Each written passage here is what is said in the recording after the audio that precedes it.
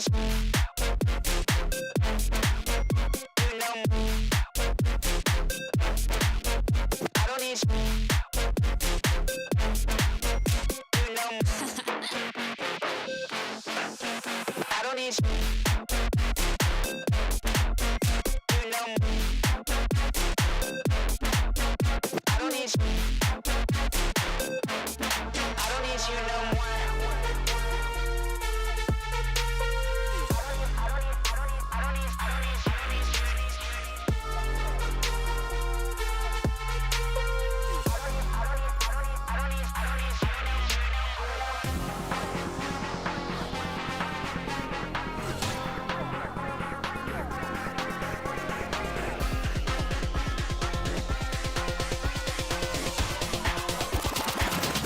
You no more. Bitch. You know me. I don't need you. You know me. I don't need I don't need you. You know me. I don't need you. I don't need you no more.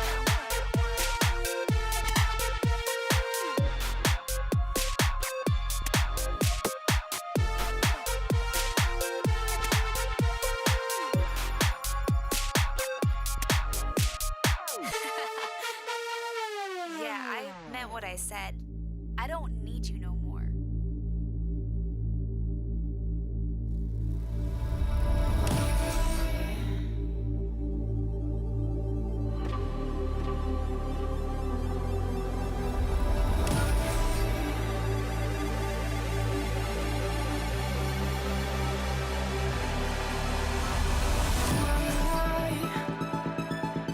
Fall apart each time you say goodbye.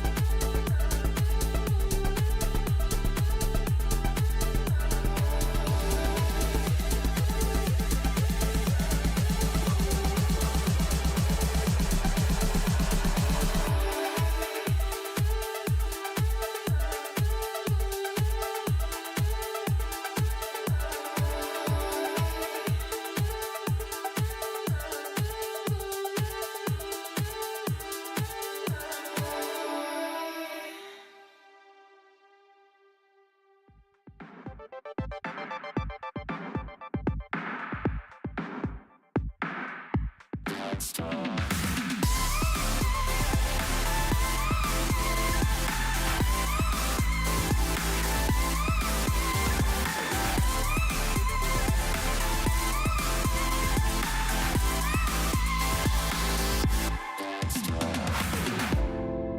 said you're cool and that it's alright, but you're hiding something that don't feel right.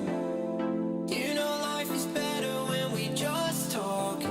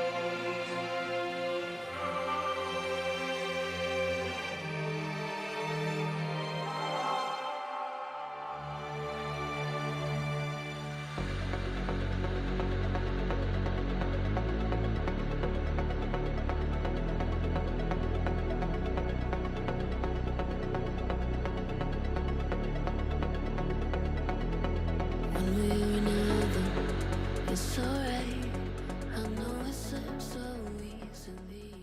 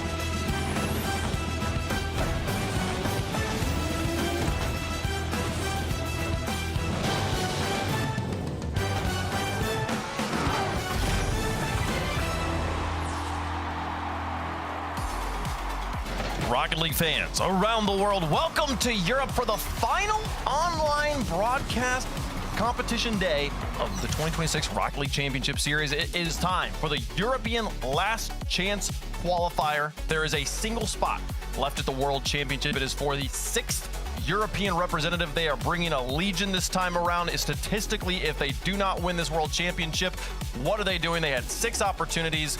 Cole, you'll never live this one down. If we beat you on this one, you're going to have 6 teams there. But it depends. Does Twisted Minds count with Monkey Moon, or is it only EU? Because I mean, he's obviously going to win because it's a Dickie. So the rest of us can just, we can just all give up, right? He's kind of his own thing at this point. Fair enough. I mean, Monkey Moon is inevitable. He is a force of nature. Yeah, I mean, he's definitely going to win. This is now basically who's going to be second. Exactly, it's the battle. The battle of second place, Bates. They're bringing a lot of soldiers. It's time for us to talk about this final online day. If you've picked now to become a fan of the greatest esport in the world, and you're just now watching Rlcs for the first time, welcome on in. Where have you been the whole season? You missed the whole thing. We're down there in the bottom left corner, last chance qualifiers. This is the final day before the World Championship, September 15th through 20th. It'll be a fantastic competition with teams from all over the world descending into Dickie's Arena to try and hold the trophy and claim the title of Rocket League World Champion. We've had 4 online qualifiers. We had an OCE tiebreaker this morning or this evening, depending on where you are on the globe and where the sun is relative to your current time in the day. That went down. Wildcards through. Torsos continues on. There's a few inevitable people continuing on to Dickie's, not just Thanos himself. Torsos going to be there again, making every World Championship he's ever been eligible for. And now it is time for the final act of the weekend, the European LCQs. We are live right now. We are filling in a spot in this bracket, the only spot left. Who's going to play 5 Fears, round 1, day 1 of the World Championship? And who will get the opportunity to get in those semifinals for a chance to win and play in the group stage of the World Championship in that main event. Only 1 spot left to fill in. We've put Foot up against Falcons, put RAD Sports up against TSM, and Bigoje's up against Virtus Pro. My goodness, folks. What a competition it's been. If you want to be in the building when they're crowning those champions in Dickie's Arena, make sure you scan the QR code on your screen. You can be there when history is made. But what a competition. What a bracket. I mean, everyone's quaking in their boots over there. Shogun Falcons is in the play-in bracket. Not what you want to see, but hey, they're there for the same reason you are. They didn't have the best season they could have had. So hey, I tried. Well, not you specifically. You had a pretty good season. I mean, that bottom half of the bracket looks brutal anyway, because there's 2 meaner teams that you could arguably even say, like, RA are the better between them and Falcons. So that's a horrible side of the bracket. You really want to be on the side that the winner of today is going to be on. Well, let's see where they're going to be. Let's talk about this group stages that have happened so far in the LCQ, because we had so many teams. This was an open tournament. We've narrowed it down to just the top 6 right now. We will narrow it down to the top 1 before our broadcast ends. But let's rock it back to where we still had 16 teams alive. This is how Group A went down, Bates. KDOP Corp coming on through those upper semifinals. Yep, KDOP Corp definitely the #1 seed of the EU LCQ, and notably GK Esports dropping the KDOP Corp to upper semifinals and then losing to Magnolia 3-1 as well. GK, a lot of talk about them the whole entire year, throughout the whole entire season. I mean, May Boston with Seiko, let Seiko go for tempo. That didn't work out. Abjack came across over to NA. We saw him play the NA LCQ with Dignitas yesterday. He didn't make it through, but GK, they didn't even make it to today to even have a chance at making it to the World Championship. So big ups to Magnolia for getting that big win for them. That's Rise, Toxic, and Eugen, by the way, for those who might not know the team. Watch out for them today. They are going to be a threat, especially with the bracket they've got in front of them. Group B. Maybe a few names here a little bit less familiar, Cole, to our viewers at home, but still with just as many hopes of making that World Championship. Yeah, we've got Nobles Just Chase. You can see they won 3-2 against TTT Eneos, who then dropped in the lower semis. And Nobles Just Chase have got a 15-year-old called Prosy, which is interesting, so keep an eye on him. One of those up-and-coming wonder kids, no doubt. Then we've also got the 3-0 for Triple Pop, and they survived, they live on. EmperorX did make it through in the lower semifinals after dropping down, but they are already out in this play-in. So of the teams you're seeing here, they're not all still in, but definitely keep an eye on Nobles Just Chase, because that's the interesting team there for me. Absolutely, yeah, because we've already played the first round of the playoffs, so EmperorX, congratulations on making it to the bracket. You got 4-0'd by Magnolia. I told you, you got to watch out for those teams. They are now through against No Ball Just Chase. Matey Tapa and Triple Pop up there in the top. We can talk about that one first here, Bates, because these are these upper bracket matches. We see it went all the way to Game 6, competitive upper bracket matches here in Europe. Exactly. There's a couple players that people should know. AJG, for some reason, his most infamous play was the miss against Vitality. Was that back in Boston, I believe? Where he missed a shot? I think that's what it was. But that season when he played for Complexity and on South America, they were one of the best teams in the world. And even at the World Championship in Dusseldorf, I think they lost to 7 to Vitality or Team Liquid again. And they had a couple moments where they were trying to perform. But then you also got Atomic, who was on Twisted Minds last season. And then you got Dorito, who's been all the way, I want to say all the way across the globe, but not really. He's just been on the European scene for a while. So these are 3 household names in my estimation. And then on the other end, you got OSAP, who lost to Nas. And Nas in the EU 1v1. Sorry, we had a lot of Rocket League played. And he was balling out. he was balling out in the EU 1v1 scene. So excited to see what he could do in the threes. But of course, NYT came out on top. Yeah, we also had Little Motion, who did some good work in 2v2 as well. So there's players that have been using these sort of side hustles that we've now got in the Rlcs and trying to make a name for themselves. Side hustles. That's a great example. Yeah, exactly. Gotta love them. And then, yeah, this one went to Game 6. But AJG, Atomic, and Dorito showing their experience, Wavepunk, to win through in that one in the end. Yeah, that win, especially on Utopia Dusk in that overtime, definitely kind of setting the tone and sealing the deal for them as they were able to knock it off on Tokyo 4-0 there to advance in the upper bracket. The other side of things, though, Shogun, Game 7, overtime. 3 different overtimes in this series. My goodness. Yeah, I mean, Caleb Corp are definitely the number 1 seed, but they are being made to fight for it in this one. It's maybe a matchup that they weren't expecting to be pushed this far, because you see the names and you think, okay, come on, there's so much experience. You got Joy, you got Rado, you got Raziers. They should probably be walking this one, really. Not whatsoever. They were really made to fight for this the entire way through, over to Game 7.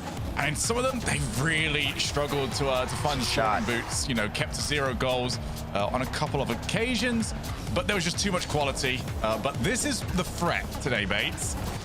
You cannot look beyond anybody, because throughout this entire week, nerves have been a factor for the top seeds. It is, and that's something they do have to worry about. And I mean, it's already gives you a little cause for pause. The fact that they went to Game 7 against a Coco Prosy Shark team. I mean, Cole, you know who Shark is? I mean, trust me. As a young man myself. On the spot there. I'd love to say yes. I checked this team out earlier. I'm pretty sure Shark is the oldest one of the 3. Okay, well, there you go. Youngsters. Prosy's the youngest one there.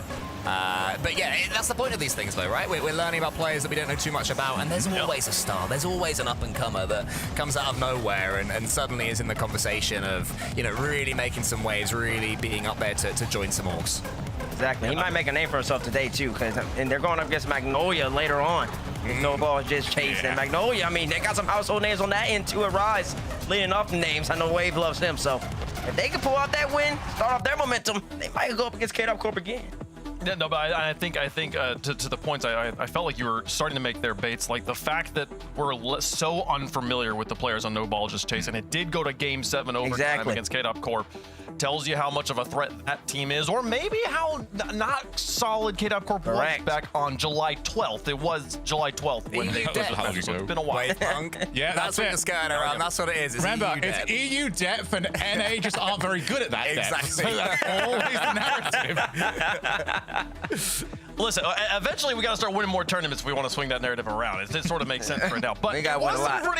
it was some pretty spectacular plays over the course of the brackets we saw here. Let's show you the best ones here. These are the progressive top plays. Shogun with number 5.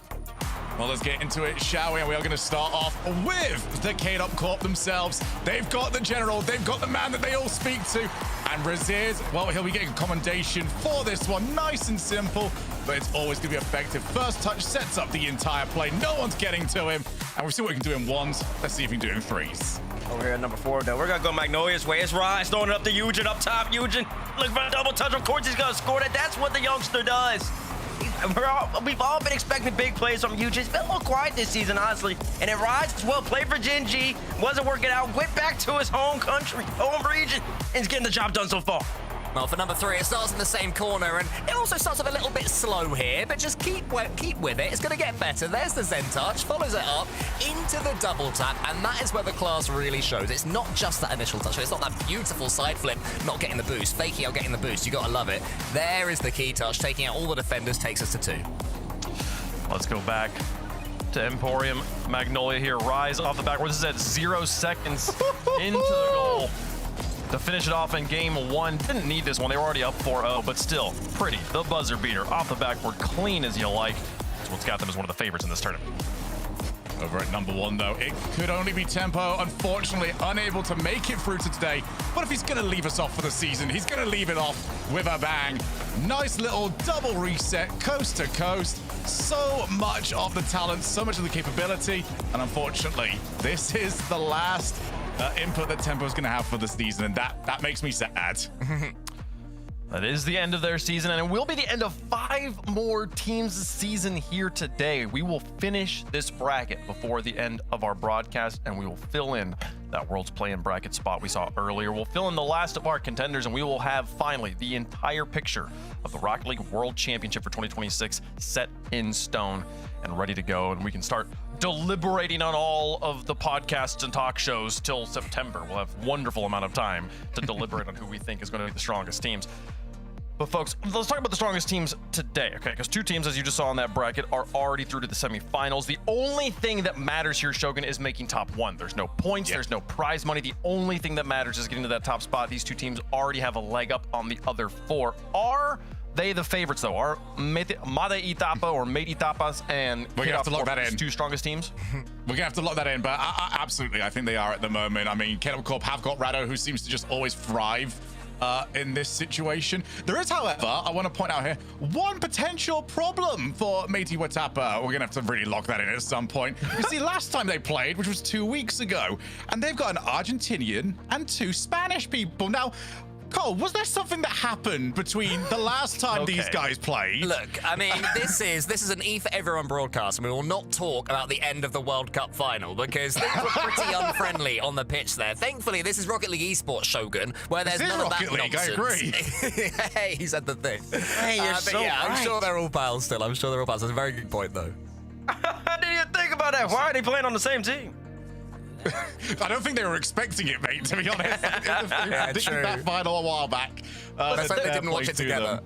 them. I'm Oh, pretty dear. confident. Like my Spanish is a little bit like not great, but I do think their name translates to friends and food effectively. Like That's a friends and nice tapas. name. Let's go and have a good time. Right? There's friendly vibes here between this It's a team. great name. I just can't say it.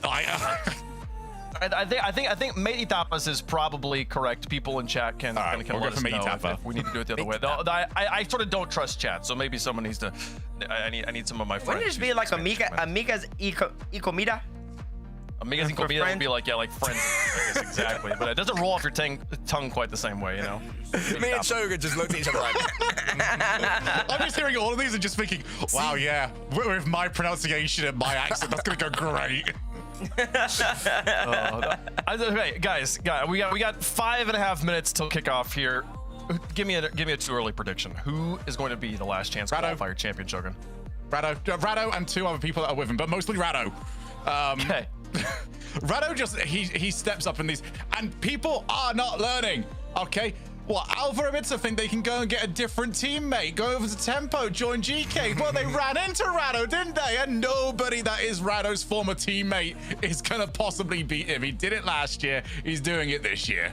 That's true. That's true. Okay. Bates? Yeah, I'm sorry, go on. It's. All right, Cole. Nah, you wanted to go. I mean, I was gonna echo, but then I was gonna say we can't all say K-Duck Corp because I do think Yeah, they're you can. big favorites You all here. can. So, no. I'm gonna chuck in Magnolia. I'm gonna chuck in Magnolia. The return of Rise. I was gonna He's say had a Magnolia. tough I was year. gonna say Magnolia. You can't say the same thing as me now. I was gonna say Oh. Magnolia. I can't Okay. say the same thing as you, and I will say the same thing as you. Since you hop jumped, I'm coming right back to me like you never talked. Give me Magnolia. I like Rise. I like you. Very good. I want that team to be successful. I think they can be successful, and I do have them coming out to EULCQ. I think it's gonna be a barn burner of a day. Give me Mada Itapa. Give me the friends and the food. Just 'cause you folks. can say I it. think I think they'll pull out. I think it's probably Mate. If I don't predict them at all today, you'll know exactly why. That's true. We'll say their name. I don't have to say it here. Folks, if you've got family and friends that you want to get to watch Rocket League, but maybe don't play the game and aren't going to be as familiar with the first-person viewing experience, check out the Rlcs Crowd Camp, twitch.tv/RLEsports. It should be live right now. It's another broadcast that is a sideline viewing perspective, similar to a traditional sports viewing experience. Great way to introduce people to our fantastic esport. Folks, we've got 5 matches coming down the pipe. We kicked off today with the wild card versus power show match. Tiebreaker. They're through. Congratulations to wild card. We'll see them play at the World Championship. And now it's time for the European qualifiers. Grand finals coming up at the end. Let's talk about the first matches of the day. We've got Triple Pop versus the Volair. Little Motion, Bababa, and Ostap taking on Crispy, Growly, and Tox here, Cole. Yeah, I mean, looking at these names, the first one that jumps out to me is probably Tox because the poor guy is always on the bubble. He is always on the cusp. So back him to get to the grand final and then heartbreak to occur of making the World Championships. But as far as the teams here go, Shogun, these are some of the names that we know. We know a little bit about these guys. They've gone far in 1v1s, in 2v2s, and in the case of Volair, in 3v3 as well. Yeah, absolutely. And I think a lot of people as well who joined us for the 1v1 broadcast are going to be looking at Osaf and thinking, okay, well, let's see how that translates then, shall we? Because he was on the cusp of some really good results. Arguably should have gone to Game 7. Actually, no argument about it. There was a bit of a collapse there in Game 6. That meant that he just couldn't take it too much further against Nas. But there's opportunities there. But for Little Motion especially, he's been on the cusp all season. He's one of those names that keeps popping up. We see him at the start of a broadcast. We don't see him that much later in the broadcast. But maybe the big dog's out of the way today. This might be the opportunity for him, T-Bates, because the bracket is available. It's open. You're right. It is open. I mean, there's always a chance here. But it's never necessarily gonna be that easy. Look at my boy Crispy though, coming all the way across the way. Just to try to make some noise yet again. He was playing North America the longest while he's in school, but he came back over here to this side of the pond. And you know what they do say, European Rocket League is a little bit easier than NA Rocket League. So it makes sense. It makes sense for him to come on over here and try to get the job done. Oh, look at the Liverpool champs in the background. Yeah, he's very proud of that. He's Growly. He's a. Say again. Is that Liverpool? I was just to make sure. I was trying to make sure it was the right color How of red. bad are your eyes? Wait, there's no way. I thought he was being I'm currently smart. trying to enter the lobby, okay? I mean, every couple I was going to say that was impressively bad, but yeah, Growly, regular viewers may remember Hogan mode where they burst onto the scene with Scrub Killer. What was that now? A couple of years ago? 2 years ago now. Yeah, it goes quick, doesn't it? It goes quick. Tox, the player that I mentioned earlier, the poor guy is just always on that cusp, so close to qualifying. And then there's Coach Casper, who looks like a very serious gentleman, so I'm sure he's going to be watching everything and you know, letting them know what they need to change as they go along, because they got put into this lower bracket. Volair, they've been in the lower bracket for a long time. They had to go through the lower bracket in their group from the beginning, pretty much of it. Knocked out Novo on the way as well, so it's not been an easy run for them at all. But they make it here, and if they win this one, things pretty much reset, because you lose once now and you're out for everyone. So at this point, yeah, things have pretty much reset. Chat, let us know who you think is going to win. Hashtag VLR for Volair. Hashtag T-Pop for Triple Pop. Hopefully we get to see Triple Pops. out there. As they are. Have we ever seen a triple pop in Who's the one that's going RLCS? to do it? Who's got the triple pop on this? I don't know if we've ever seen a triple pop in RLCS. Have we? I'm thinking. I'd put Osaf to pull it off. I imagine there's got to be like at least one, but it's going to be one of those dead games. That's like, When they're going for 6-0. clips after the Oh yeah, they 5-0. got a triple Yeah. reset. I guess, yeah. Yeah, definitely hasn't been a goal. I would have remembered that one. Yeah, I definitely remember that one. If you called that, you got to be going for it. You know, I want to see Triple Pop playing with some flair and playing with some mechs as well, especially the players that they've got on their team. We know what they can do. To me, Wave, I feel like Valer just have a bit more experience in 3v3 and a little bit more on paper. Obviously, Shogun, you mentioned nerves, you know, and maybe they'll feel it more because they've been here before, whereas Triple Pop is a bit of a free run, really, maybe. I think what we've noticed is that it's not necessarily, you know, who's got the highest ceiling, especially in these opening matches, is who can stay further away from the floor. So we'll see. It's also speculation, but you can even say it's going to be experience. You can say it's, okay, you know, the first opportunity for a lot of these players, and maybe that's going to get to them. But we will find out once we get onto the field. The question is like, I do think Shogun is makes a really good point, Bates. That like, especially this is probably true in all of Rocket League, but I think especially in this tournament, this is more about who has the highest floor, not who has the highest ceiling. Yeah, correct. I mean, just about consistency. And when your back's against the wall, you have one life left. Everybody is aware of that. Everybody wants to make it to Dickies at the World Championship. This is when the best plays don't usually happen. You're not going to see the tempo double reset on this type of stage more than likely. What you are going to see is consistent, solid Rocket League. That's what you saw on the foot yesterday. Gen G was going for the Hail Mary, the home run hit every time. That didn't work off one foot, just playing solid team ball. Definitely the highest floor. They came out victorious. Well, chat, let us know who you think's going to win. We'll make our picks on the desk. Shogi, Triple Pop, or Valer, who you got? You see, I heard what Cole was saying earlier on, but I've got a feeling. I got a triple pop on this one. I'm liking what I've seen recently. Put me on the Osoft hype train, and I think they're going to take this one. Okay, Bates. Is it Valer or Valari? I've been saying Valer, but I'm not really wrong, so go Valari. I'm going to go Valer. All right, give me Valari. I like Valari.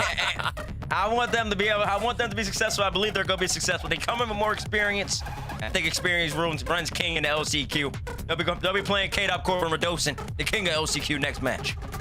Yeah, it's going to be Valari for me as well. I think they've got more 3v3 experience. And again, I can't see Tox not making it to the final. It is just written in stone that somehow he'll do it. And then could he finally break through? We'll find out, Wave Pump. We'll find out indeed, but I think there's something special about this Triple Pop roster. And maybe it's just that Osof like won my heart in that 1v1 tournament. I want to see him pop off. We talked about him in that 1v1 being like, hey, you know, like this is going to raise his 3v3 stakes. We're going to see him on a 3v3 roster. We didn't even have to wait till next season. He's already here. That's right. I would love to see that one pop off. Motion Bababa, can they get through on this one as well? Triple Pop going to be the fan favorites as well by a decent little margin there. Can they prove the fans right? Can they win more affection here? We're pretty split on the desk though, and I'm excited to see which story wins out. Is it the new? Part of it, I said that it's a tournament about the lowest, who's got the highest floor. Then I do feel like Triple Pop. This prediction is no. I think they're going to be on their ceiling though. I don't think. Exactly. You contradicted yourself. I'm glad you pointed out. Also, I just want to point out that listen, it might be 60-40, but me and Cole, we have synergy with our microphones right now. That gets a plus 22% in the vote prediction. So that means that it's really favoring us. Thank you. Wow. New strats. 10 years of RLCS, didn't know that mic placement affected the popularity contest here. I'm really excited to get into it, folks. It's going to be a great day of Rocket League. The final online broadcast of the 2026 Rocket League Championship Series, and we're kicking it off with Valer versus Triple Pop.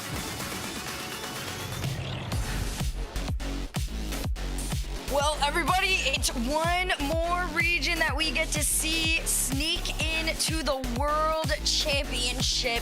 It's European LCQ. I'm Hercules. I got Shogun with me, and all of this is brought to you by Progressive.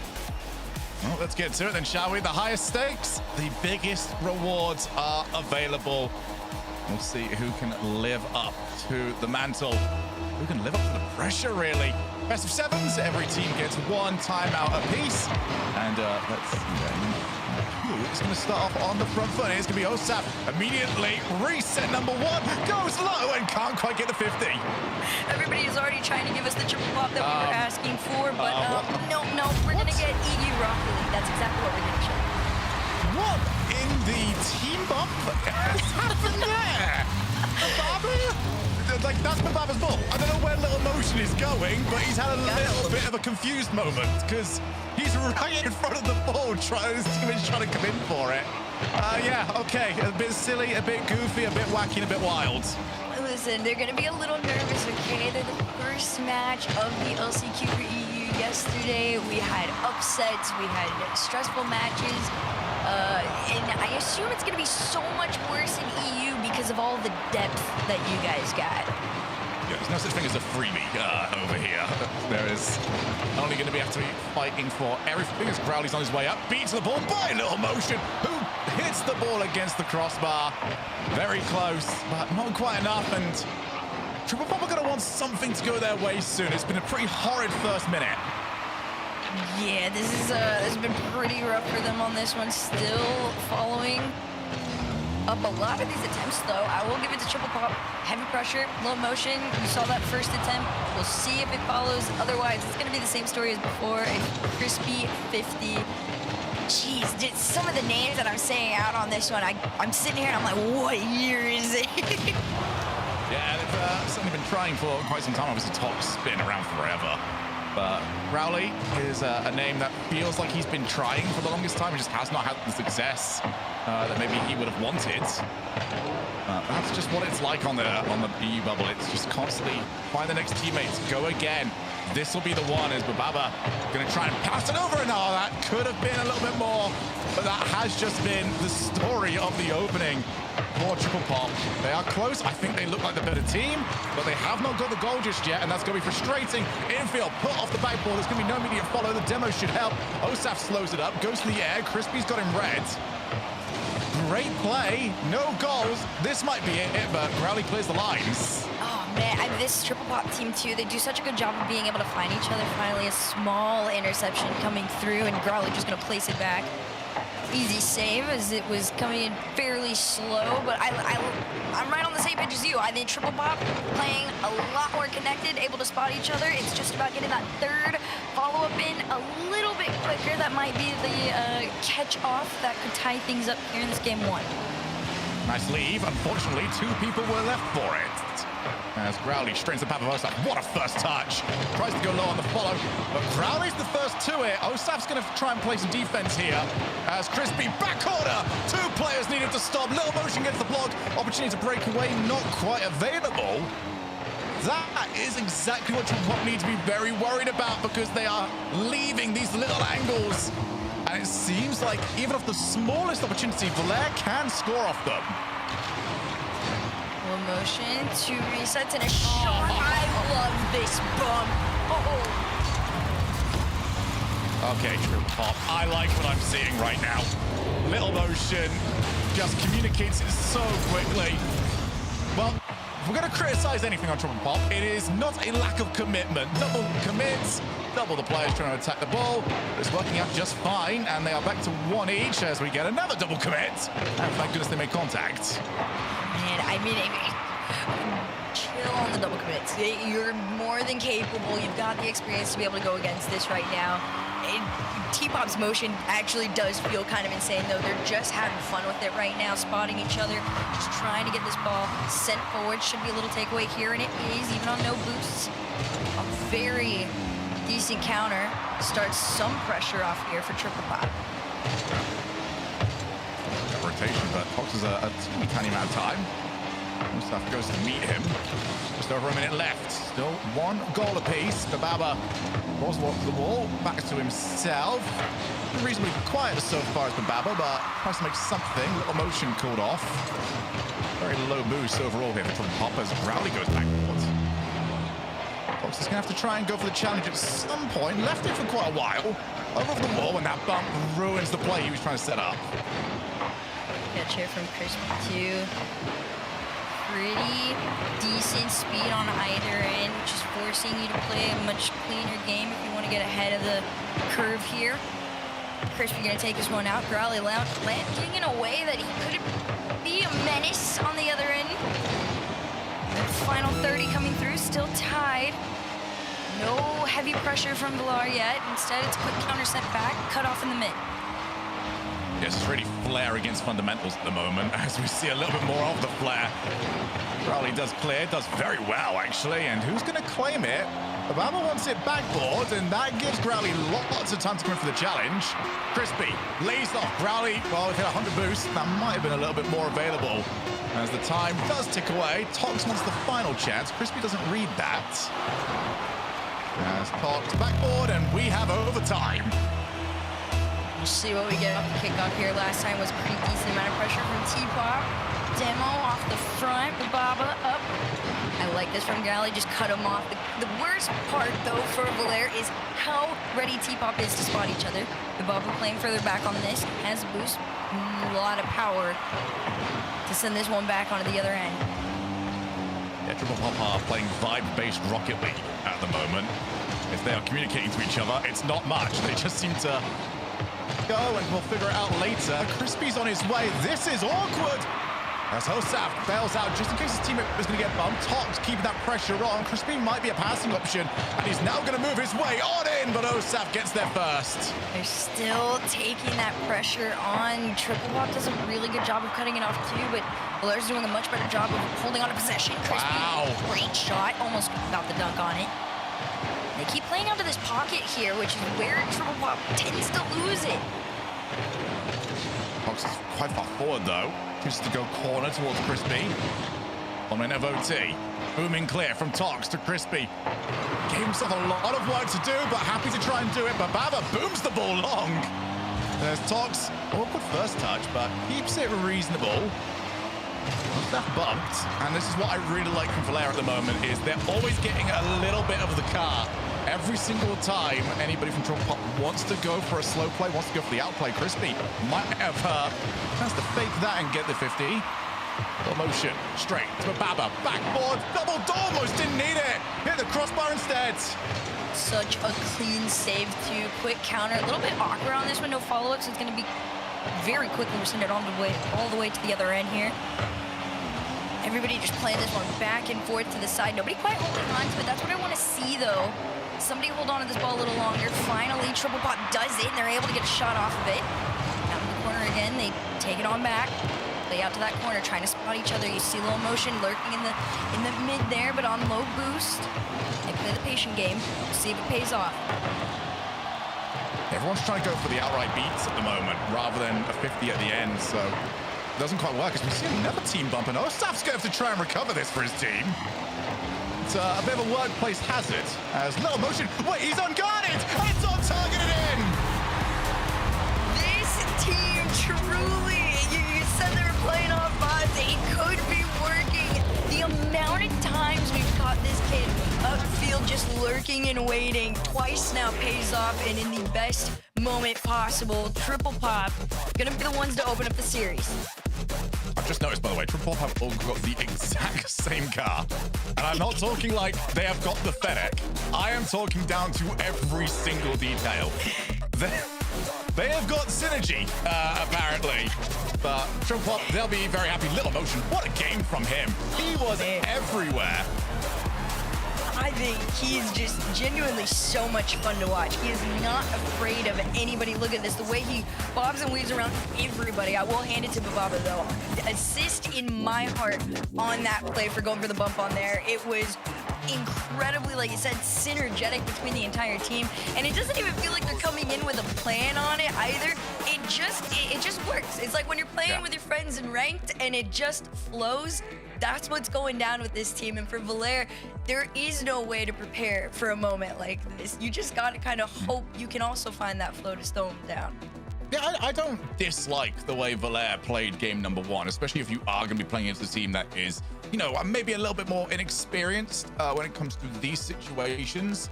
Not to say, like, obviously, people over on Triple Pop have not got the experience at this point, but I think they're going to have to change it here, because what they just saw is Triple Pop are not worried about their floor today. They want to play towards their ceiling. They're willing to play off the ceiling if it's available to them. So Valer, all right, time to reset this and maybe be a little more expressive in game two. Yeah, I want to see, you know, that old school version of all three players on Valer, right? They are capable of playing like I think this is the old school version of Tox, to be fair. I was gonna say well, yeah, Tox it's a little different of a story on it, but definitely there is a world where somebody like Growly and Crispy could step up, especially Growly. Growly's the one I'm looking at to do anything to really just cause a shift in the play style. I believe that they've got this synergy down, by the way, even to the supersonic trail. I hope so. I've never seen synchronized supersonic trails before in my life, but hey, today's the first. As game 2 underway. Pass attempted. Little motion all the way back. Babo is a passing option, but Little Motion couldn't quite get enough on it. The only issue I'm seeing right now for Triple Pop is that if Valer decide, ooh, demo on third man, that could be a big problem.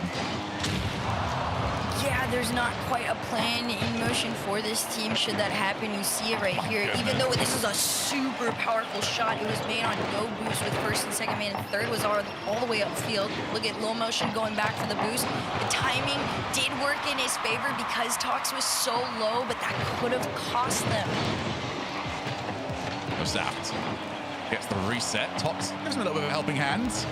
Which is reasonably safe. That's up. Crispy will be second best. Ceiling reset. For Bababa wants the 50.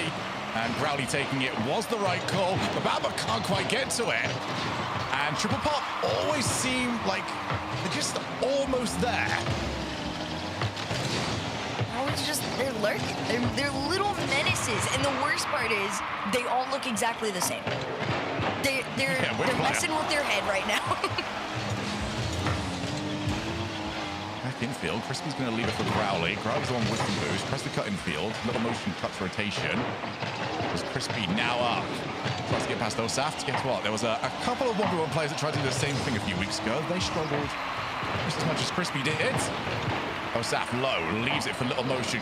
Great cut there from Crispy. Leaves it for Growly. He's got time, he's got space. He's got Bababa heading straight at him. Little pocket play here on the side, waiting to see who's going to be able to get possession of this ball. Even on low boost, roll one between the two, but if you break it, that means it's not your fault. No bad luck. Which team gets cursed in that case? It's a cancel out, like two roll ones on the same team actually bring you a little bit of luck on your side. Well, there you go, everybody. You can start doing that back at home. Bababa goes over the top. I like that he just faked out the reset, made it a little bit easier to try and dive him for the challenge, then just went straight over the top of the challenging player. Little Motion's on the follow. Growly and Tox clear out. Get past another one. Crispy can actually go for the chase here. And try and settle this one back down. Here comes Tox. Free shot. Oh, he needed more. Kind of just also seems to be, the theme for him right now. You just need a little bit more. He's gone into a couple of these fairly low. This time, full tank of boost to work with, but the team bump still manages to get the ball out of the way on this one. Just flipping into this ball here. Could be a counter. Growly will get up to it first. That low boost, though, really hindering Valer from having some proper threatening attempts here on net. Tox up next too, just getting it taken away. The frustrating part about Triple Pop is they just, like you said, they seem to just always be there and ready to go. They are, but they're not getting the goals for it at the moment. As Growly goes over the top of Bababa. Motion with the stop. Can't get too far forward. Oh, he handed it over to Osaf, and Tox realized it quickly. Great job not fully committing to what was a bad initial play from him. Although these boost totals not looking too tasty. Osaf straight into the path of Little Motion. No backboard. Best opportunity here for Valer, but they didn't commit anybody to it. Instead, they waited, and Tox's touch again not quite good enough. A little bump off the play here. Growly going to be back. We'll see if anybody from Triple Pop's able to get back in motion in time. Both sitting there, but the shot almost finds its way through. And I got to hand it to Valer. As time's going on, they are getting a little bit better about pre-jumping these challenges and these attempted clears from Triple Pop. A little bunched up in the corner here. Going for the center, just wide. Yeah, the best real look that Triple Pop have had in a while. Valer have had a couple of chances where you'd think that they should have finished it. But we are heading towards a 0-0 overtime. Crowley backboard. Oh, it's a horrible bounce. Want that one going downwards rather than up. There's little motion into the path. Osaf reset. Just puts it down. We've got a second overtime. We're going straight into OT here. We'll see off kickoff what we're getting. A little battle out mid in the stealing. Talks and again another challenge on no boost up to Crispy on the down, but he still manages to find the placement. Not a third attempt, but pressure still on with Triple Pop. This one could be handed off. Want to go for the fake, leaves it just enough space, but Growly almost could have caught him out. They just got awkward enough. Yeah, I think he had Bababa back, but it didn't look like it for a second. Well, boost from Bababa, so expected just want to take the 50, does exactly that. Must have called it in, but he's not going to get there. It's over the top. Growly can't turn it in. Bababa wants to get in the way, but that one's put wide. Best opportunity so far.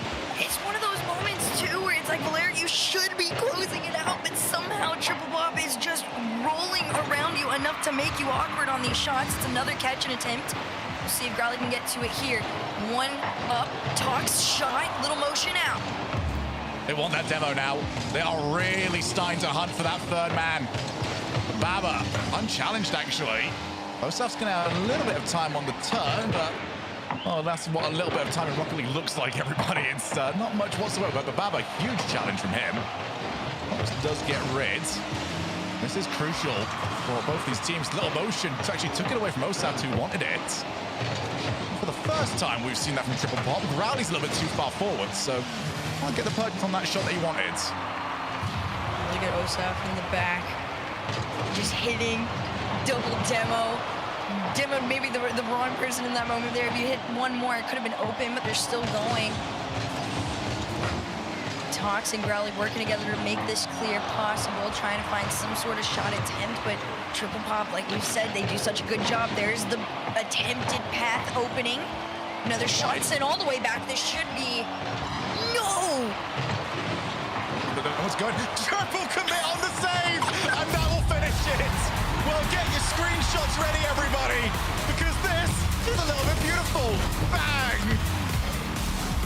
I thought even just for a second there, maybe Osaf lands in a position where you can do it, but no, finally, there's this small mistake that sets it off.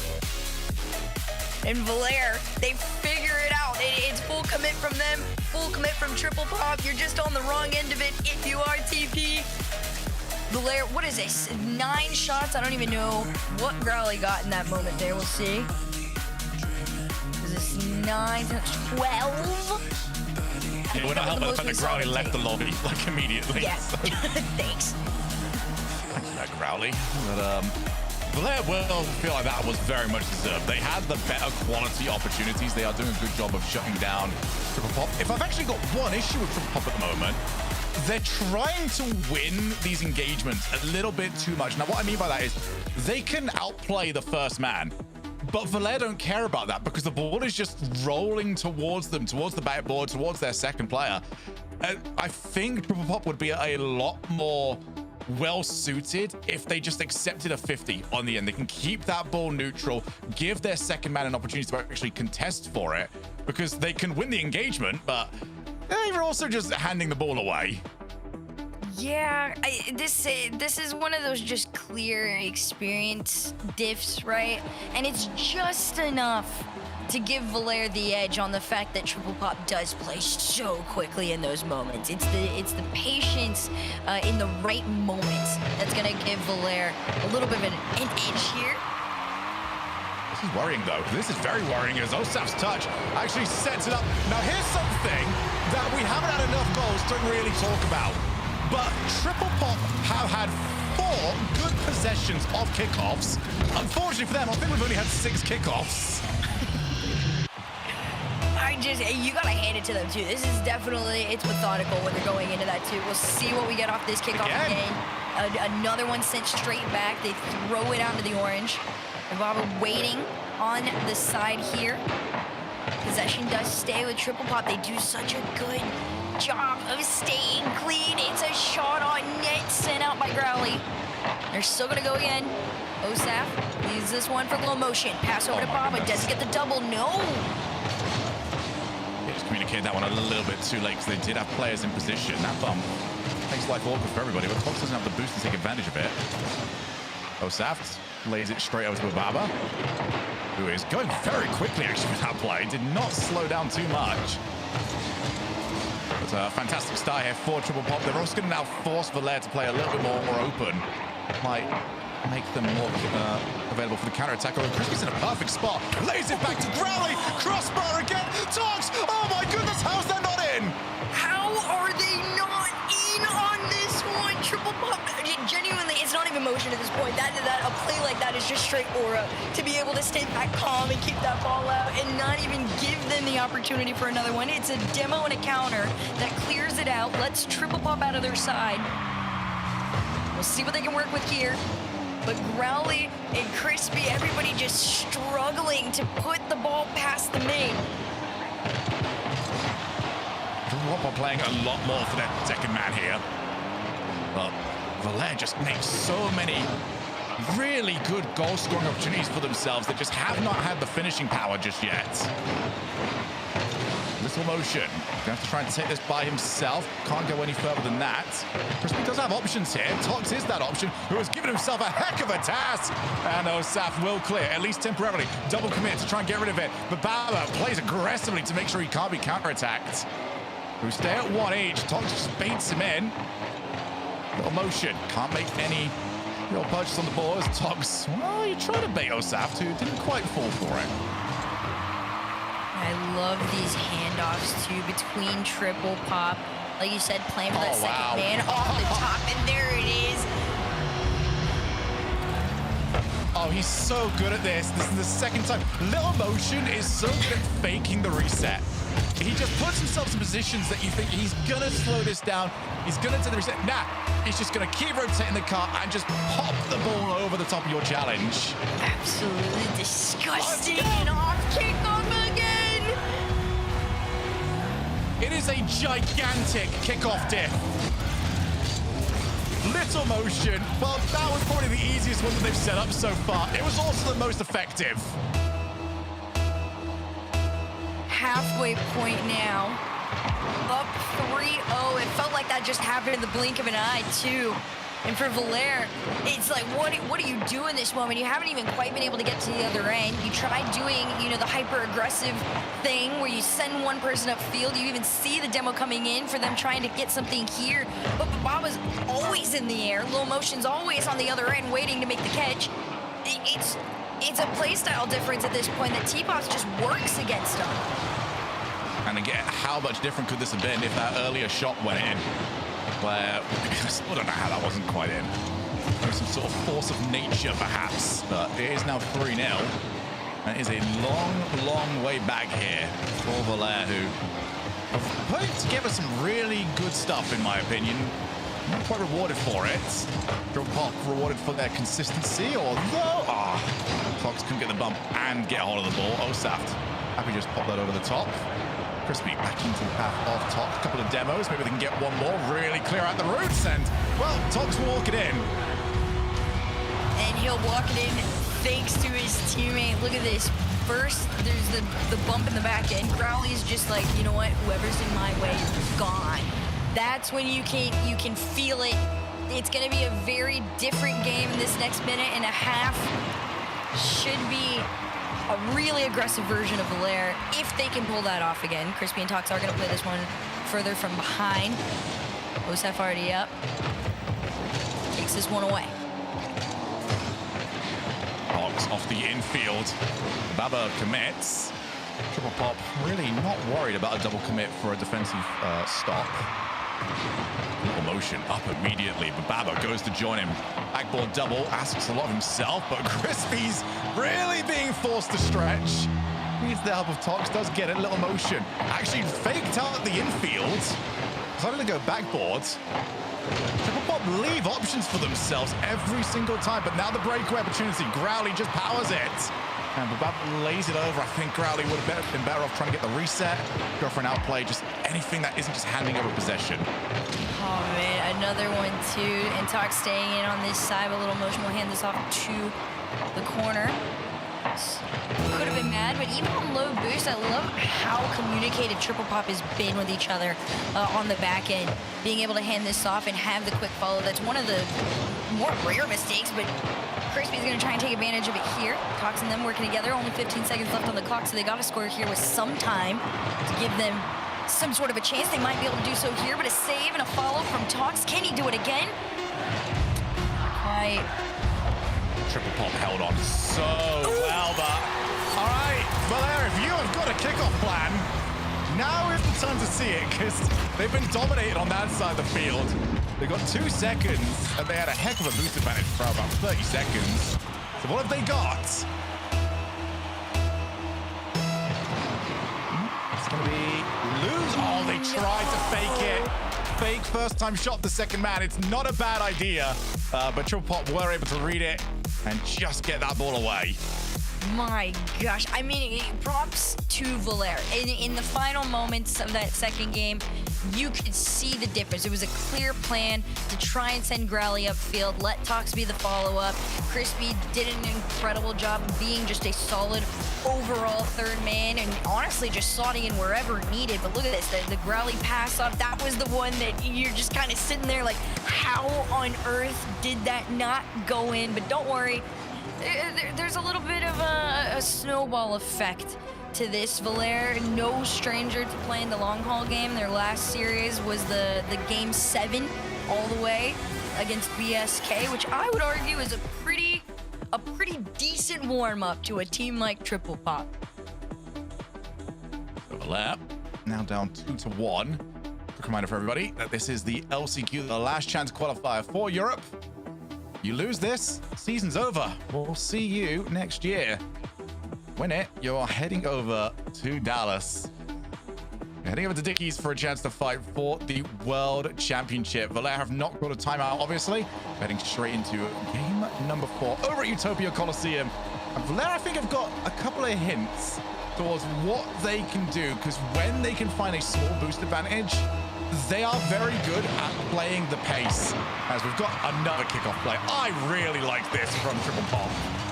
I love it too because they're very aware that that's going to be one of the few times they're coming into a situation even, right? Against whoever, whether it's Valera, anybody in the LCQ or further on.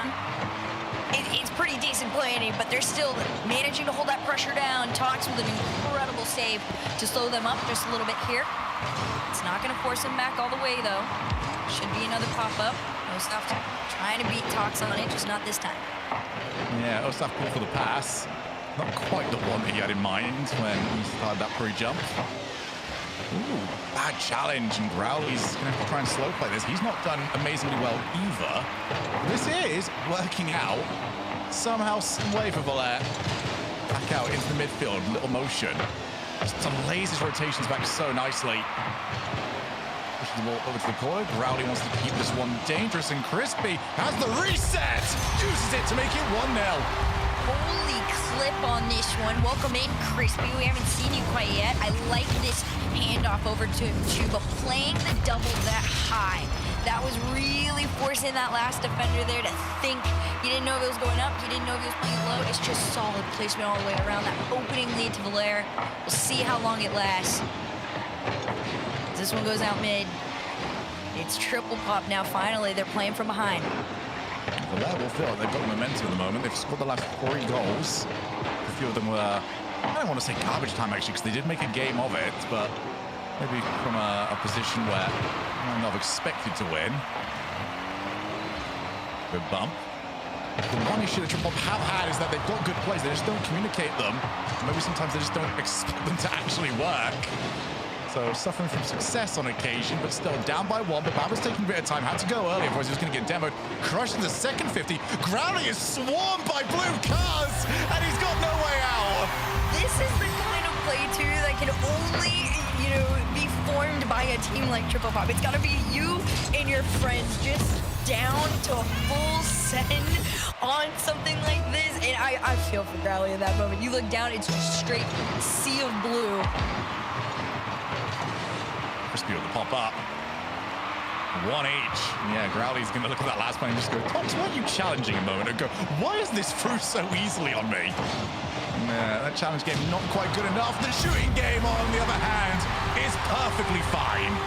Not too bad on this one with Baba. It was a nice touch onto the side there. Unfortunately for him, Tox was already lurking and waiting to go, and the demo on the back didn't help their case whatsoever. Valer eventually is going to get a little bit more calculated and menacing with some of these plays. Now it's our first glimpse of it. Trying to dish it back. Getting a kickoff play for themselves. For that previous goal, Tox is on nothing. There's no reset of somebody's got. That's why I do love about the update is that there's no many more resets. I know it's what I actually had. Also, gets a demo on one. There's 2 more hits to the Hydra.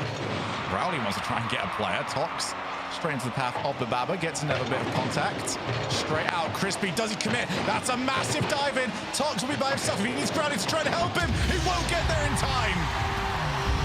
They will just full send in any opportunity. You can't have low boost. Tox, you can also just see him kind of going back and forth on the thought process here. He knew he had collected 1 pad in that moment, which I think you should have just full sent on the 12, right? Just keep going and hope for the best. Don't go out of your way to maybe get 1 more in that moment, because Triple Pop's going to commit every single time. Maybe it's just you want to try and keep the angles open to make sure the demo's not available. I think he's going to be looking at that one and thinking, Crispy, why did you dive? Why have I now got to defend against this one? Because Crispy was outright beat to it a little bit too easily.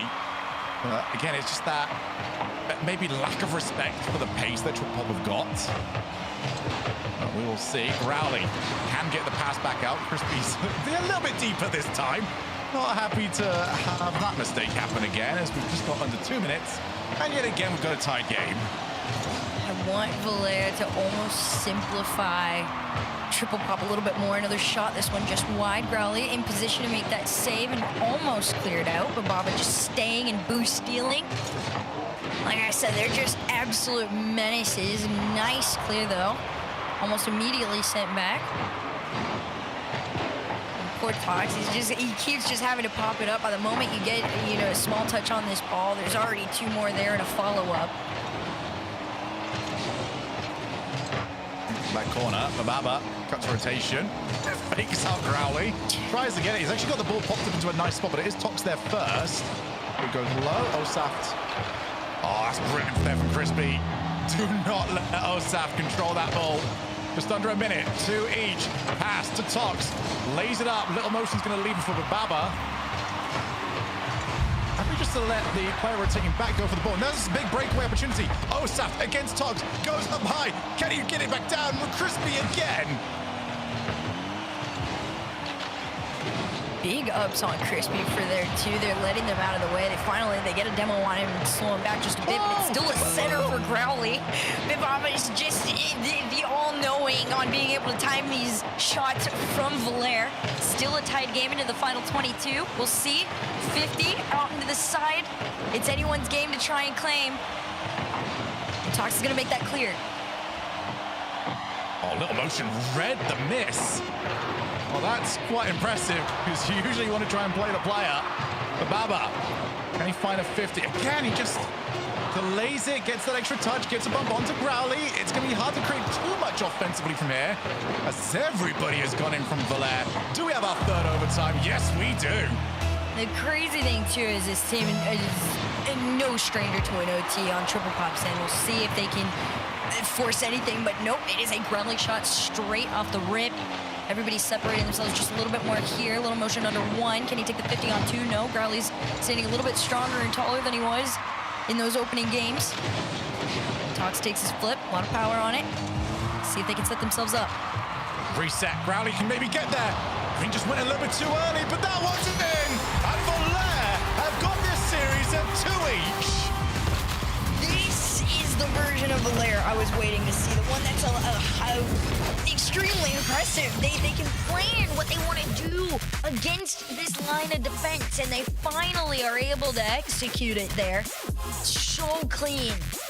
And this is that experience that we were talking about too, right? They go almost toe for toe in shots for the game overall, but what they needed more than anything was just a true plan of action when it came to those follow-ups. I mean, the nice thing about when you go 3-0 down in like they did in game number 3 is that you can just do whatever at that point. You can try things out. You can throw the kitchen sink at it. And I think Valera have sort of spotted, hey, triple pop.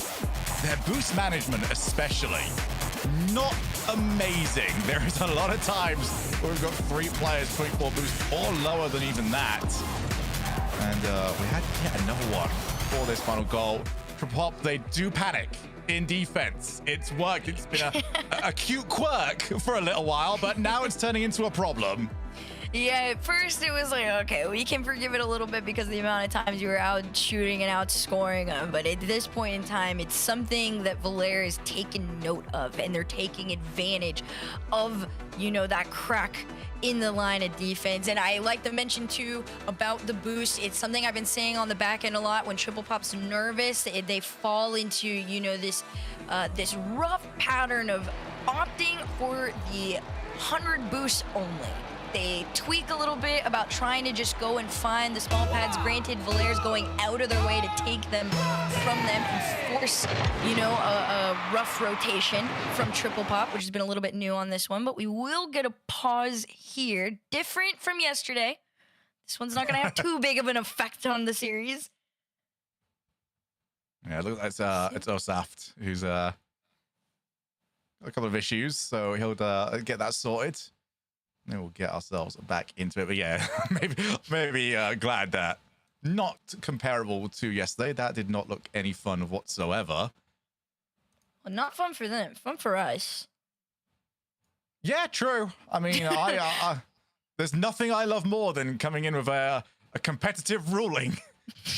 The rule for that is you always say exactly what the referee wrote down verbatim. You do not change whatsoever, but I think Osaf looks fine, so we shouldn't have to worry too much about this. Let's see what comes of this. All right, we are. Oh no, we're gonna be restarting the last 3 seconds. Yeah, we missed a lot. That's we missed so big much. Competitive advantage dropped off of Valera. I don't know if they'll be able to handle this. Let's go. You know what? I want our predictions in here, Herc. Oh, God. We're halfway through. Who have you got here? Because I put triple pop in earlier. You did? I'm sticking with triple pop. Honestly, you're so real for that. My brain wants to go Valera. Like, I think Valera actually closes this out, but it's going to be a Dignitas versus Fortnite Flick scenario where we're going to Game 7, OT, 5 minutes, and then we see the triple commit, and Tox goes in, and we all go, Well, if I'm hearing triple commit, I'm not thinking Valera in that situation. I'm thinking triple pop. I've already seen one of them on the goal line. Hosaft passes it straight over to Baba. Game 5 is back underway. There has been so little to separate these two teams. As little motion again, that extra touch. This is my problem. They get those outplays. Great. What's next? They just don't seem to actually believe that it's going to work. and that's the thing. There's got to be a level of emotion to this. They've got it, though. Valera has it. They're full sent into this. Talks no boost, straight dreaming of getting that second touch, and he gets it. And right now, Valera just a little bit more disciplined, a little bit more prepared with that second man to push forward in offense. As they've got a great kickoff position, Growly against Osaf, who is going to not get there. Growly makes it 2. The most classic, old school kickoff. You flip into it, you balance it on your head. Those are the ones you score when you first started the game. And when you see it in like high-level Rocket League, you gotta kind of sit for a second with yourself, and you go. Now it's on triple pop, trailing by 2. They haven't been in this position in quite some time. We'll see if it stays. It does. Low boost all the way around for everybody on the field. They have really looked like the better team ever since they went 3 goals down, which is certainly an interesting time to figure out how you want to play this series. Ever since then, you've looked very good indeed. That one's going to be a bit wide. Growly realizes it. Maybe an opportunity here as well for Triple Hop to do the exact same thing. They are down by 2. They can afford to get aggressive. Got a bit of time, but not too much. There's not a pinch attempt from those two. I'm not entirely sure. Little motions all the way back. Osam looking to try and help him as he wants to talk to Scar. He's not going to find it. Little motion forced to save. Very clean save from it too. Double commit, but honestly, you know what? At this point in time, it works. You gotta be able to full send through that triple pop defense. You're making them question themselves here. They haven't been able to find each other again and make those counters like they were before. Instead, it's very, very invasive version of Growly. Triple Hop getting each other's way a little bit as well. As Osaf into the corner, Baba does get the boost. Little motion wants the ball. Didn't quite get it. Triple Pop not looking for each other as much. This is surely it, and it is. My goodness, I was gonna say you talked about them, kind of getting in each other's way a little bit, and they were almost lining up from the back end, and that's one of those like deer in the headlight moments. You just go full send. They do cut that lead in half. Entering the second half of the game there, we'll see what they can work with. It's been quite some time. Kickoffs were the stronger point for Triple Pop entering into these games. Another catch here to Bababa and Osef. Trying to keep it going. Just feels a little bit different, a little bit slower. Yeah, it's the later part of the series now where the mistakes mean a little bit more. You've not quite got the luxury of, it can go wrong here. We've got next game. It goes wrong here, you go next game, you're looking at being eliminated from the tournament. Post out into the path of Tox. Tox has played so well since the halfway point of this series. That's back down. Another challenge there from Growly. Crispy now ease one up. Down again, but that's awkward here actually. But Baba doesn't have the boost to the backboard, so instead wanted the block, couldn't get it. And everybody's trying to find each other here, but Triple Pop, they haven't been given the same amount of space. They finally get a little bit, and it'll pay off. Valair just loses a sight of that third man fully committing, and of course, it's gonna be Little Motion. Rowley saw the potential for a backboard play, and it just was not that. What a pass that was. So the 2-goal lead has disappeared. Growly goes for the outplay straight into Little Motion. 50 from Osaft. Key moment in this series. Who is going to double match point and who is going to have to be fighting for their tournament lives? Osaft wants the 50, doesn't quite win it. Straight back out to Little Motion. Growly clears long. Little Motion will leave it actually for Bababa. They take the first time shot, but Growly will, well, I thought he was going to control that off the backboard. Instead, we've got the pass. Osaft is there, but so is Crispy. This is the version of Triple Pop that we were getting in those games 1 and 2, just a little bit quicker with spotting each other and being just a little bit more down to full send on some of these plays. Valair respecting it too, not quite going as intensely as they were before, although Crispy already up in the air is gonna take a shot. The one that's really been able to kick things off here for this team gives them that lead. Let's see this again from Bababa's POV. Oh, he did not need to turn his car like that. He has a good angle on it, and he just, I don't know, turns the front of the car away. It gave a lot more space for the striking angle. And that is now a 1-goal lead for Valair. Less than a minute left in Game 5. They really are on that comeback right now. Growly here to catch a nice pop over Little Motion. Almost has the angle on it. It's a slow follow there from Crispy, but he's 51 at a time. You see Tox in the back, already up on the challenge here. Final 30 seconds for Valair to hold on to their lead or extend, but Triple Pop is going to have something to say of it. Reset, no touch means possession has been handed back to Valair. That's going to have to be an outplay. Valair are not going to overcommit on this. They're just going to keep taking these challenges. Crispy, next one up. Straight to the path of Growly. Growly looking for Tox. Delays it. Goes off the ceiling. Valair are playing this so beautifully at the moment. Are they going to have to deal with one more play? Is anyone going to dare go for that shot? Growly didn't like it. Tox didn't like it. But they're going to like the result. Valair, double match point.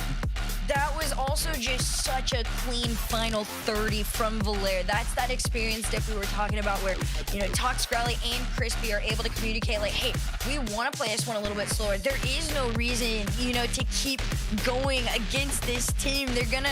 They're aware Triple Pop is going to do something desperate in those final moments.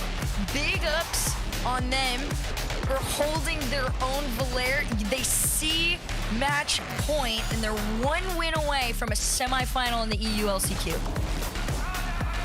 Valera just playing brilliantly at the moment. I think that was Crispy's best game of the series, and you saw the difference that he was able to make. Just such good decision making. They are finding opportunities, they're taking them, and this is what we were sort of talking about in the pre-show. I do believe Triple Pop started this series as the team with a higher ceiling, and they were executing well enough that it meant something. Over the last 2 games, though, they have lost 2 things. One, the kickoff diff doesn't exist anymore. You could even argue Valera have had better opportunities from the kickoffs. 2, the outplays don't exist at all. So they are now into a foundational, fundamental game of Rocket League against Valer, against Growly, Tox, and Crispy, and I don't like that. Written. Growly, Tox, and Crispy were there when the fundamentals were written. It is a tough team to go against when you are forced into a much slower, methodical version of Rocket League, and you don't get to go for the crazy full send style that Triple Pop. At the beginning of the series, it worked in their favor, like you said, right? But it's only going to work for so long. You either got to shut it out as soon as you get into that series. Otherwise, it's going to be like this every time. Valera is going to have, you know, the time and space to learn about you and figure out your quirks. AKA, you know, the defensive little cracks and the double and triple commits that were happening a little bit too consistently. And now Valera, they're like, oh, this isn't as, you know, out of the blue or questionable or surprising as it felt in games 1 and 2. This is a lot more predictable as time goes on. Game number 6. And it is all down to this from now on. Need to find, they're gonna have to do it their way. They're gonna have to continue to try and play with those mechanics. You know, get these bit of pockets of space to try and create something. But for Triple Pop, you know, they're going to start off with a kickoff play. Not going for the outright win, not going for an immediate goal. I do like this a little bit more. Just re-establish this part of your game. They know that that's where there was a point in time that was when they were the strongest. Kind of makes Valera a little stressed.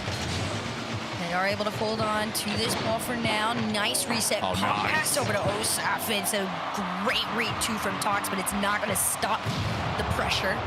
Unless you're able to demo him and send him forced back home. To the side, little motion of Void getting demoed. Fox, not going to be able to follow this. I don't think so, but no one's really all that keen to come on towards him. So Growly shepherds his teammate out of the way, tries to take it off him. Osaf, midfield. Growly, touch rotation, doesn't get it. Baba, I think was still put off though by Growly. Couldn't get the double. First minute goes almost scoreless. A very classic Triple Pop play. Tox was trying to take this one out. Of course, Little Motion was there. So much power, but more on Bababa for just already being there. Ready to make the catch. It's clean. It's menacing. It's annoying. It's Triple Pop. Yeah, again, trying to lose back corner. This is a brilliant start here from Triple Pop. Bababa don't have any passing options, so straight into the path of the opposing number 1. Bababa takes it yet again. There's a lot of diving challenges here.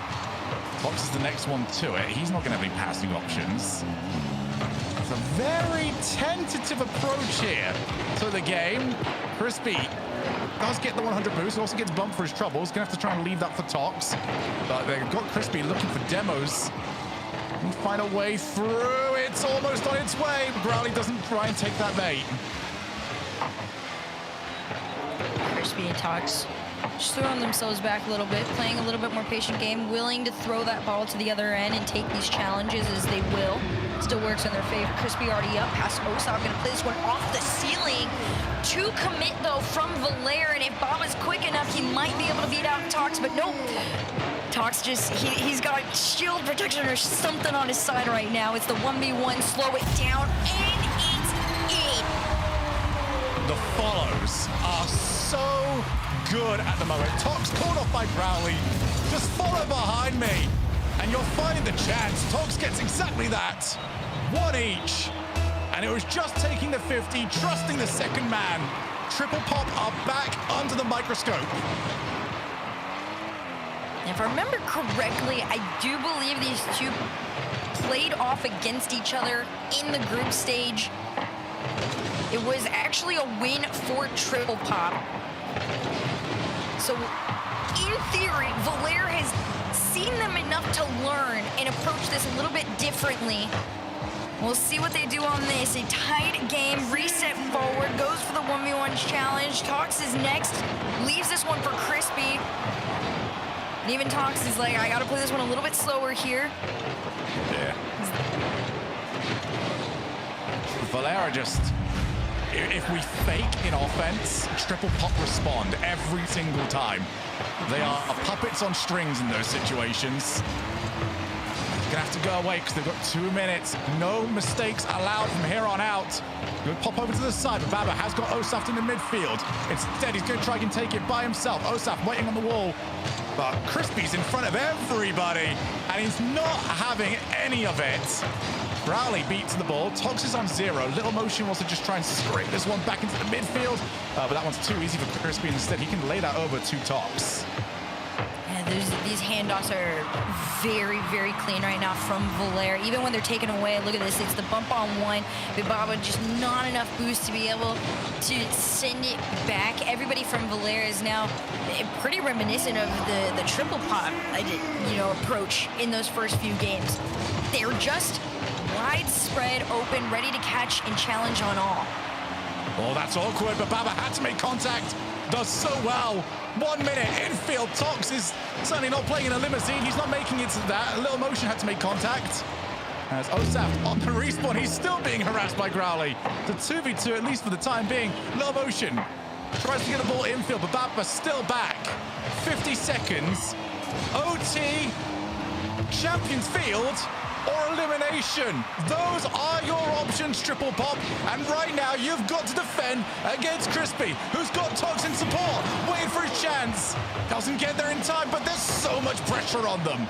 Now we're approaching those final 30 seconds, and this is where the pressure's really going to ramp up from Valère. Pass over to Tox. Little Motion just completely bumps him off of the play as they try and get over to the other end. He's already there, waiting, lurking. Osaf's up. Growly's low boost, but they still make the beat on the challenge. The final 15 in front of Triple Pop. If they can keep the pressure going, they might have shot opportunity here. It's Bababa over to the side. 10 in the tank, low boost all the way around. They got to take these 150s at a time, and Crispy's got the win, but Little Motion seems like he can't be stopped quite yet. As this one clears out to the side, Growly's gonna keep it in play. They pop it up around the corner here. It goes down to the ground. Valère, 1 goal away from a date with K-Dot Court. And Valero beating them 2-1 at the moment in the OT victories. Will it be 2 each? Or is it all done and dusted here? Osaf looks backboard. Rally does so well, but they're still under so much pressure. Crispy over to the wall. That 100's going to pop up just in time, but not enough to try and get the hold of the ball. A couple of demos attempted, but Baba keeps the supersonic going. But the ball's at the corner. There's a lot of pressure. None of it's really going to amount to too much here, though. As Triple Pop wanting to create something. That block might very well do it, as certainly not this time around, but Lil Motion's got a little bit of space. Past Growly. Can he get past one more? Yes, he can, but there's no follow. Tox, even on low boost, is still able to defend, but the resources are getting low. It's a swing and a miss from Triple Pop, and Valère is still in the running. Little Motion having to face the other way on this one, and Bababa's playing it safe from the back line. Osaf's running back for boost, and you just gotta fake the pass off. All 3 members of Valère in the air trying to defend. They gotta get out and just reset the mental and the attack on this overtime push. Backboard, Little Motion with Baba. who is now called into action. Maybe a chance. Wanted the 50 against Crispy. Gets it back down. In for little motion. Realized he couldn't take the shot. He couldn't get the angle. But Bama's going to reset this. Go again for their tournament lives as Crowley sent face. Up goes Osaf. Doesn't want the reset first time. Drops it second. Champions Field. Here we come. Look at this play. This is classic triple pop too. Osaf has not one but two flips. They tried to bump him out of it, and there's still just enough motion for it to go. Triple pop have forced Champions Field for their tournament lives. That delay from Osaf is diabolical. That is unbelievable because he's got them thinking the entire way he's just going to maybe, pinch the ball down for a teammate. Instead, delay. Okay, now I've got the reset and I'm going straight for your goal. This team, what they are bringing to the table, if they could just be more consistent with it, right, has the potential to just disrupt everybody in their path. They've got the mechs, they've got the creativity more than anything, but look at this one back. Nope. And you can see it too. When it was like straight on him with the reset indicator too, you got to see that there was the second one caught, and you knew it was very intentional to delay. That's what makes them so fun.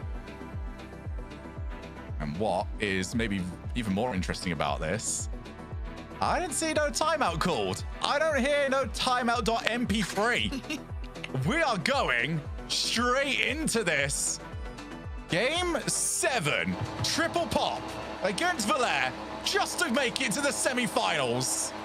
Actual aura. That is truly, it is a statement to do that and just go straight back into it. Nothing to give you calm, and they didn't need it here. You thought maybe it would scare them just a tiny bit, but no, even off the kickoff, off the goal line save, they're calm and collected. Everyone's going to be calm and collected by the end of this. Both teams have been adapting to each other. Both teams looking very different to how they started the series. Osaf got the OT winner, tried to start us off in Game 7. But Baba, does he dare go for that ball? Well, he jumped a little bit late, but he's not going to get caught on the counter-attack. Oh, Osaf, he dived! And he's gone from hero to a massive mistake in Game 7. You gotta feel for him in this moment too, right? Tox, you gotta remember, any opportunity he has right now is going to be a shot targeted on net. And that's gotta stay in the back of your mind, especially in this Game 7 now. He's angry that they lost that Game 6. And it is on Triple Pop to really prioritize that defense. Otherwise, Valair is gonna do what they did before, nobody back. And it's a free double for Tox. Triple Pop are getting in their own way. They are collapsing, and it's the same guy, the same situation, the same mistake. Osaf dives in, and he's by far second best. There's plenty of time. You're still in that first minute of play here to just really relax. They might have needed that timeout. It might have been too much for them to go, chest up to some big OGs. Motion, just trying to get something for his team going here. I think more than anything else, they need a couple of good touches from Osaf to just settle him into this. And Valair, they're straight into Game 7. They didn't like the idea of the timeout. Certainly looking good for it at the moment. That's dropping in front of the goal line. Crispy didn't need to do much. 3-0. No, this is... I mean, listen, you asked me before who I thought was taking this one. I know I sounded a little shaky on it, but this was why. Valair, at the end of it all, when it matters the most, I was telling you, they're going to run with it. In Game 7, it's the experience that Triple Pop hasn't experienced this level of high pressure yet, and it's absolutely showing. Right, well, let's find the good news here for Triple Pop. There's 3.5 minutes left. Okay, cool. We have ended the good news for Triple Pop. They've got to get something. They've got to get it soon. And they cannot afford to drop another one. That would be the end of it entirely.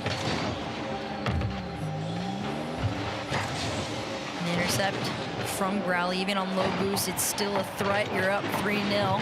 Crispy around the corner. Talks work lurking in the back, ready to go to work on this one. Center and a follow. Crispy all the way to the other end. He's gonna pass it to him. Actually, no. No connect on it. To be fair, low boost on it, triple pop.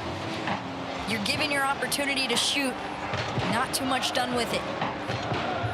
Rowley just taking the shot, just test them at the moment. You might as well. Triple pop are going to have to commit, and they're going to have to commit very heavily. Straight back down. Osaf does not have the boost, so he's going to have to try and bait something in. Cut across. Those boost totals do not look pretty at all. Little motion a little bit better, doesn't get there in time. Tox wants to try and put this one away. Right around. Rowley, slow, steady. A little bit wide. You can still run with it too here, right? Crispy's already ready on the next one, so nobody had the time really to gather any boost except Bibaba, and he does. He's able to carry it away, but used everything in the tank. He forced a cheetah, but the demo might not be enough. It actually does work in their favor a small bit, but time is getting away from triple pop. Those final 2 minutes sitting in front of them, and they're still trailing by 3, but not for long. Of course, it's going to be the craziest jinx ever. They finally, they have a little bit in the tank to work with. One sent upfield to go for the demo on the bump, and it's just a nice low roller on it. They've got the time, and they might need a couple of kickoff magic. What are they going to try for? They wanted to go for the big win and let Bababa pounce on through. Backboard. Rowley didn't get it. Oh, it's a complete whiff from Bababa, and he had a little motion behind him. That was the chance. They're definitely going to be thinking about that one a little bit. The hesitation could cost him. Growly double off the side, trying to get over to Crispy here. They just opt for the bump. Tox still going for it. Quick cuts on this, but a clear could make the difference. Unfortunately for triple pop, everything wastes the time that they need to get to the other end. Osaf gets the beat on one. Trying to hit Growly somehow. Osaf's got another reset, but Crispy's now back in time. 1 minute and 2 goals required. Just to send it to OT, little motion. Hands it over to Bababa, who wasn't informed of it. Pass, back, it's now down to 1. What on earth is going now? Look, he beats the first. Crispy full coming in on the second, and he bumps the third. You're sitting there. I want all of triple pop in chat thinking little motion in that moment. Just full steam ahead. You've got the time to find the catch-up goal here. And they find themselves in the other end of the field. Bababa's up next. No bumps or path opening from Little Motion, but he can go down. Almost finds it into the final 45. There's still the chance that they get caught out, but Bababa, a couple of good blocks. When do they send for this? When do they take that risk? 30 seconds. They've all gone! And Growly makes the save! And it's a heck of a save at that, because they've managed to keep it out of danger. They gotta get that boost there, get themselves out of their side of the field. 20 seconds to go and Little Motion's up. Osaf and Bababa. Bababa's going for the bump. Crispy waiting for the nosedive, and he catches it. Right now, all Valere need to do is play time, but possession falls with triple pop. One pop, one shot, no goal, but it's still in play. If anybody could do it, it could be them, but this one, if Bababa can keep it up, this could be the one. Pop to the center. Little Motion is there. Osaf is waiting for the call, but all they can do is hope and pray that this ball stays, and it won't. They took it to the final second, but Valere goes next. Everybody, welcome to European LCQ. 1 down, 4 to go. But for Valere, I'm not going to say march on, they limp on, but they have survived this battle. They have got more to come in the future. Oh, what a series to start us off. Oh my gosh, I mean, you want to talk depth. For years, even with the running joke, they've got it.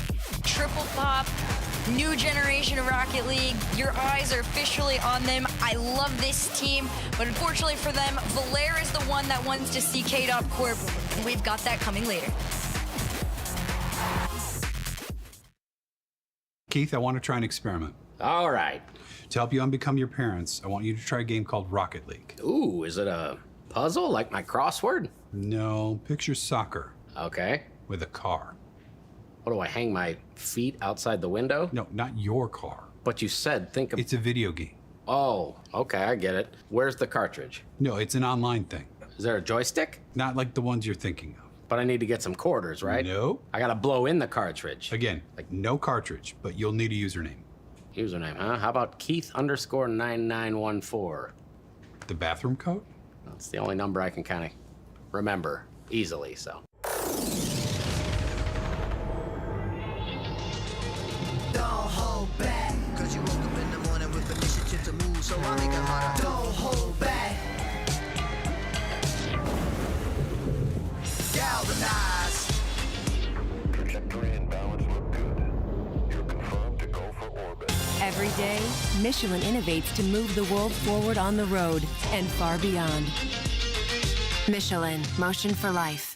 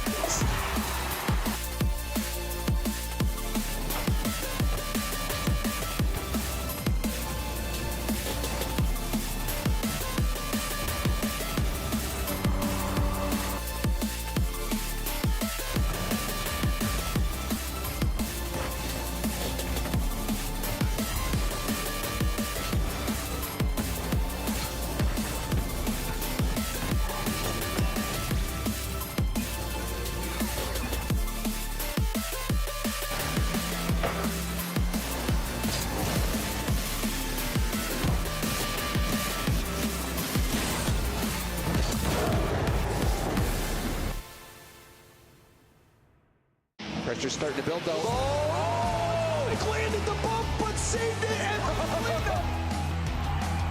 Just Mines are looking to finish. Oh, what a demo. oh. Stizzy, down field, down to Jack. Open net. He doesn't have to hit it. Big shot, pass, a bye, not over, 0 seconds, it's too late, on the ground, Harvey Ports. That is how you take an opportunity, Ruas. Nudge the exotic out of the way to open the door.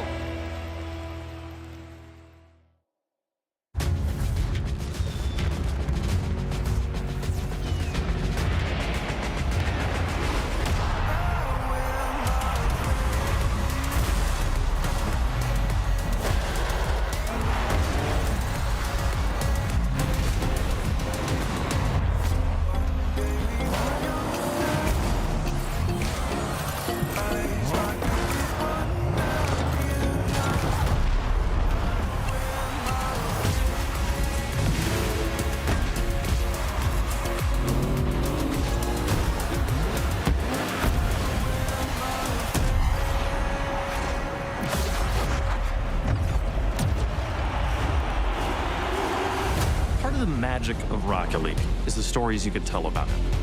The 0-second buzzer beaters, the epic saves, the underdog victories. It's all there. As we return to this legendary arena, we'll witness Rocket League's story unfold together. Who will hang their team's banners in the rafters of Champions Field? It's time to find out.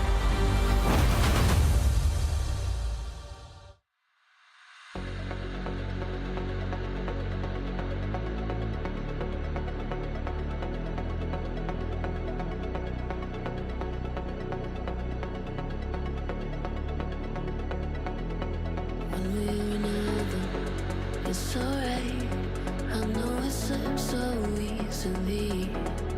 Fighters and lovers in your eyes, running around your head. There's 1,000 enemies, but there's a fire lighting up the dark. We're gonna watch them fall, 'cause if you need a little wild card, I'll be the one you call. It's only human when the feeling overcomes, like a beating of a drum. I'll be the one you call. It's only human.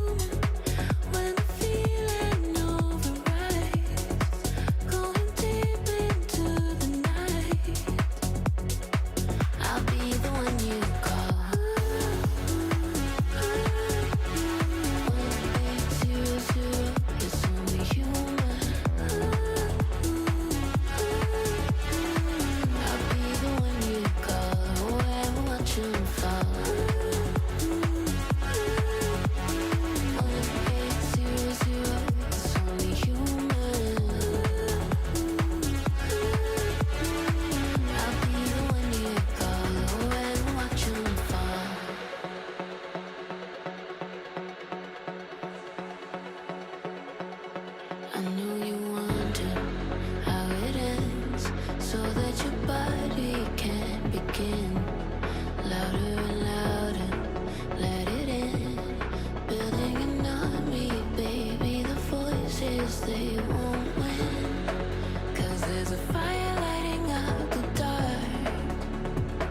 We're gonna watch them fall. And if you need a little wild card, I'll be the one you call. Yeah, there's a fire lighting up the dark. We're gonna watch them fall. And if you need a little wild card, I'll be the one you call. It's alright, it's only human when the feeling overcomes like the beating of a drum. I'll be the one you call. It's alright, it's only human when the feeling overrides, going deep into the night. I'll be the one you call. 1800, it's only human. I'll be the one you call and watch them fall. 1800, it's only human. I'll be the one you call and watch them fall.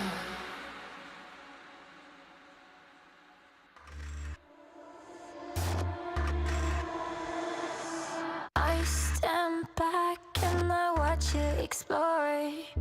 Imperfect visions, like I've been here before. Falling faster, I try to ignore. I see you, I see you.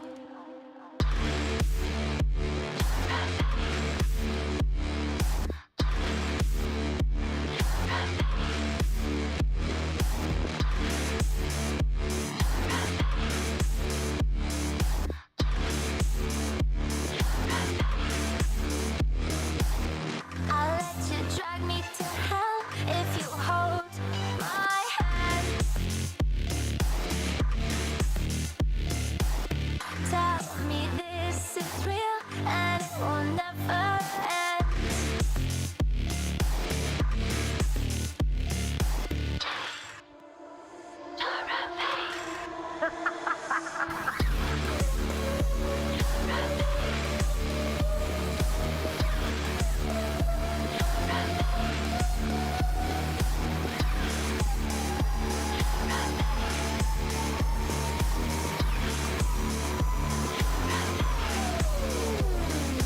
This is not what I came here to find.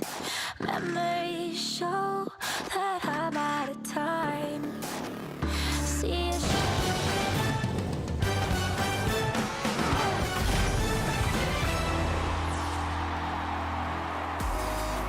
A Game 7 thriller to kick off the Last Chance Qualifier main event here.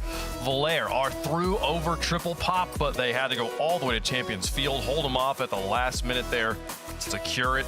4 overtimes? I mean, you couldn't ask for a more successful series here. We're joined by Talk Sir. Congratulations on the win. I got to ask, first off, I got to ask, is it Valair? Is it Volare? We can't decide. I think it's Valair. I think that sounds Valair. The most correct. Okay, we'll go with Valair then. Here, talk to me about that series though, man. Game 7, having to hold them off at the last second rally. What was the hardest part about playing against triple pop? Oh man, I think the hardest part is honestly they're just so mechanical, all three of them. So you just constantly are under pressure. There's always a threat to, like, they have to watch out to. So I think it's probably their mechanics. They're just their individual level. And I think they also make it work really well as a team. So it's just that combination just throws you off so hard. So you kind of have to take a different approach than like what you would normally do with a solid team. You have to go for more demos. You have to challenge them earlier than usual. But at the end of it, we figured them out in the game 7. We were up 3-0. We made it a bit hard for ourselves, but in the end, we did manage to get the W. Yeah, no, you made it a little easy for yourself too at the beginning of that game. Get those 3 goals pretty fast there, so you secured them up there. KDOP Corp's coming up next. Many are calling them the favorites. What do you make of KDOP Corp? I do agree, especially since GK is out now. They are definitely favorites on paper. Team-wise, they're also really good, to be fair. They're also boot camping, so they have a... I don't know if that's an advantage. Usually is a boot camp buff.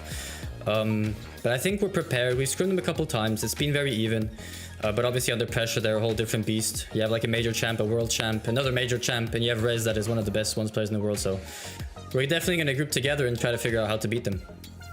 Well, you figured it out against Triple Pop. I bet you can figure it out against KDOP Corp as well. I'm excited to watch that match. Coming up in a second. If you get through that one, you'll have one more match to play in the grand finals. And if you win that, you're going to the World Championship. Few players in the scene have been around as long as you have competing at this level. I feel like it's a throwaway question for some people. I don't think it's a throwaway question for you, Tox. What would it mean to play at the World Championship? Oh man, I think I've gotten this question a lot of times, and it never gets old. Like, I still haven't managed to call for LAN, like for major LAN, since the COVID RLCS doesn't count.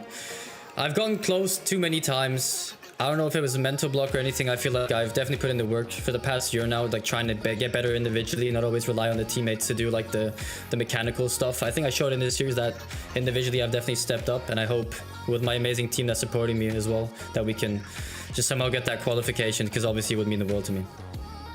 What a story it would be if you made it there, sir. We're rooting for you. Good luck against KDOP Corp. We'll see you out there.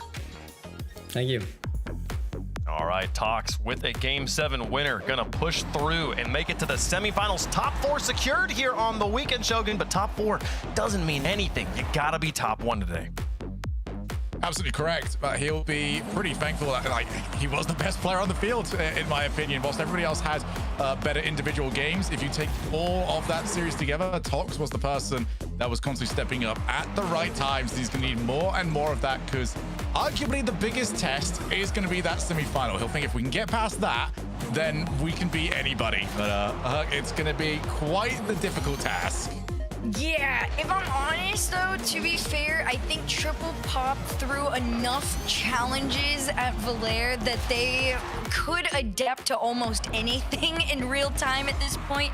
And you need something like that, right? You need to be in that mindset, especially if you're going up against KDOP Corp. Because KDOP Corp, realistically, is almost just like a more refined version of Triple Pop.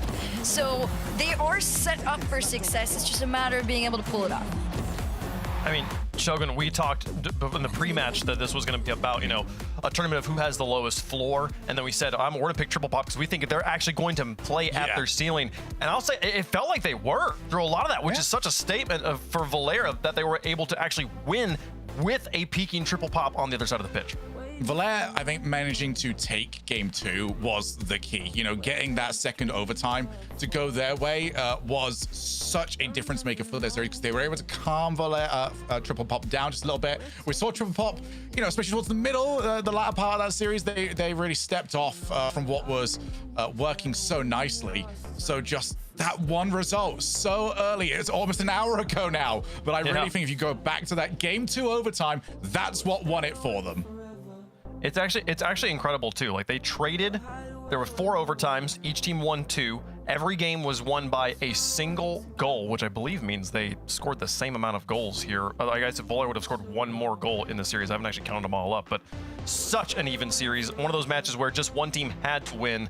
Ultimately, Valère on Champions Field gets it done, and they've advanced into the semifinals against KDOP Corp. So let's hop to the top side of the bracket now. A few more matches to play on the day before we're into our decisive grand finals. We had our first quarterfinal match down. It's time to switch gears and get Magnolia on the pitch. Up against No Balls, Just Chase. Another team that probably need to tell you the name of the players for you to have any idea who this team is. This is Prazi, Koku, and Shark. We have talked about a little bit in the pre-show, a successful run from them so far. Will they run into it here? This is the final matchup for one of these teams, as they will be going home. I'm excited to get them on the pitch. Yeah, plenty of experience. These are players that have been trying for these qualifiers ever since obviously we went to the open format. I mean, I had a little look earlier on. And what I love when you get players like Prozzy, Shark, and Cuckoo is like how many teams they have been on. That you go to their history and you just keep scrolling from every single team.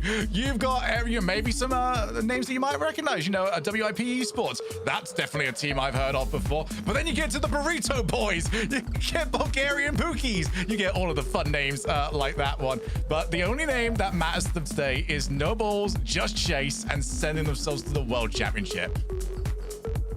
My gosh, some of the most creative names I feel like happen because of LCQs or just like the first like day of Rocket League.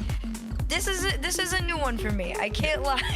I mean, the only player that we do need to point out, obviously, that is different on this is Prozzy, who is 15. He's 15. He's not got those long team lists to himself. He's got 3. And this is his best opportunity. I mean, what a statement that is, though. 15 years old, and you are this close to a world championship. I think the Pro stands for prodigy in Prozzy. Ooh, I like Young that. Age. We'll see if he can live up to the hype here. 2 players also trying to make that full run, and on the other side of things, though, so much experience, so much world champion power, especially when you look at Rise, a world champions grand finalist in 2023, I believe, when Vitality won their first championship. He was on BDS on the other side of things, or when Zen won his first championship, excuse me, and Vitality won their second. Trying to make it back there. He's been struggling in North America this season, hops over back to Europe, joins up with Tox and Eugen. Eugen, one of the big stories of the year as well, popping off. And they formed this team for this last chance qualifier. Absolutely a threat to make it to the grand finals.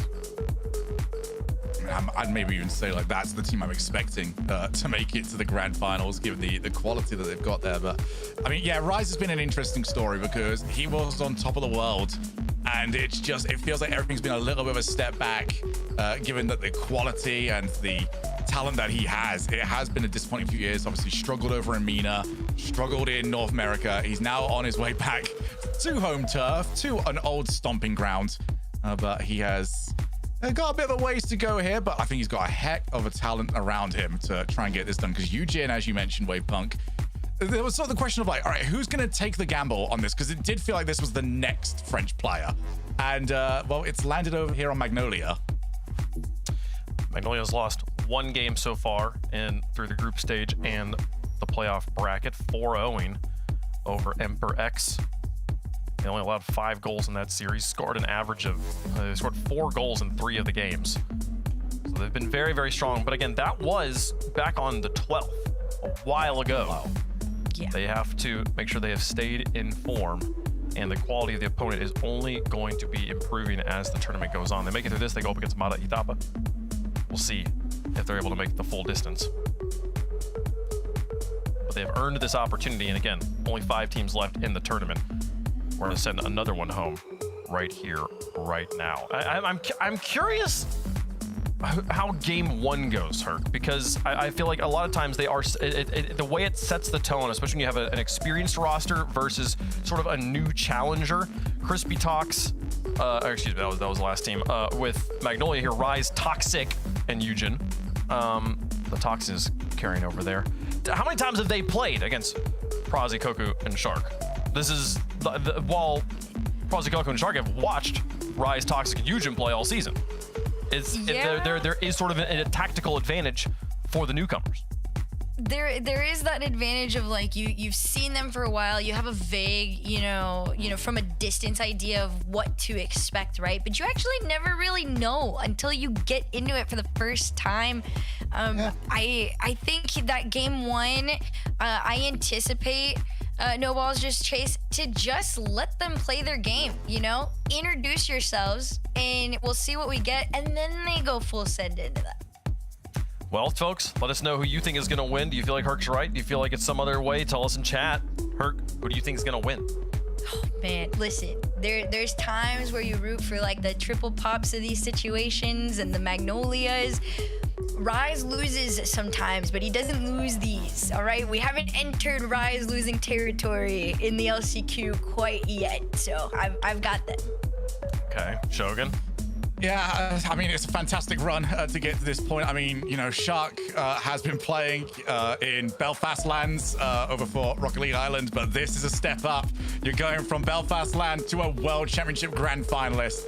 It's a step too far for me. I've got Magnolia. I also have Magnolia on this one. Anytime I get the chance to pick Rise comfortably, I'm going to pick Rise comfortably here. But Toxic and Yujin are a fantastic way to round out that roster. It's not just the Rise show. I think Rise could even have a bad series here, and they could still pull off the win here if Toxic and Yujin are firing on all cylinders there. They're the favorites on the desk. They're the favorites in chat as well. Uphill battle for No Balls Just Chase absolutely here. But what an opportunity to have earned this competition. Will they be able to climb the mountain here? One of these teams going home. I'm excited about it. All my eyes here are still going to be on Prazi, though. Yeah, I mean, I think they're going to be watching this back as well quite a few times because this is a big step up. But can they do it? This is it, folks. Can they do it? One team advancing forward. Matitapa waiting in the semifinals for the results of this matchup. We'll get into it. No Balls Just Chase taking on Magnolia to advance in the European Last Chance qualifier. But what a start to the day it was earlier. A 4-3 banger to start off our EU qualifier, T-Bates. We are now here in series number 2, Just Chase versus Magnolia, and it seems we've got a favored team here. It does seem like we have a favorite team. Magnolia, I mean, it makes sense though, doesn't it? I mean, Rise, major champion, been in so many major grand finals. He's been expected, he's even been to a world championship grand final. Definitely comes in with the most experience. Yujin, talked about for the longest amount of time. He hasn't really panned out, at least in this season so far. And of course, you got Toxic. He's been playing for a long time. But I mean, Shogun described them as journeymen because they play for so many teams. But in terms of just the level of experience and respect that they've garnered this ball chase team, they don't have that same level of cachet.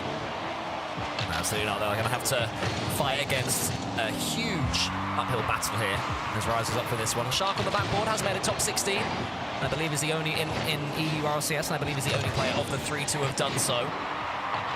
As expected, they're doing a lot of defending early doors. We're going to see this a lot. We're going to see Magnolia diving all around them, jumping all about the place, having a lot of ball control, a lot of boost control. But upsets can happen, especially here, especially in these events. We saw it with K.Dot Corp earlier on, where they went to a Game 7 against a relatively unknown team. They do the same here. They're able to do so. Here is Shark on the ball. He's got Prosy inside, but Rise. I mean, you say he's such a storied career, but he's not been the best of form over the last about year and a half now. It's been a long time since he was in the best of Rise. See, that's just the narrative still, Cole. Because the form's been fine. It hasn't been what in terms of making grand finals every single time, but you got to think about it. It was on Twisted Minds last year. That Nobu had Atomic. They had comm issues. They couldn't all speak the same language, basically. And remember, they had that reverse sweep in Raleigh against Carmine Corp, the favorite of that tournament. I think they finished top 6 in that. And then listen, on Gen G, it didn't pan out, but all right, he's over here in EU. And he's right back in his comfort zone. So I do expect big things out of Rise. I think people kind of started sleeping on him a little bit. And a player this great in the open era, he makes plays happen just like this. And you just gonna finish it. Oh no, he won. It's a 3-person play. But it starts with the talisman. It starts with Finley. It starts with Rise. It starts with Rise slamming the crossbar on the open net, and then Yujin and Tox and the 2 of them are like, fix it, quick, we can fix this. Well, they did, and it all worked out. I'm almost disappointed that's got him because that was too perfect when you were raving about Rise, and he slams that one, cannons it into the crossbar, but it is 1-0. It sure is. It would have been, he would have just made me look very, very smart if he put that in right there, but it doesn't matter. The result's still nonetheless the same. 1 goal in favor of Magnolia. And if you're looking at this No Balls Just Chase team, I mean, you talked about it already, Cole. I mean, they won Game 7 with K.Dot Corp. Yep. The team that is the #1 seed coming in it is a team that beat GK handily. So, yeah, really for these young guns especially, I mean, as Yujin has won another top left, I think they have a lot to prove in this. If you can go Game 7 with them, surely you can push Magnolia to the brink. Yeah, I mean, there's more pressure on this one now. They're here on the main stream. They've got their cameras on. You know, there's a lot that's new here for them. So I'm not too surprised to see Magnolia, you know, smashing them over the first half of this game. I'm praying, I'm hoping against hope that they grow into this series and we start to see Prosy, Koku, and Shark are all about Coco has the ball here, but Eugen beats him all ends up. We can see a little bit more pace here. Herc did say on the desk that she expects to see Noble just chase sort of give the time of day to Magnolia in game one just to fill their way, and that's definitely what's happening, Bates. Exactly. Toxic, great air roll. Shark just says, well, I can't get back to them. I don't know why he stopped boosting. He should at least put a hand and give himself a chance. Maybe just maybe a pre-flip might get him through. Yeah, we could stop that ball from going, oh, don't tell me it's a 4 off the kickoff. It's not. Toxic does get the boost, though. And just Magnolia just seems so comfortable in this match so far, Cole. And they keep playing like this, it might get ugly. Yeah, and that's what we don't want to see, really. We don't want to see 5, 6, 7 nils in every single game, but it's looking like we could be going that way as Shark makes another big save. Eugen's coming in. Magnolia, though, you know, for them, it's all about Magnolia. They're going to be wanting to make a statement. We'll be well aware that this team, as you say, just took to game 7, so if they can really put them to the sword, they'll be saying, look, we're the team to beat here. We're the ones who have major experience. We're the ones who've pretty much done it all between us in the game of Rocket League. Eugen, don't forget as well, was last season's wonder kid, burst into the scene with Gentlemates and good shot right there. Finals, but here comes the Shark. He was lingering. He takes a nice bite there out of Magnolia. That's right, he's in open waters, and you got to have your head on a swivel. Frozy, good pounce. Nice little pass, kind of. It gets the momentum off of Rise's bump, and his Shark's just waiting, just lurking. And I'm not gonna lie, I mean, Cole, you should know about this. I saw a team during the World Cup, they were up 3-0. They were comfortable. And they played another team, and the other team started scoring a lot. So, I mean... you're talking about the third place playoff. Hold on now. Here comes Coco. I don't know. It just gives me... It makes me think about a certain World Cup match with a certain 2 countries. I think you'll know about one of them. Yes, I do. I mean, I'd also think about the 2-0 when we were up against Mexico, which turned into the toughest evening of my life when we won that one. So, okay, suddenly it is 2-3. Mbappe has woken up here over for Noble just chase. And let's see what we got. 1 minute and 20 seconds left. This also happened in game 7 of the last series too. Rosie bangs it forwards. Sharp, he has been lingering as we said. He's taken out there by Eugen. He can slow it all down, go end to end. And suddenly everyone just leans forward in their chairs. This one's seeming a little bit more alive. Are we going to see Just Chase continue what they've started here, mates? Yeah, Mike, Prozy's got a lot of space. Decent first touch. Goku gets up, Toxic there. Prosy tries to get a 50. And Shark, I've been staying on his player camera. I like the way he positions. He really is staying in opportunistic positions. You know, so a chance might have one right here. Flicks it off the crossbar. But no balls just chase. They're starting to cook. Yeah, they are. That was a lovely effort there to catch. Delaying that dodge. I don't think that Magnolia realised that he had it. 40 seconds left. Here comes Koku. The Spaniard, congratulations on winning the World Cup. We're really happy for you. Very cool. Over to Prosy. He booms it long. Toxic into the air. Here is Shark. Into the mid. Oh! Wasn't the pass, though. It's between both teammates. That was a brilliant idea, though. Koku didn't see it coming. It was the perfect thing. Shark had the net. It would have been an easy block. He opted for the pass. It was middle. Koku gets a bump off screen. But already, no ball just chased. They have about one more attack in them. If they can get this ball off of Toxic, can they? Koku challenges in. Rise throws it all the way up high. Here comes Shark with a clear. Eugen does eliminate Koku. That's going to take away the outlet, man. Prosy gets a demo on Eugen, but it's not going to be enough. Maybe there's one more chance where no ball just chased. We hit the 0-second mark. Out to Eugen. Eugen gets a nice little touch right there. Gets a reset, too. Can he get another one? No flip. Koku pops it up. Rise is there to be equal to it. Probably hits it right back to the ground, and he will. Magnolia steals the deal. They close it out with the same way that 3rd, 4th place match went in World Cup. Yeah, true. It does. They hold out in the end to Magnolia and Rise, showing off the drop shot skills there to kill that game. But just chase, okay, fair enough. I mean, when Shark got their goal, it was their first shot of the game, and Magnolia had 15 shots. So it's safe to say that Herc was very right on the desk in saying that, you know, they might just sort of find their way into this one. They might chill for a little bit. Yeah, let Magnolia get a few goals. And then suddenly go, do you know what? We can play Rocket League 2. We're pretty good ourselves. 2 goals in the end and a 3-2 loss as far as Just Chase is concerned. But Magnolia held out. But, I mean, I don't feel like Magnolia were ready for that Just Chase comeback. I wasn't ready, Bates, for that Just Chase comeback. I wasn't ready for it either. It didn't look like it was possible, you know? It didn't look like it was actually going to happen, but they ended up they started generating some offense, and you got to give credit where credit's due. Now, saying that, though, I'm seeing 16 shots on the side of Magnolia. That's a lot of shots there, Cole. Nobody, it's going to be hard to beat that. 16 opportunities, and they're just going to keep on coming. And it just felt like Magnolia was more than comfortable just letting Chase have their opportunities. As long as they knew that they locked in a couple big clears, a little bit more time wasted on the back end of the game, they were going to come out victorious. It never really felt like they were worried. It never felt much. That bodes well for Magnolia, but it also shows just Chase. You need to do a little bit more to make this Magnolia team uncomfortable. Well, let's hope they can start game number 2 better, because first half was an absolute write-off there for Just Chase. They survived the first few seconds. Magnolia are going to have to stamp their authority back on this one, because they certainly lost it to the end of that one. You said they had 16 shots, but I counted 15 halfway through. So the second half, they really having to do some defending. They weren't going to be confident after that second goal, but they're going to be conceding a couple. What a play! That is more like it. Rise, you are a bully, young man. It's just a play from him. Look at him on the off ball. Off ball. It's all Eugen up top, and watch Rise. But he's looking for Cuckoo the whole entire way. If Eugen got too much of a pop on that flip reset, Rise would have jumped for it. But since it was just enough to get by the initial challenger, Rise just immediately opts for the bump on Cuckoo. And that's the heads-up play you get from a veteran of his caliber. Great play from him. Here comes Cuckoo down the other end, though. Tries to slam that one forward. So it was a nice kickoff here from No Bulls. They faked out Magnolia for a second there, so they're showing they've got some tricks up their sleeves as well. Cuckoo gets one over to the corner. Ceiling that one goes. Anyone helping him out? I think he's going to be a little bit slower, and then he does get a touch on it. Toxic is able to catch it and go to the side. And in comes Prosy. What are we going to see from this young player? Just 15, don't forget. Real chance for Prosy to make a statement here, basically. More than any other player in this lobby. I mean, just 15. His brush bound like he's a newborn pup. Yeah, he's out here trying to make plays happen, and you got to respect that. We also know there's been a couple great 15-year-olds in Rlcs history, you know, Cole. One of them's been a world champion and also a major champion. His name is Zen. He also has Scrub back in the day, a young cat as well. 15 is a good age for these young players to come in and really make a name for themselves in the Rlcs. And what a way to do it if Prosy can come in and do what he does. Maybe that one to the side.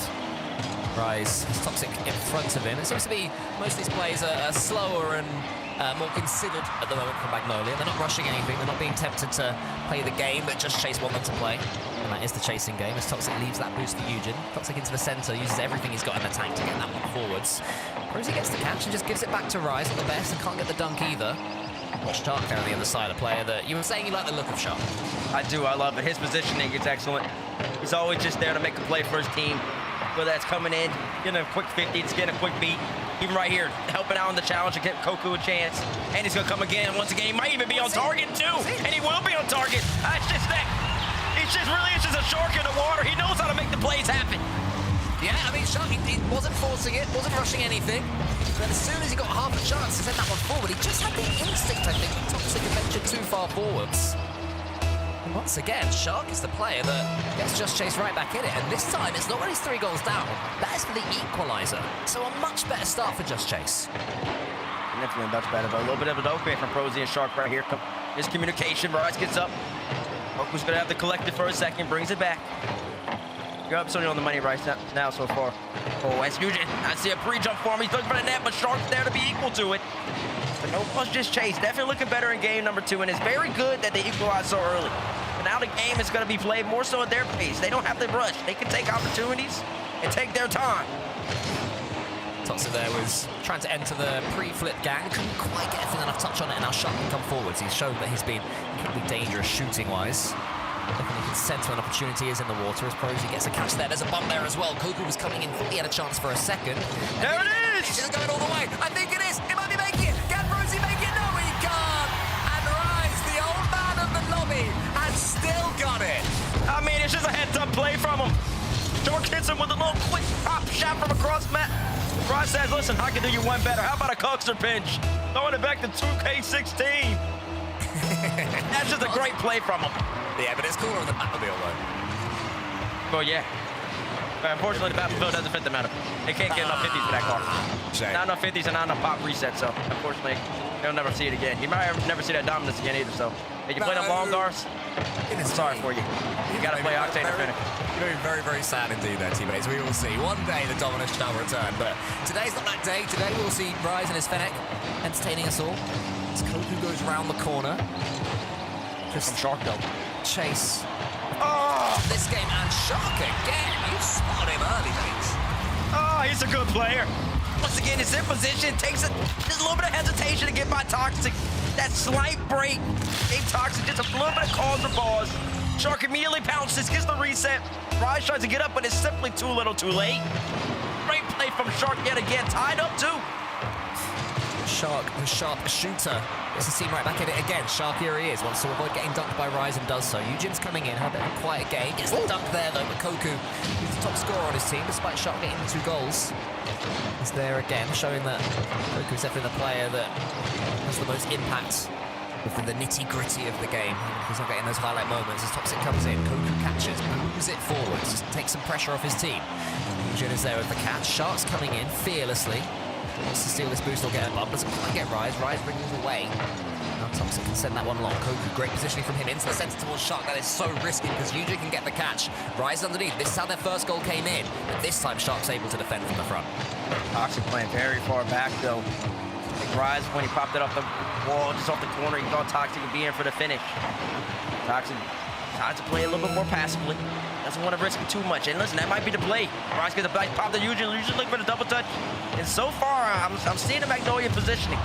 Eugen and Rise kind of push up. Toxic plays more of a third man, waiting for his opportunities to come. It's boding well for him so far, but with 15 seconds left in game number 2. All these teams tied up. Magnolia trying to make the last play. But it was Toxic, don't forget who's the player that got lobbed as third man earlier on, so maybe he's learned his lesson, but maybe he's over changing things. We'll see though. Rosie wants to get that touch to the corner, doesn't quite do it. Koku can't get the doink either, mate. Don't worry, I'll teach you how to doink. Pretty simple. I'll teach you the timing. We need to go to overtime here, and it's brilliant play from Just Chase. Oh, I didn't realize you were the doink specialist. Maybe I need to go to your classes. I'll send you some clips. I will send you some clips, all right? Okay, okay. Well, check out the cold doinks. And now here we go. Game number 2. Rise tries to get a beat though. Toxic taking his time. Eugen should be on there on the side. Well, he doesn't option not to go. Let's get a demo. I think just Shark expected Eugen to be there about 2 seconds earlier than he was.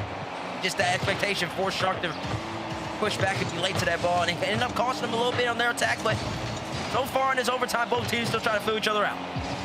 Yeah, no team really making too many statements early on. That's a good dodge there from Shark, but then he's dunked by Toxic. Rosie's having to help him out. Rosie can wait beneath this one. Shows a good composure, the young man. Pushes it to the corner. Who's going to be there? It's Koku. Shoots, and the Spaniard gets it in, and Just Chase have their game. They sure do have the game. It's a great spot by Rosie, and he trips up Eugen. Nice. Forces him up to go up the back wall, which it takes away his ability to challenge. So then Toxic has to come in from the other side of the net, but he's simply too far away. Good play from them. All starts with a young 15-year-old in Prosy. Big flick, and then not only just a flick, it was the follow-up immediately after. Tripped up Eugen, forced him to the back wall. Made all the difference right there. This time around, the shots are much more even. 8 going for Magnolia, and 11 going for no balls, just Chase. So no 16 of 6 or whatever it was last game. Yeah, a huge turnaround. Not just in the goals, of course, but the general play, the general demeanor, the feel of that game. It didn't feel like Just Chase were going to be punished anytime Magnolia felt like it. It felt like an even game between two teams who both beginning to play towards their ceiling now. We're starting to see, or maybe not, I mean, we don't even know Just Chase's ceiling, but certainly they've stepped up from their floor, which I think is what we saw in that first game, the first half of it. And that is credit to them. Credit to them for holding their nerve, and to their coach as well for talking them through what must have been an absolute nightmare of a start in game 1 to turn it around like that in game number 2. Yeah, it is. Very credit to them too. They pushed K-Dub Corp all the way to 7. That's an experienced team. And they had to beat them. K-Dub Corp had to beat this team in overtime. These young cats ain't no slouches. Some of them have experience. I see. Who's got the RLCS tag here? That Shark's got the RLCS tag. Yeah, it's Shark that made. I believe he's made 1 top 16 in 3v3s. That's Shark. That's pretty impressive in today's day and age. It's not easy to make top 16, especially in Europe. As much as y'all talk about y'all DEPTH, that's that for y'all. Don't know how well I was spelling. Cheers. I was wondering. Were you really? No, I knew what you were saying. I mean, if you say EU, I'm thinking of the word depth, so you can say any letters, and my brain is just thinking anyway. Well, there you go. There you go. Look, the propaganda, it works well for y'all. But I say this, Eugen trying to get a goal right here. He's a little bit off. But so far, Magnolia, they turned up the heat just a little bit on DFH. Trying to generate a little more pressure. I think they would much rather have a game where they, once again, outshoot the other team by about 10 shots. They don't want to be outshot by 3. They don't even want the shots to be close. But to do that, they're going to have to start taking more pop shots, start getting more demos, start taking more possession. Yeah, you get number 1, we were talking about a statement win for Magnolia, but that is seeming a long way away now. I think they'll take it over the line any which way they can, especially when Shark keeps popping up and putting them to the sword. And it's Toxic again. Toxic. He's doing a 3-point turn for some reason. Just go back to that, buddy. You're beat because Shark, he's waiting for you to make a mistake. This guy's keeping it simple. He's keeping it clean. It's traditional rock from him, man. He's no arrow, no nonsense. Just get up. Even trying to bump Koku all the way. He said, get out the way, lad. I got it. He's out here playing. Against the Shark, that's a bit of a tugboat maneuver. I think you need a better one than that if you are to beat this player. Koku won't get this boost though. Nil boost for him, but the first early lead that we have seen for Just Chase. How do they play when they're ahead? How do Magnolia play when they're beginning to get a little bit frustrated? Can they keep their nerves, keep their play style, or they get tempted into this Just Chase game? Koku goes up, pre-jumps. But because Rosie, young fella, that was not very good. Yeah, it's a spill right in front of his net. It's not what he wants. Koku gets beat and Rosie. Is he trying to go back corner to Shark? Shark is there. So he just doesn't need it. Doesn't need it. He had full control, would have been able to catch that. Bring that really deep into the corner, bring it back to the back wall. I know he's more than capable of handling that situation. Just had a panic moment. It's okay, though. Those happen, but it can't happen again. Here is Shark trying to immediately get the lead back for Just Chase. And I think when your youngster makes a mistake like that, it's on your teammates, so immediately say, don't worry about it, move on. You know, it's easy for a young player to tilt after that. So hopefully he's got Koku and Shark with their experience telling him not to worry. Shark leaves that one for Pros. Actually, there's a bit of a bump in the air. I thought they were faking it out. So a few mistakes starting to creep in now for Just Chase. As Eugene pushes it out to Rise. Maybe a key moment in this series for them. How do they deal with this wave? And that's the question. So far, now the team has really had a highlight moment. It's just been good rock. Is that how you play over here in Europe? It's good rock.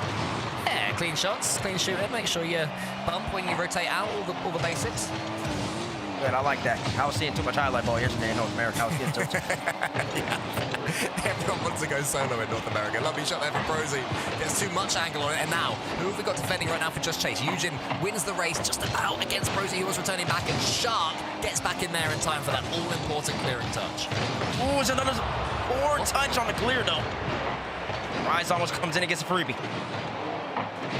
You have that phrase in the US, hospital pass? You ever say that? A hospital ball. Yeah, you know that one? That was definitely a hospital pass there defensively. And the attack is still going on right now from Magnolia. Shark clears it away, a much better clearance. Toxic's only able to put this one into the center. That's well read by Rise. So now up against Koku. Koku defends well and gets the next touch as well. That's really good play from Koku. 3 clean 50s in a row. It is as well, and there. Chase is playing so calmed. He's avoiding the Rise demos. The Rise every single time he comes anywhere near their corner. He's doing a sweep every single time. Looking for a demo. Sometimes he gets one, but many times if they didn't have their head on a swivel, he'd be able to get multiple. As Prosy goes for an off-wall redirect. Almost puts it in, and now Magnolia kind of scrambling off of that play. Prosy gets by one. Eugene kind of awkward. Where's the follow? Nobody there. Koku's too far back. Yeah, I think Koku underestimated how quick Prosy was. Prosy got 2 or 3 touches from an angle, and then the second one as well. I think that's the one Koku didn't back. Now Rise comes forward from the ceiling. This time's his dodge, easy to do. Toxic up against Shark. Can he break through him? And Koku combined more good 50-50s. The challenge game from Just Chase. That's the thing that's impressing me the most. You know, often you see these teams, these players come through and they're great mechanically, but as soon as it becomes the challenge game, they're always losing out. That is not happening right now with the team in blue. Look at him. About 20 seconds of pressure so far from Magnolia, and they're just not phased by it. Eugene throws it right back down. Rise looks for the bat. He will score. Too much space on the outlet counterattack. And Rise, he's been doing this for years. Yeah, play in front of the ball. Always knows what to do, does Rise. Knows when to catch. Knows to get the snapshot going, and the shot was of the uppest class. Has Rise Taken away, and Almighty's scared from his team. Now Eugen's through, but just forgets the ball behind him. So there is a chance here for Prosy to leave this one to Koku. Shark's in the air. Surely the pre-jump's there. Yes, it is. Shark to the ceiling. Wants to get the second touch against Eugen, but I think it was Toxic that got all the all-important touch. Then Rise helps him out as well, and it's cleared to the side. Dangerous times right now. Demo's flying in everywhere. Prosy gets a couple. Shark fakes it out! 2-2, and that's brilliant! It's a great play from all three.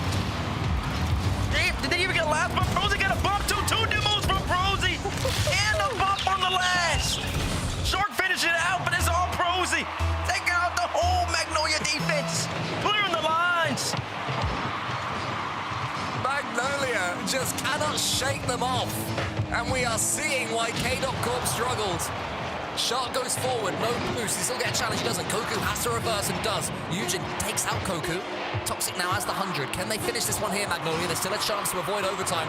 Underneath Prosy. Rise shoots, but it's saved by Koku and Shark. Eugen into the corner. Rise up. Can he win this race? No, he can't. Huge. Oh, did he go? Toxic all the way. He What?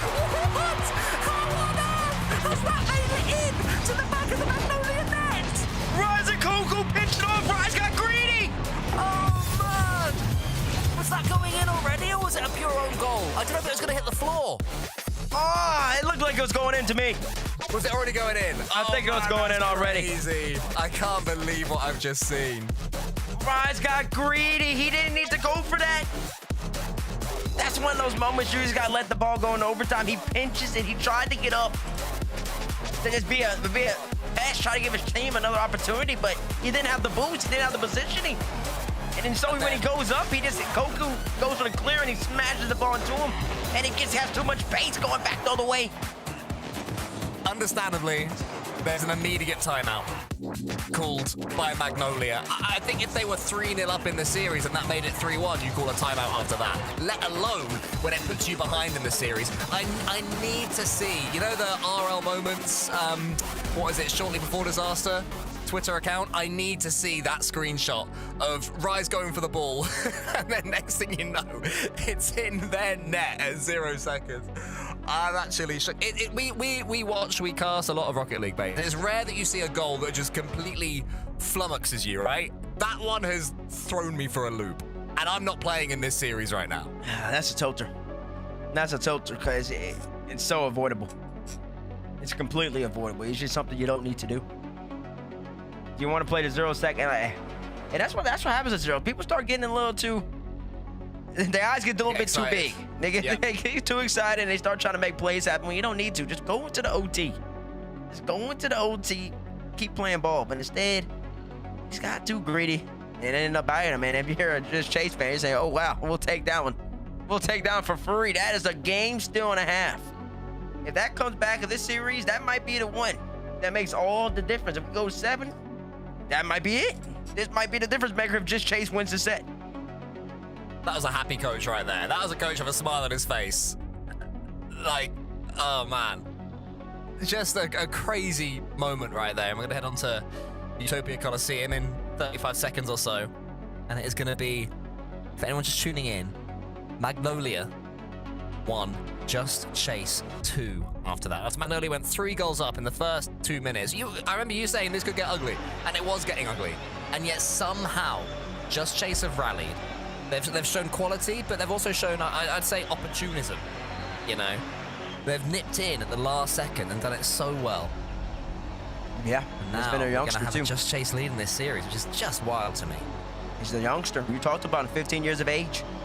2 big plays, the OT play in game number 2 where he flicks by and then trips up Eugen, forces to the back wall. Big play here when they're down 2-1 on DFH. 2 demos and a bump. Took out the whole entire Magnolia back line by himself. Oh, that was brilliant, yeah. All by himself.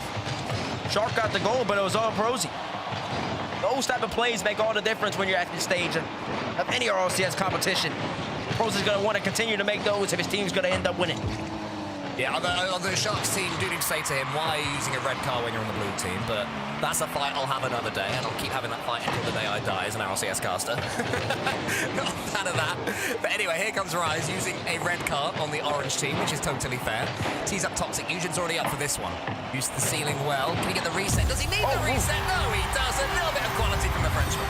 And I was going to say. He's been kind of quiet. We haven't said his name too much. This type of plays that Eugen hit the scene with last year. Off the ceiling, pitch right to the backboard. A quick 3 touches, and he's through.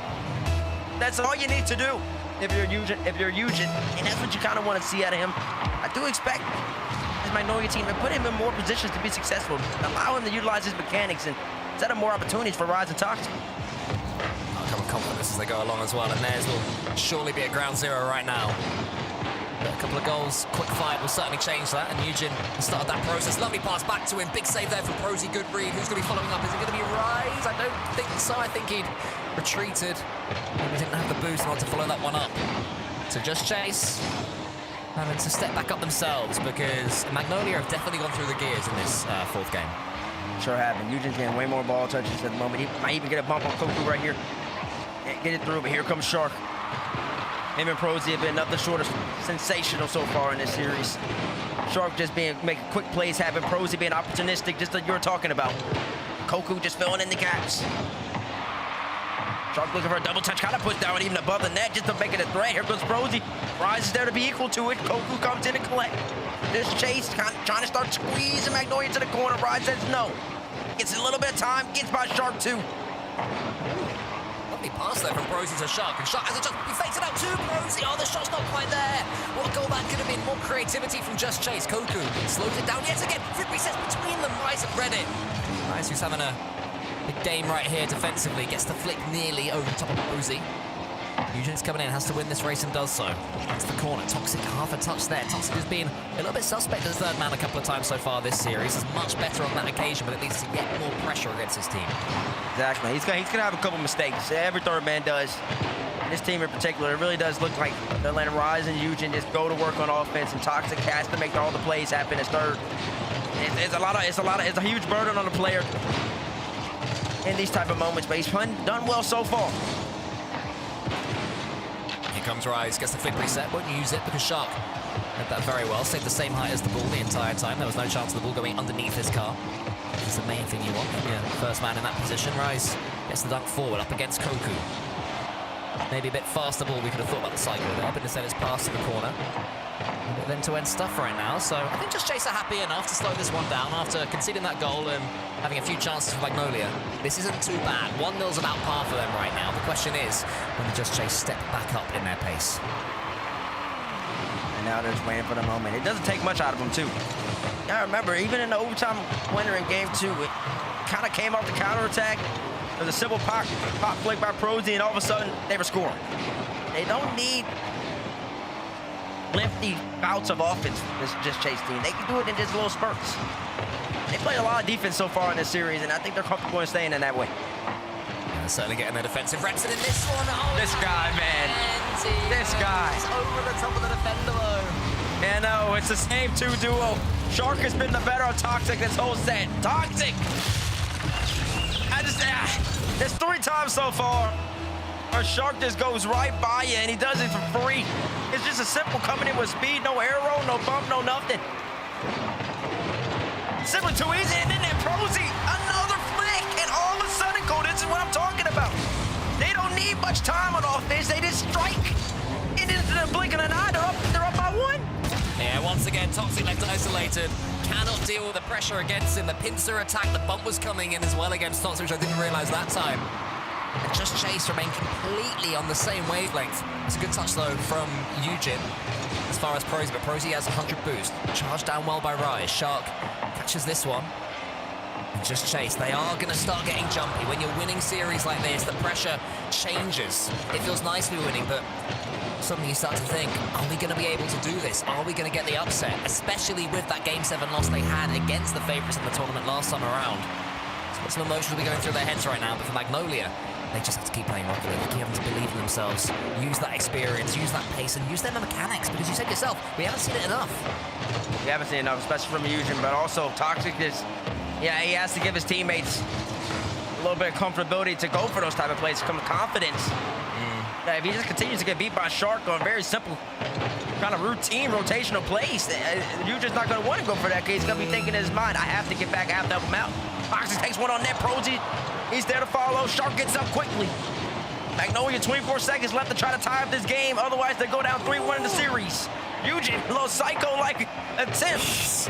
That is a scary one. No boost, slow ball just over your goal. It's everything you don't want to do, and you can tell that it has left them in dire straits. Rosie comes in another simple finish, and that will surely be Just Chase going within a game of making it through to the last chance semi-finals. Eugen with the poor clear, goes right to Frozy. He says, don't mind if I do yet again. Easy goal for the youngster. 2 so far in game 4. Magnolia tried to pull off a fake kickoff right here. Eugen, it's a reset. Nobody's up just yet. Rise comes in, blocked out by Shark. 2 seconds left, and this game is all over. Just Chase, match point. 3 straight games for them, even coming off of the Magnolia timeout. It just simply isn't enough.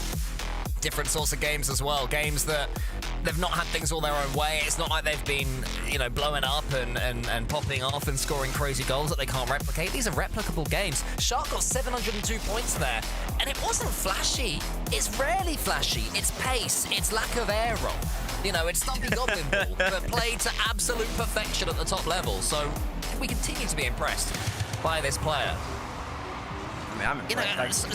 So often, like, players, when they burst into the scene, it's because they're doing max and scoring cool goals, and that's great, right? But I do like when you see someone who knows when not even to dodge into the ball, because the double jump is enough for the shot into the top corner, you know? And that's what Shark's showing me.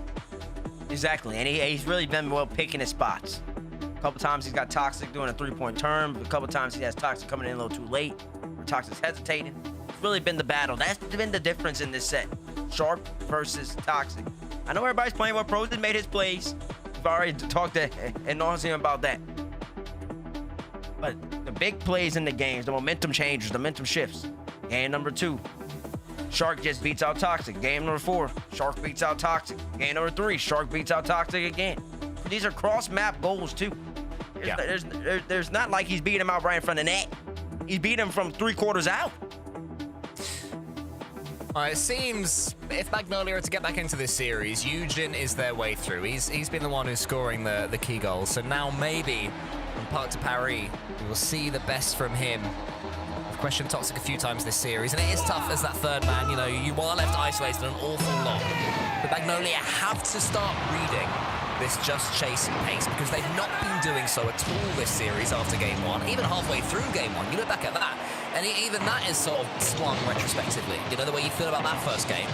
Suddenly they're holding on rather than comfortable. So Magnolia, they do have a chance here. They're definitely in this series, but we have to see them start performing base, and they haven't been for a few games now. That's correct.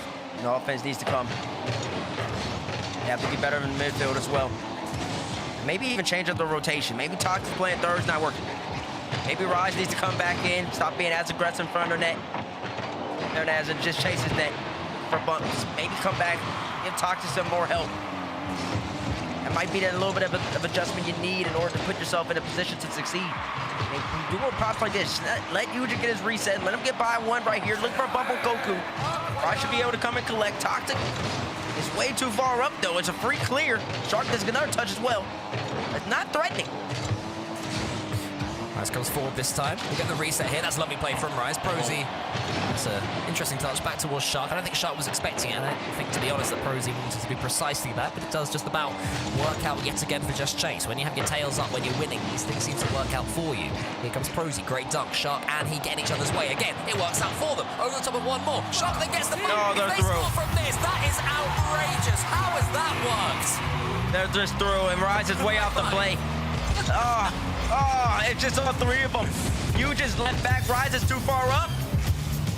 He has so much faith in his teammates, but he didn't realize that all 3 from Just Chase. They say, you can go take our corner boost. We're pushing. It's 3v2 on the other end of the field.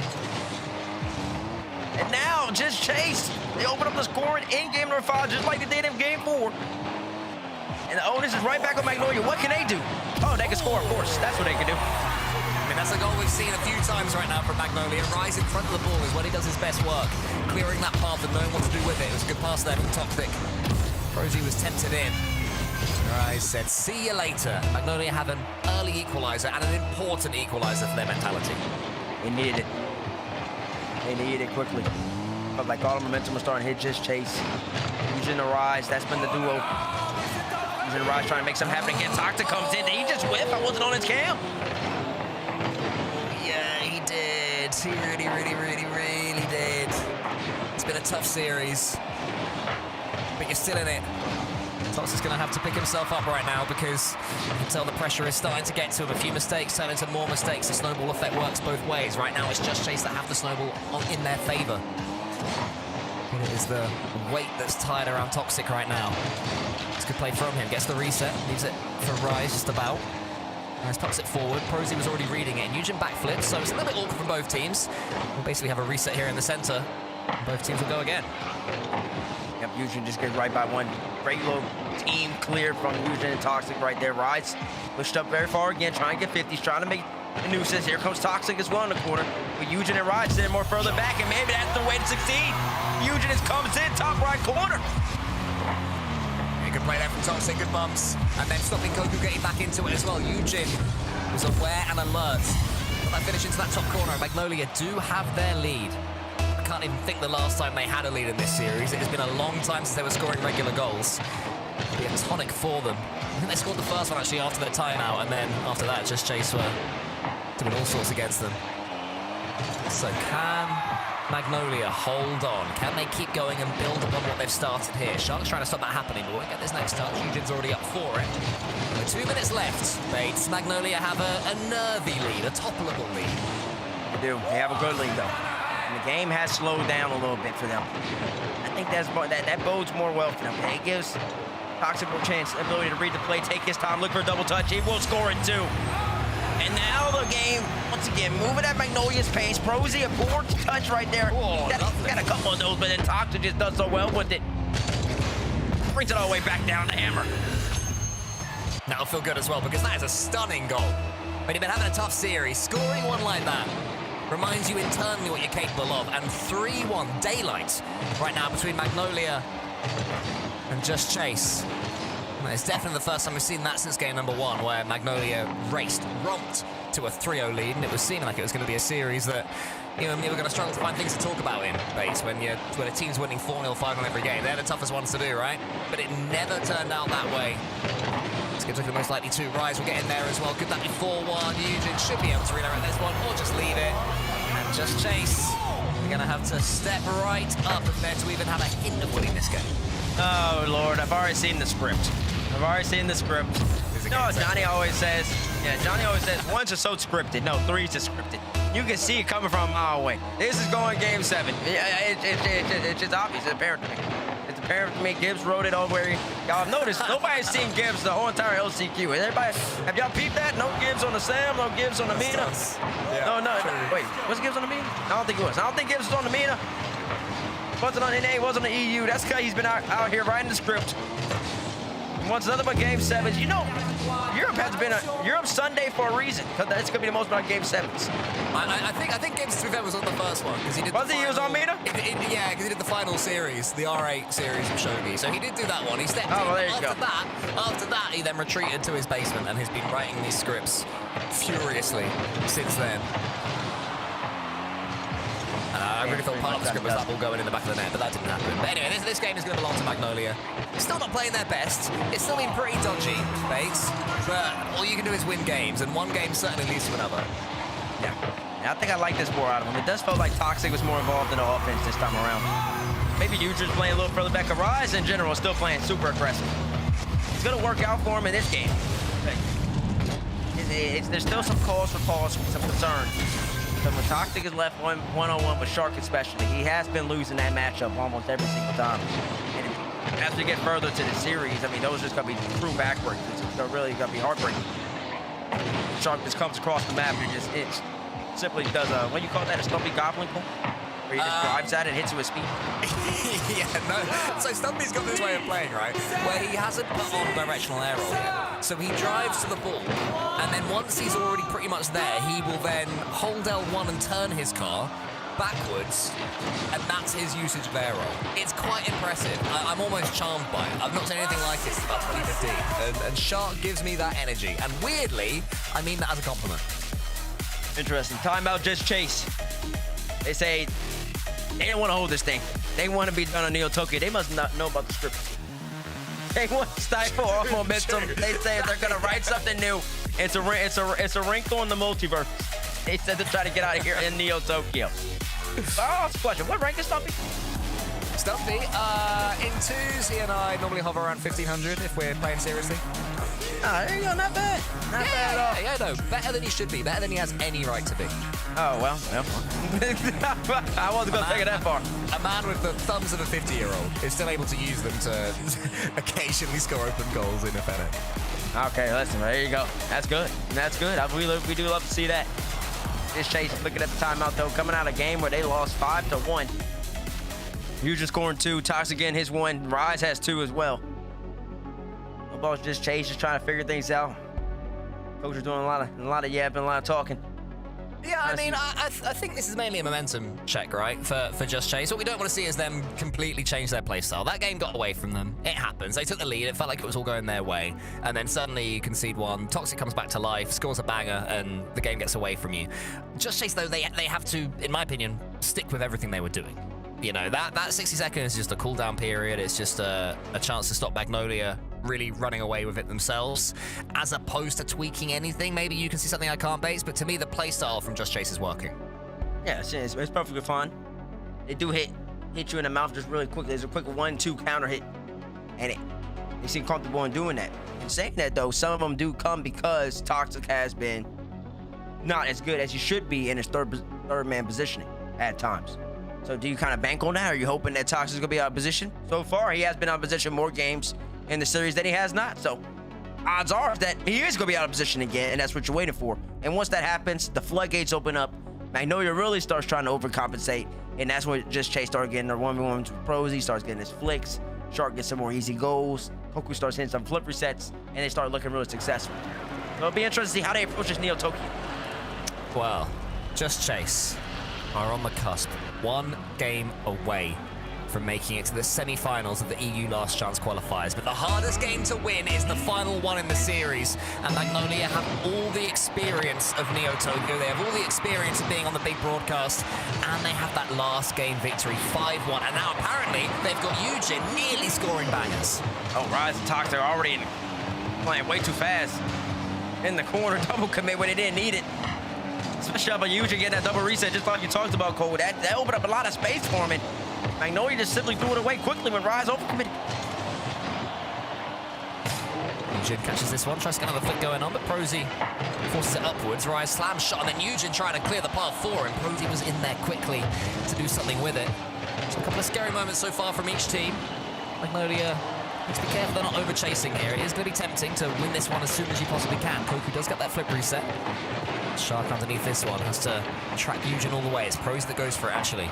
Prosy dunks it downwards, and then there was Shark. Here he comes. Recently qualified for the Esports Nations Cup with Ireland, but if he can make it to the World Championships, that would be even larger achievement by an order of magnitude.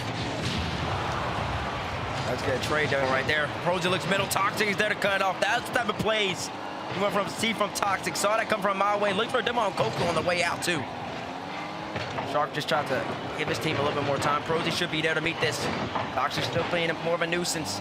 So far, honestly, he's playing much more aggressively on Neo Tokyo than he has the whole entire series. Rise being a little further back than he normally plays.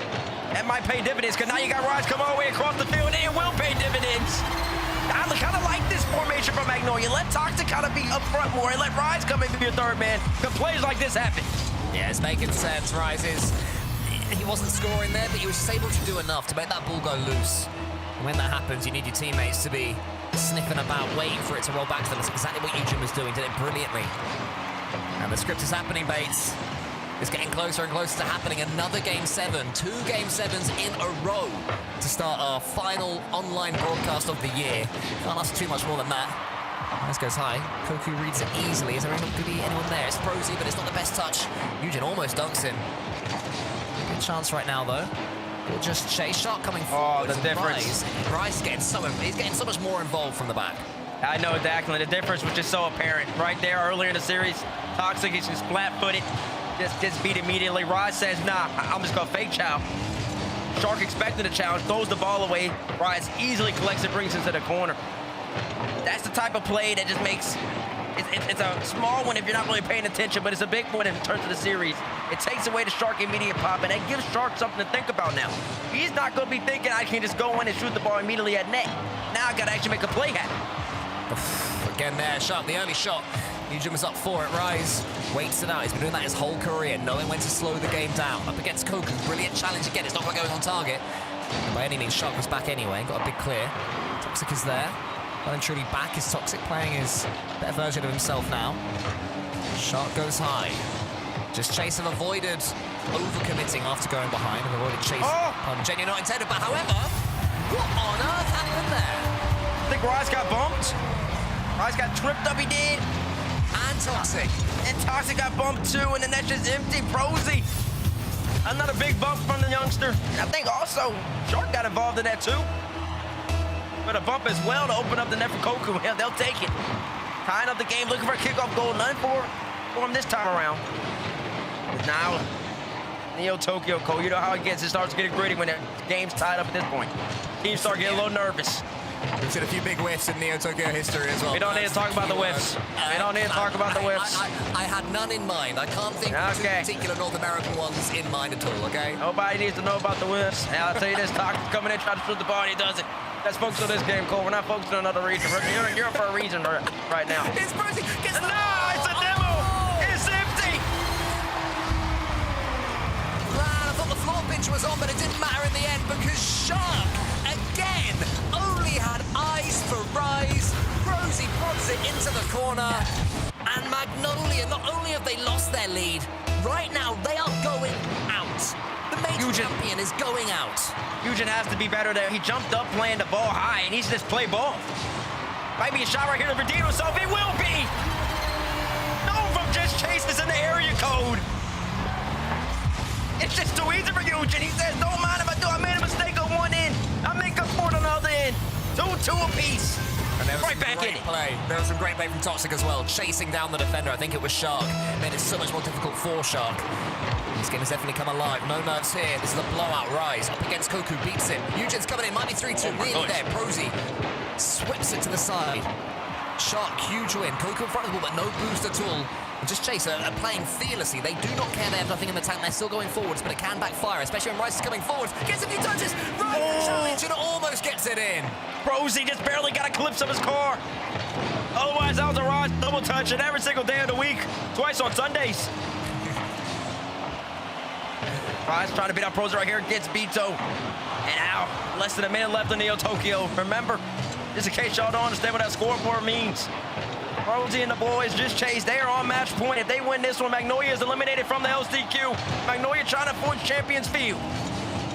Koku's in here, but Toxic's going to beat him to it. Eugen catches, sends it on its way. Toxic waits, but Shark's going to be the only player to get this ball towards Rise. Rise trying to cause some damage up top now. He's been more defensive this game, but it's going to be Eugen in the end that it falls to. Good defending once again from Just Chase. Toxic with the catch. Wants to turn it into a reset. Instead, prods it forward. Gets the reset eventually and tries to slam it backwards. Rise wasn't expecting it, and Eugen had to be alert there with 15 left. Just Prosy with boost at the moment. Koku's pushing up. And it does enough with it, too. Just forces the ball back into the corner. That should give his team some time. Here comes Shark. He's the only one boosting his team, so no real threat at the moment. Prosy stays with it, though, just to put one on net. He really just wants overtime, and he'll get overtime. Game 6 right here, Cole. Magnolia, do they have it in them? Rise, Toxic, and Eugen, huge names in the Rocket League world. They are staring down the barrel. They have to get this next goal to stay alive. Shark slows it down alongside Prosy, just 15 years old, don't forget. Koku's coming in. He wants to angle this one around the corner. Gets a touch that I don't think Shark wanted, and that attack will go to nothing. Here we go. Rise with space with boost. Gets by one. Can he get by two? No, he can't. Prosy. Another save for the youngster. Toxic, poor touch. Koku's coming in quickly. Toxic, no, it's a goal for Shark. It's Chase. They come out victorious on Neo Tokyo. And that will be that for Magnolia. That is the end of their season, but Just Chase show us what they are capable of and then some. Koku, Prosy, and Shark. Between them, one RLCS top 16. And yet here they are in the semi-finals of the winner-takes-all tournament to make the World Championships in the year 2026, T-Bates. This is what the Last Chance Qualifier is all about. And these three players have fought for each other this entire series. They sure have. And they've relied on each other. They know the plays are going to happen. We talked about it before the match. Toxic, he's made a couple mistakes in the series. And the odds are that he's going to make another mistake. And in the biggest moment, for the game-winning play, Toxic throws the ball off his own corner. We're going to see it in the highlights. It's something you just don't want to see either. It's inexcusable. He just gives the ball away to go. Fills it. Future can't get back in time. The Rocket League goes on. Come back. We're still in shock here. We'll see you in a few minutes. Okay, the plumber's fixing that burst pipe. We should be all set. Good thing you're protected 24/7 with your home and auto bundle from Progressive. Oh, I'm sorry. I'm just trying to figure out the right caption to post about this. Maybe something like, I have protection, just need a lifeguard. What about that emoji with a shocked face? Or maybe flooded with emotion. That's too much. Try Tuesdays are cray. You know, technically, you don't have to post everything that happens online. I totally believe you. Life is meaningless without affirmation, am I right?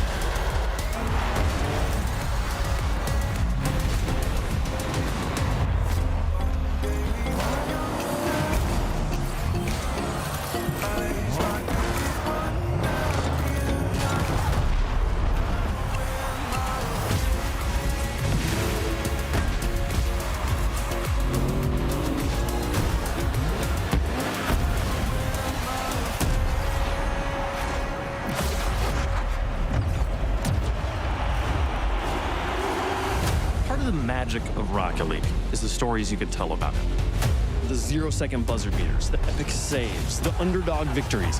It's all there. As we return to this legendary arena, we'll witness Rocket League's story unfold together. Who will hang their team's banners in the rafters of Champions Field? It's time to find out.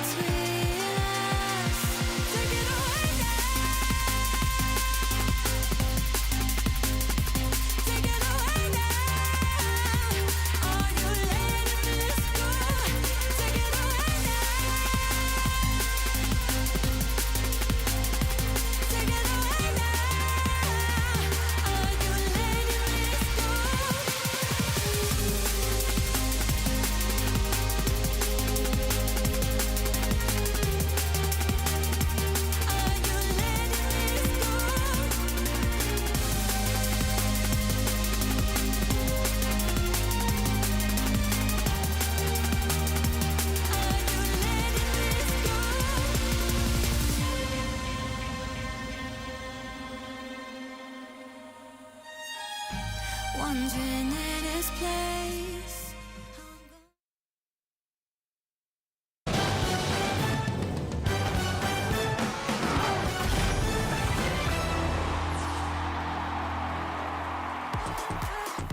The fireworks continue to go off for the European Last Chance qualifier. We started off with a Game 7 banger, and then we get an upset. Magnolia, favorites on the desk in the pre-show, knocked out in round number 1.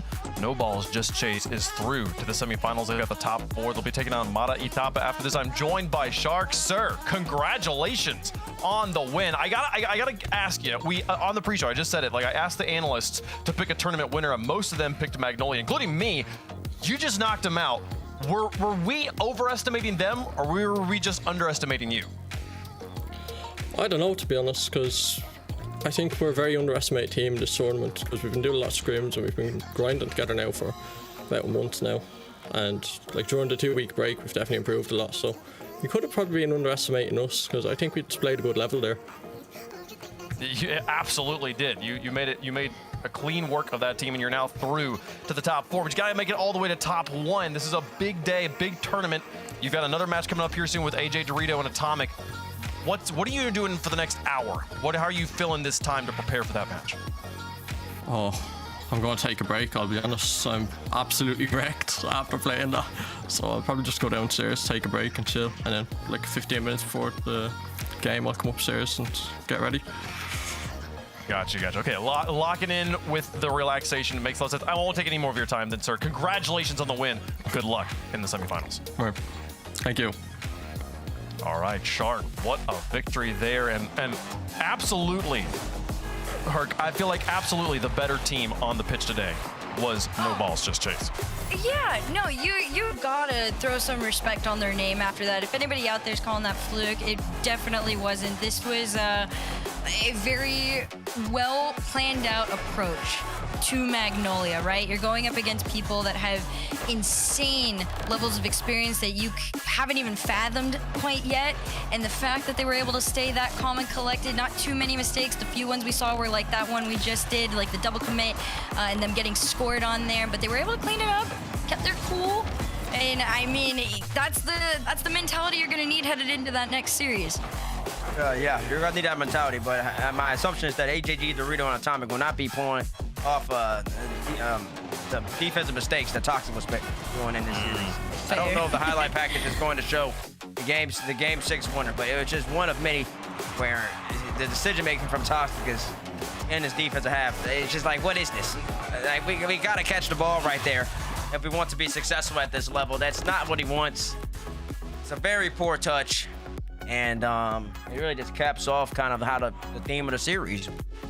Toxic last back, he makes a mistake, and No Balls Just Chase capitalizes on top of them also making a couple big plays throughout the whole entire series. So, GG.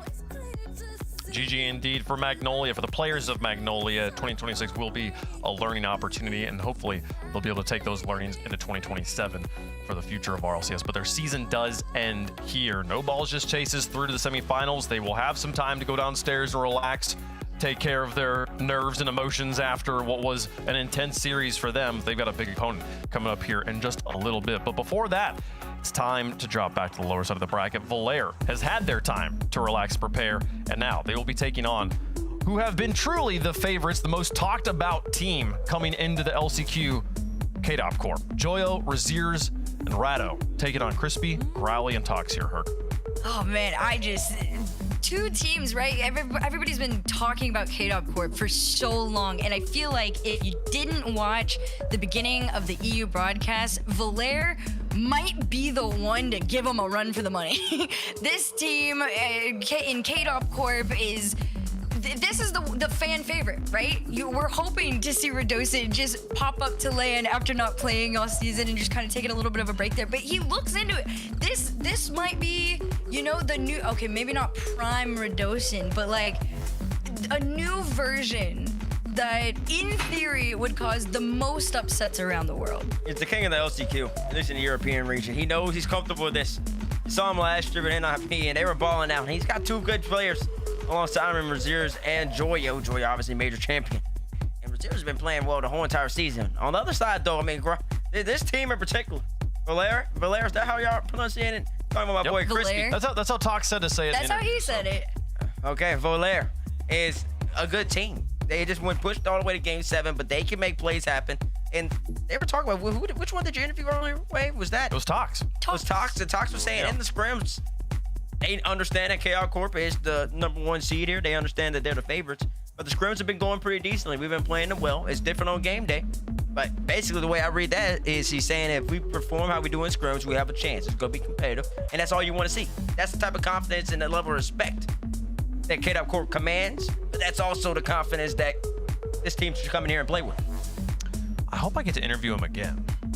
If you were to win, I don't know if Talks will be the player we'll get to interview, but I wish I had asked him. I forgot to ask him. I want to know what's written on his monitor here. He's got some mantra as his background there. You can see just like the left-hand words of it. I would love to know what that mantra is there.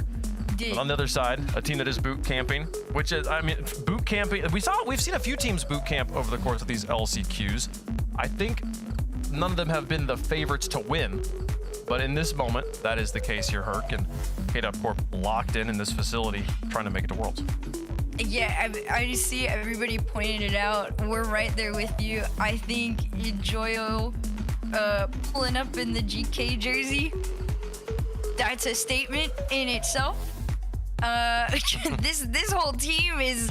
Everybody's here for a different reason, whether, it's like chip on your shoulder, there's some story behind everything. And that's usually the setup for a fan favorite to make it all the way through. Like you said, they're everybody's,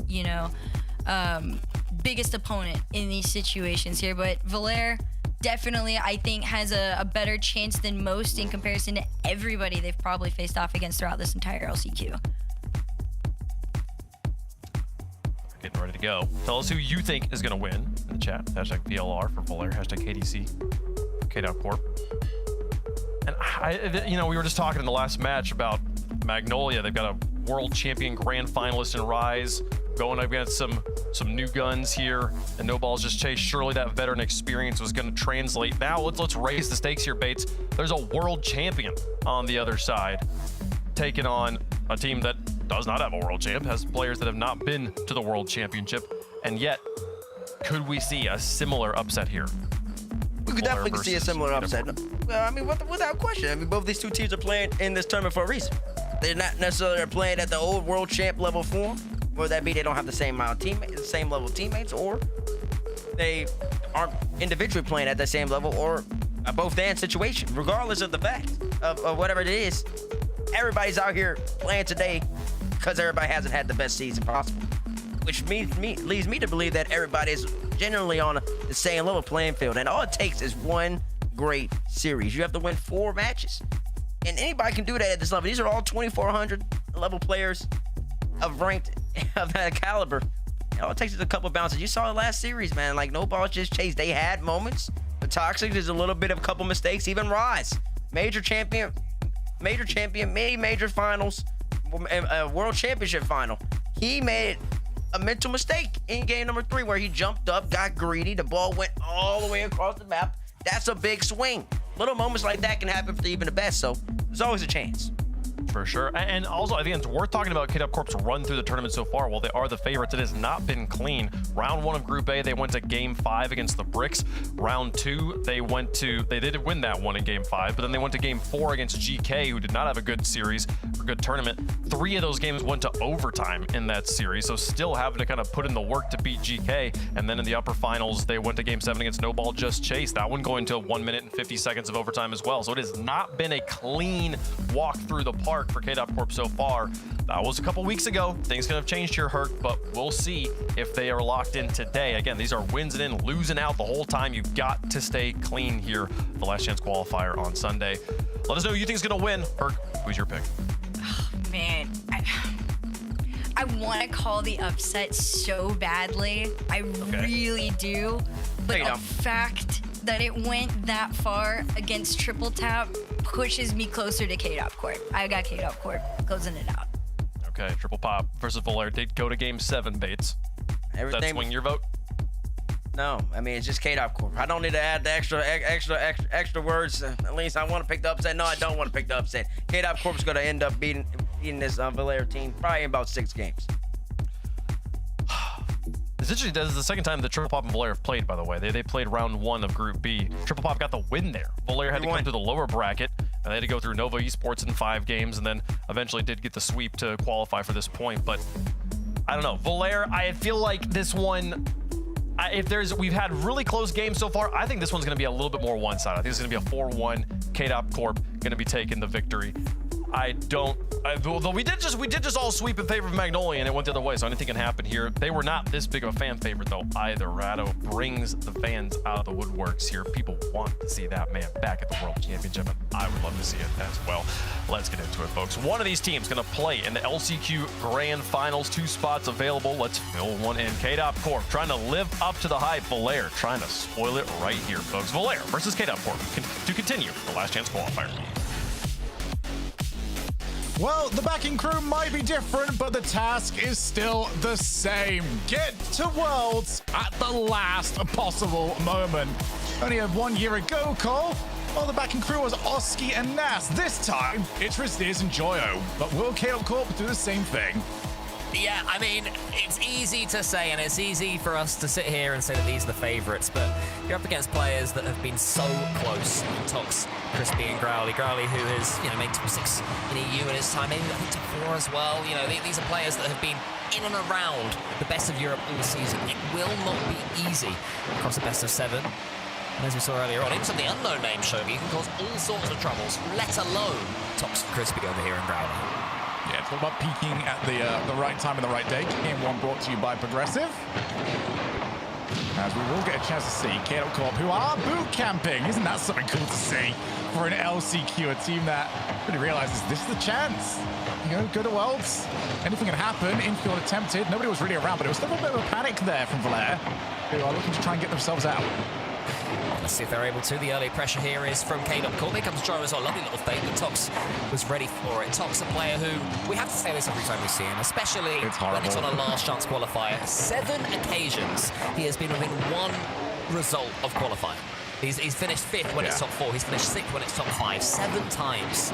And he's never made a major or a Worlds. The harshest bit about that is the one time he would have done, it was cancelled because of a global pandemic. But this is certainly not the start he would have wanted at all. They're already down by 1, and it has been all KDOP Corp since the kickoff. Yeah, they've been dominating. Finally, it's happened. Scored by Rlcs. Looking pretty simple for them so far. I mean, in our last series, it was won by a team, but at this point, we're 3-0 down in the game. So, because the team started dominating, it won't mean they continue to do so across the best of 7. There's so much that can change, so much can be adapted. Players of this quality. Rlcs comes forwards, though. It's good to see him in a lobby. Such an entertaining player, and Joyo as well. Things went wrong for GK in the end, but they had their moments throughout the season, as did Joyo himself. Yeah, Joe might be just sort of saying, look, it's not me, it's the team name, okay? I'm going to get away from that. I'm over with KDOP Corp. And then we're going to be just fine as we see his first time shot. Oh, Joe almost found a way on the half flip to just turn that one in. Well, that's a self-challenge. KDOP Corp can't look too confident. You can't convince us too much here, lads.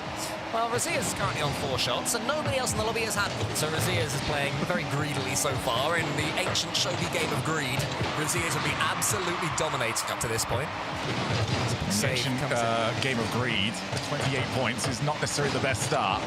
You can find out who I'm talking about because you've got Rado and Tox. Been very much, 3 players are sharing the ball, and this is one of them. Joyo trains the path of Crispy. Crispy can't do too much of it. In comes Radosin. Can he get himself involved here? The player who qualified last time around, as you mentioned at the top of this cast. Into the pyjamas back there. Unsigned with his own sort of unsigned team, KDOP Corp. They're the one that are associated with Radosin. Tries to get that one forwards. Radosin does go forwards. A dangerous player, such a curial player is Radosin. He sends it high. Crispy's already there for it. Crispy's who's been in and around the top 6 in NA all season. Now trying to be the 6th player, the 6th team in Europe instead. A couple of bomb attempts, and that now puts them in all sorts of trouble. Nice job, just to call for a bit of help. Oh my goodness! Joyo with a beauty of a goal. He's always had it in him. He's always had those sparkling moments as Joyo, but that one is one of the tighter angles you're going to see across the day. Huge finish from him. and it's no more than his team deserve. K-Dot Corp have dominated so far in the opener. It's one of those ones as a defender, you look and just go, no way. You don't have that angle. I'm waiting for it to bounce off the backboard, and oh dearie me. Up goes Rado. Reset gauge. You have to go and challenge him. Here comes Raziz. It is all K-Dot Corp at the moment. There's Joyo on the way back. Cuts rotation. Nobody in the corner. A couple of demos. Up goes Rado. Fakes the challenge. Rowley does well to spot it though. 90 seconds to really put anything together, as that was risky, and it worked out quite nicely. Yeah, so far they've not laid a glove, Valare, but it can happen quick. One goal and suddenly you're right back in it. Especially with all the struts that teams have from kickoffs now as well, as Tox tries to take out the K-Dot Corp player. Redosin into the center. This is waiting underneath this one. Does get an all-important touch, so Growley can go high. Valare trying to increase the pace somewhat, and that demo might change it as well. Again, he's on his own backboard, but at least for Valare, they've managed to get the ball to the K-Dot Corp backboard, which I guess would be step one. Step two is defending this. They're not able to do that one, and that's going to be 3-0. Yeah, Tox completely plays the shot that could happen, and unfortunately doesn't enjoy a lovely fake. They are playing so clean at the moment, and as you mentioned from the last series, yes, it did look dominant in game number 1. I can't necessarily take that as an example of, okay, yeah, Valare have got a good chance of this, because right now they look a distant second. This has not been a good opening game to the series at all from Valare. K-Dot Corp did everything asked of them. They've shown a little bit of magic sprinkled in among the team plays. And this player here, the young Englishman Joyo, has been at the heart of that magic. A German, a Frenchman, and an Englishman teaming up. It's an interesting dynamic. Here is Joyo. So this one sends it forward. Wouldn't mind a fourth goal. Would always be nice. This is, I think both teams are quite content to see this one trickle away and for it to be 1-0 to K-Dot Corp. Well, Tox got a chance to turn for this. So at least something just by loitering around, taking the 50. And it's surely too far away, and Raziz will maybe be thinking to himself, why did I try for the outplay? I'm just sort of giving that one away as a golf tee. Yeah, nice challenge as well from Crispy to get that one to him. 19 seconds left. It's incredibly unlikely we'll see anything here lead from that goal, unless we see an almighty couple of kickoff goals here. Joyo's already gone to the ceiling there. I've got anything underneath Joyo, he might be in here, but not going to happen. So that'll almost certainly be game on. And I said, I did say almost. I made You just said not going to happen. That was a big not going to happen that came out of your mouth. Almost certainly not going to happen. But now I'll swing it to probably. Okay, I'll take it. Well, we'll see what the kickoff is, because they did have a couple of kickoff plays earlier. Although that's not quite worked. Joyo does a good job of just committing to the going through the ball. Still a little bit of time. Reset gained, and yeah, cool. I like the mechanics. I don't necessarily like much else about that. Yeah, that was definitely a, hey, look, I can get my wheels on the bottom of the ball here. How cool am I? Yeah, not really what you want for a reset there and slam the ball down. It was a great jump shot move. Less so keeping the ball up because you've got 0 seconds to score an equaliser. But anyway, Valare get themselves a couple of goals, get themselves into the conversation. It was very clearly, though, K-Dot Corp's opening game, but maybe 1 or 2 question marks raised by the end of that one, because K-Dot Corp did concede a couple of silly ones. Yeah, they didn't really need to be doing that. That second one, especially, I thought was so unnecessary from Raziz to go low on that ball. Just take the 50. But maybe a bit of positive tilt. You do get that on occasion. We'll see going into game number 2. It's just beautiful to see on the second time around as well. But this is also not different from Valare at all. Like, they were pretty poor in game 1 in the quarterfinals, and that's when they started to figure themselves out, started to spot some of the weaknesses. We'll see if those weaknesses still apply when we're back to 0-0, or if not, K-Dot Corp was, on coast mode because they thought they were so far up. Yeah, you don't want to be giving away too many game 1s in a tournament like this, but apparently Valare are able to do so and carry on going. K-Dot Corp incredibly comfortable, working well together as well. You can almost feel the fact that, Joyo has made huge, unlikely comebacks to make it into majors with GK, of course, last season, and Redosin, who made it in the last chance qualifier himself, so they're used to these situations. They've got all the experience, and they're up against players, as we mentioned, Shogi, who are used to falling at the final hurdle. And I do think that will have an effect on their mindsets going forwards. This will feel comfortable, even taking away that first game for K-Dot Corp, in a way that it won't and probably never will for Valare. Okay, counterpoint. This is not the final hurdle. So that's true, the penultimate hurdle. So surely that means Valari are the favorites because they have to make it to the final hurdle. When you Rocket put it League like that. maths. Yeah, I like it. Okay, I'm intrigued. I don't know what I think, but you've made me change my thoughts in some capacity. So let's see what happens I'll going take forward that. in game 2. Well, it's not necessarily the best touch to get that going. Radosin on the cut. It's all against one, and that one is Tox, who sends the face. Resist. I don't actually like that touch. I really don't like that touch. As Tox is aiming for his teammates. We'll keep on going there. It does remain 0-0. Crispy trying to keep this attack going. Good pace there from Tox. Gets the shot away. Razias is able to get the catch, but it's a much better start right here from Valare, assuming that Crispy doesn't get dunked in, which he doesn't. So the pressure will go back towards Carmine Cook. It's hard, isn't it? Yeah, I know. It's the first. I just saw that KC in the corner of my eye, and there's only one thing I'm thinking there. Well, slow down here from Joy. I wanted to try and get the 50 back into the midfield. Yeah, thankfully, the other KC are not playing. We've already had that issue once this season. Not fun whatsoever. Well, maybe for everybody that was casting it. Watching it, I'm sure was unbelievably good fun. All we needed would be Tox and Toxic in that same lobby. But anyway, it was Tox involved, and it's Growly that gets the lead of Valare. It's now 3 in a row here for Valare. This is why you don't want to let off towards the end of that game, even if you're up by 3. This is a team that finds momentum, they find goals. And you'd argue that, at the end of the tournament, you won't remember very many of Valare's goals. They don't care. They've still scored them as Resist trying to get there first, and he's there by a good distance. Well, that stops the run right there for K.Corp. Huge win for Radosin. Round the corner, huge power. Such a heavy hitter of the ball. Swings his car at it. Razias had the pace to beat his opponent as well. So just like that, just when it seems that Valare are going to be able to take a few lumps out of K.Corp, K.Corp comes straight back and win the subsequent kickoff as well. Radosin up against Growly. Growly wins it. There's a boost to go toe-to-toe with Joy. Crispy's there finding Growly again, but that boost didn't spawn, so Growly can't do too much. Just get the shot away, but it's going to be simple right there for K.Corp. Despite conceding straight away after, it's a better second game for Valare. Oh, by a considerable distance. They looked second best in a very worrying way for our opening 4 minutes.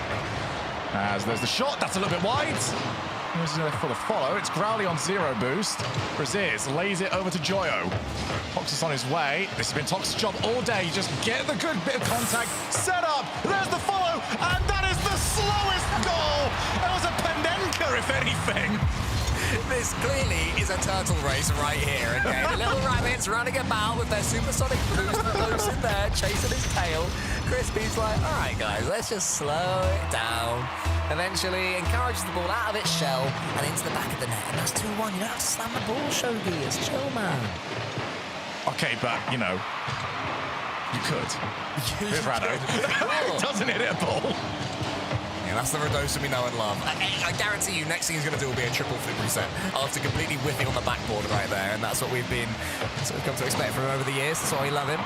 Listen, the main broadcast was not prepared for a day that had both OCE and Radosin on the same channel. One day, Radosin will play for OCE, like Jory Oh my did, goodness. and it will break the internet in some way that I can't predict now. OCE, major victory right there. Crispy on the way up. Growly's going to leave it fake, as Radosin doesn't read that. Instead, just goes straight for the ball. Walks up against Rado. In comes Razid. He's unchallenged. Was the backboard. Just doesn't get very good contact. Razias also had to do a half flip there that kept Radosin grounded as well, and that's their top point source of jump. That came from the midfield. That came from Radosin not being able to jump because his teammate was half flipping over him. Then one lost 50-50 later, and the defensive dynamics completely gone. I do want to point out, Resistance again just jumped up and gone, I can get a flip reset. Nice. Okay, great. We saw that last game where he got dunked. He's done it there. I'm assuming for the recovery, so he can get the block, use it to flip back down, wave dash, and then continue. The problem with all of that stuff that you planned afterwards is you weren't there. You are, however, there for this one. We've just got goal after goal after goal. Yeah, and they're not brilliant goals either. I mean, Growly completely misses this one, so 3-2. One way or another, it's 3-2 in game 2. And Valare have the lead. And tune back in now. Reset. Yeah, I can't believe we're trying to do the mental reset for the players. Exactly, that's what they need. Can we start calling the timeouts as well, do we? Well, I like that. I reckon both teams call it before game 7. They both say it. It's like, no, it's my timeout, it's mine. True. Rowley, he's got that one long. Rado's awkward here. Goes under him. Just over a minute left here, Cole. 1 goal between them. A decent shot there from Growley again. And Tox helps it on its way. He was going for the bump. It'll take the goal, I'm sure. Yeah, 2 goals between them is what I was actually trying to say. This is from Tox. Oh my goodness. Who is it? What is that? Oh, that's so much more going on than I realised. I thought he just dodged into it. But he got a needless reset amount. Actually, a needless amount going on with that goal, considering most of it was just it was hit on target and the goalkeeper's not getting into it. Shogun, we have Radosin in the lobby. Are you surprised that it's become this chaotic by game 2? No, I'm not. Another one goes in. It's yeah. Okay, we've got another goal. This is back one. Okay, this time actually it is Rado getting a demo, so a bit of disruption play to at least get that one going. Look for the positives. Don't you giggle, all right? I'm trying to think of what's going to happen in the next 57 seconds because in this game, that's a lot of game time. No, we cannot. Nothing we'll say will come to be. See, huge pitch, round the corner. Why not? Rosias almost gets pumped straight away after. Cole, the Aztec calendar is more likely to be correct than you are predicting the next 20 seconds. Well, let's find out. Tox here. Is he going to be able to get to this one? Radosin bounces almost over Tox. Crispy wisely saves his boost and goes forward. Tox, lovely ceiling reset attempt. Why does Rosias reset every 50? It's like the 3rd time. Because it's cool. It makes the cool noise.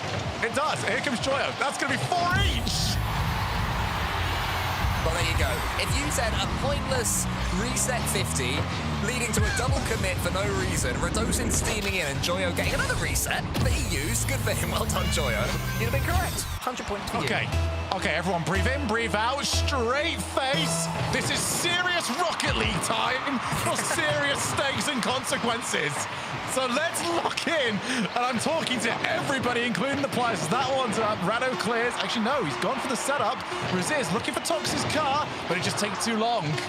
I mean, if ever I've seen a game that's going to end with a comedy own goal, this is that game. So let's wait and see. Will it be 0 seconds or will it be 18 minutes into overtime? It looks like it's going to be the latter. So buckle up, everybody. It's going to be a crazy one. A couple of kickoff plays, and they tried for another one. Infield pass over to the invisible man. Nobody available. Growley straight to Tox. Very delayed on these challenges, and it's in.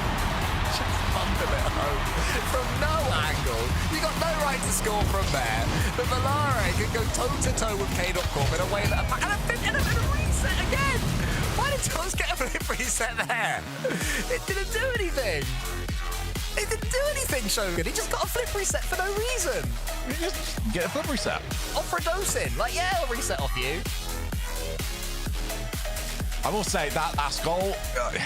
why is nobody challenging K.Corp? There was so many shadows and fake challenges, and Tox just didn't care.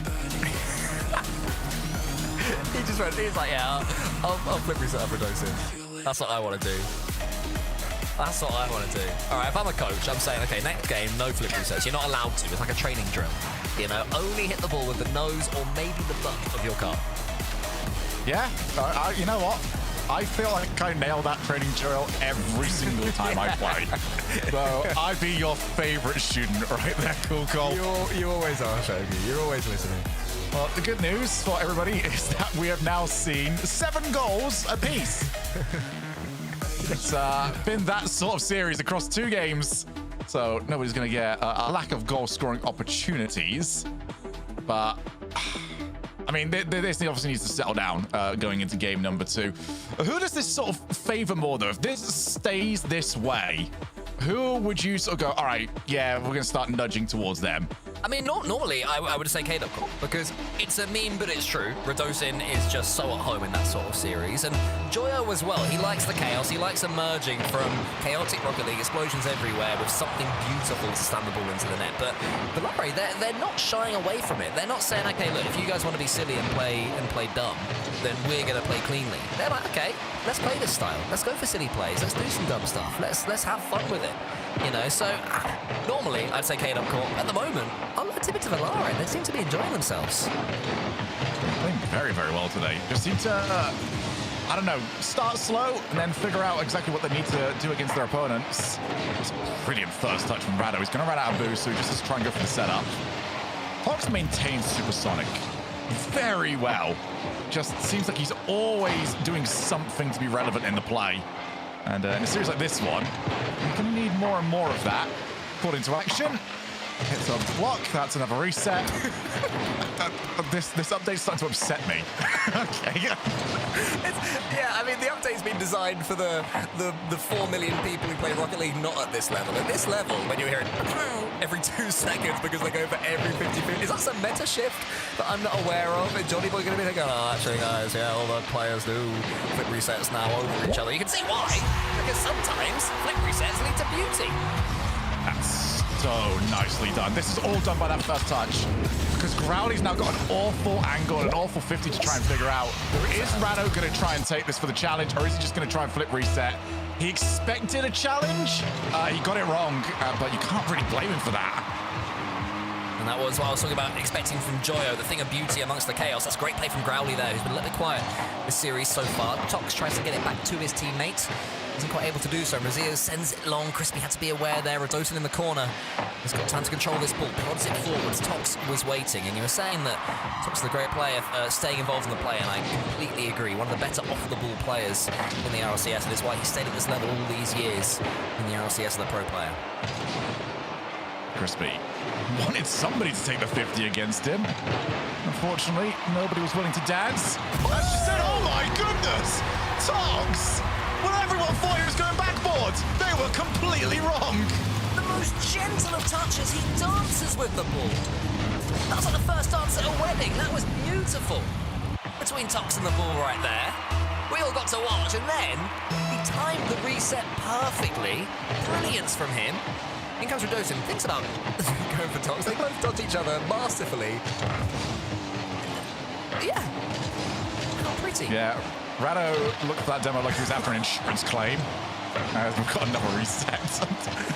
I think I found Cole's giggle trigger at this point. Just get random resets. It's just, yeah, exactly. I just, every time I see one, I'm like, why have they gone for one there? Oh, why have they gone for one there? But it's fun though, I like it. Everyone, this is how you play right. Try and reset everything. No, ignore Cole. Do not listen to Cool Cole right now. Use the Dominus.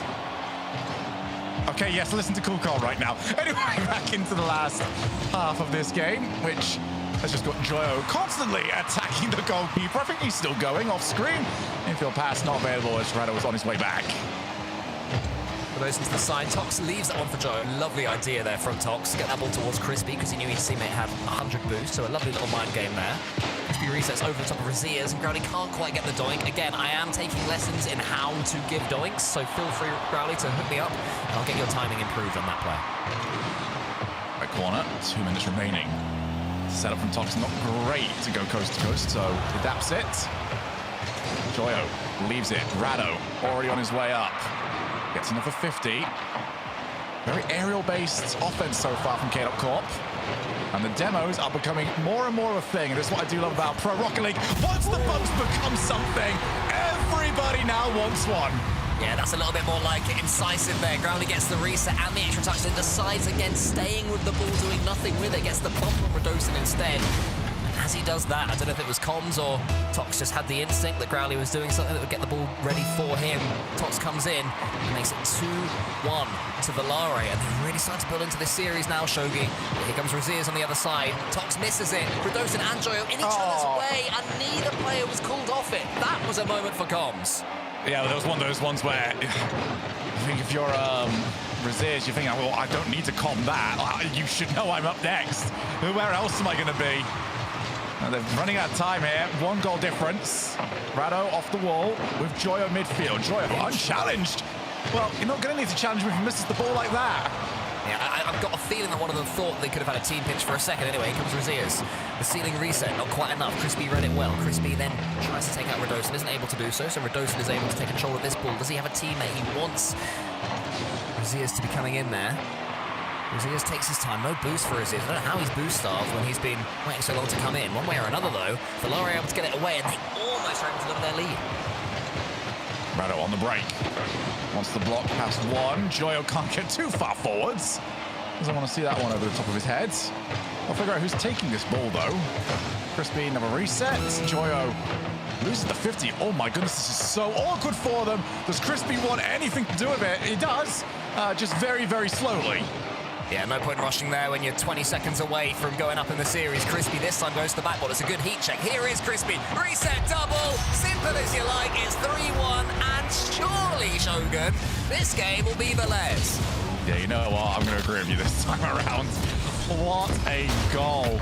Valor, their offense, they make it count whenever they've got an opportunity. And I said earlier on that they're going to, score some goals. I'm not necessarily going to remember that many of them. I take it back, especially after that Tops goal earlier on. Definitely remembering that one.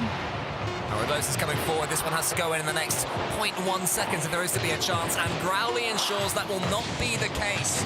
So Valor go within a couple of games of the grand finals. And it is a deserved win. They really wrestled that game to being theirs. They're playing great. And timeout, K-Dot Corp. You've got to. Because it is not working at the moment. And arguably, ever since they went 3 goals up in game 1, they have just not looked nearly as good. And it does feel like so long ago, Cole, we were saying this looks like a bit of a mismatch in the opening minutes of the series. Ever since then, it's a completely different match. I mean, when you're playing against Tox, who, for all his good work off the ball, is able to score goals like that one, then you know you're up against a team that's starting to peak. And that was Valor approaching their ceiling. We've talked a lot about the flaws of players, and goodness me, these players have a lot of flaws, which is what's making it so entertaining. But now that they are starting to peak and starting to reach the best of themselves, it's Valor that are beginning to pull away. And K-Dot Corp, they're next to each other. They're turning to each other. They're having to talk to each other in person. And that's an important thing. When you're taking timeouts like this one, Radosin is clearly got something to say right now to his teammates, and I don't mind that at all, because they need a bit of a kicking. Yeah, Radosin's been very vocal. He was always quite vocal, even back on Vitality. But, back then he also had Farah behind him, who would also take up a bit of the airways. Rado, been very vocal across this season. Obviously, I'm allowing the coach to talk right now. But he's like, I'm the world champion. You're going to listen to me. I've got points to make. I've got goals to score. How many seasons can you say that for? I mean, I'm the world champion. Every season. Is it Every forever? season. Yes. So, if you were world champion and I tried to blame you for anything, you would immediately go, should we load up Champions Field? Okay, so you do some sightseeing. You put Lachinio on this team, and he's like, hey guys, I think we should go for more flip resets. You're like, yeah, all right. My season 1 go, you got this. Is that... Okay, maybe there's time. But I'm just saying, we put Marky in here, mate. Well, obviously, because Marky's a coach. So apparently that Marky's right and I'm wrong. We've got 6 months, apparently, difference before Marky, Cooksir, and Greasy aren't allowed to be happy about it anymore. Yeah, we're approaching that wave where it starts to overlap, and you can no longer mention each one in 6 months chunks. Anyway, we continue. Valor have this lead for themselves, and they played very well indeed to get it. K-Dot Corp, though, our favourites, our tournament favourites. Last year, Radosin won this very tournament to qualify for Worlds and into the jump. They did well at Worlds as well. I can't remember quite where they came, but I think they did pretty well, like top 8 or something. Yeah, it was. So they made the most. It was a very good run actually from NIP. Managed to get pretty deep into the tournament. Yeah, they did. Especially after, it just seems to be the case, doesn't it? It's like being the last European seed guarantees you a good run. But now we have a 6th seed. You thought 5th seed was the number 1 ticket. Apparently it's not. Good reminder as well, if you do win this, you're not immediately into that top 16. You've got to play the play-in, where 5 Fears are waiting. And I believe it's I can't quite remember the next game after that. I think it's the South American contingent that you're probably running into. I'm not the guy that would have at the top of my head which matches after the first one. Showing I can barely remember that one. Is that one just that stands the crossbar? But I'm sure somebody in chat is going to tell you. We'll be able to say that ourselves. We tend to be remembered because we are thieves in that regard. So help us out, chat. Growly gets that one to the back wall. Crispy hadn't gone for it. He's waited instead, tempting Joyo to clear it to himself. Ooh, that's an awkward couple of touches there from Crispy. And so he goes to the side from Tox. So a couple of awkward plays from both teams so far in this game. Sort of the way to describe how everyone's playing at the moment. It's a feature, not a bug, when it comes to LCQ Rocket League. Joyo has got a bit of time. Oh, that touch was so heavy, I had to adjust it. But Radosin wanted the demo. Joyo's heavy touch took it away. Great stop from Growly. Kato will feel like they've got to score here. Yeah, huge stun there from Rlcs. They'll keep going, though. The boost belongs right now to K-Dot Corp. Radosin dancing in the air. In comes his teammate. Radosin, can he get the pass? Instead, he tries to keep it to himself. I think an infield pass would have been the play there. And looking at Rlcs' car body language, that's what he wanted. His car was suddenly looking a little bit awkward there with Radosin's touch. Joyo gets the catch. They'll come again. Radosin a bit speedier this time, a bit more focused on his touch. Rlcs in the centre. This is what he wanted. Can he get this pinch? He can for now. Great pressure still from K-Dot Corp, but that should be enough. Growly could have left that one for Crispy, but you can see why he went for it with the ball trickling over his goal line. Oh, great demo. Growly, he's had to panic. There's just no follow. It's a bit little too late. As Rlcs got Joyo. Oh, he's over the top of everybody. And yeah, there's not quite a way to react to that. The defense did very well. So far, the LAR are surviving in this matchup. They have to do more than that. It's looking more like that game one, but the difference is that in that first game, K-Dot Corp got their rewards. They got their goals. This time, the LAR's defending has been good enough. 6 saves between the 3 of them so far, 2 each. So they're having to do work on the goal line as well. Lovely pass attempt there from Tox towards Growly. Tox gets it for himself. Growly clears the path. This ball's going to roll all the way up. Crispy can't do too much with it apart from hit the ceiling. And Radosin clears. So many double commits, awkward touches, but it remains somehow 0-0. That's so unfortunate as well because that roll up the wall just killed the offense. Not really what they were after. Rlcs on the turn. Not going to get a 50. Joyo sees Rado. Takes another 100. That's the first. A couple of options here. Wants the low 50. Oh, and Rlcs just a touch too early. Early has this one. He can boom it as far as he can, but that is all of his boost used. He continues to surge forwards, but really just to try and tempt Joyo to rush rather than do any damage, really. Radosin is going to be able to get this next touch as well. Is there going to be a shot at the end of this one? It's a double commit here. Can't blame them too much from the LAR. They're surviving. Tex forwards. Joyo underneath this one. And they have managed to keep it at 0-0. That is the biggest praise you can give them up to now. And it might get even better depending on how this ball lands. Ridiculous, isn't it? Because it is the exact same game mode, the exact same field type, and yet you can have one game that's a 5-4 and another one that's 0-0 heading into the final minute. Well, clearly, that timeout has been just to calm things down a little bit. K-Dot Corp maybe haven't had the better opportunities as we've almost got a double commit. Joyo will be the one to take it, but that's very open. He's handed it off. Tox has got 0 boost. He doesn't need it!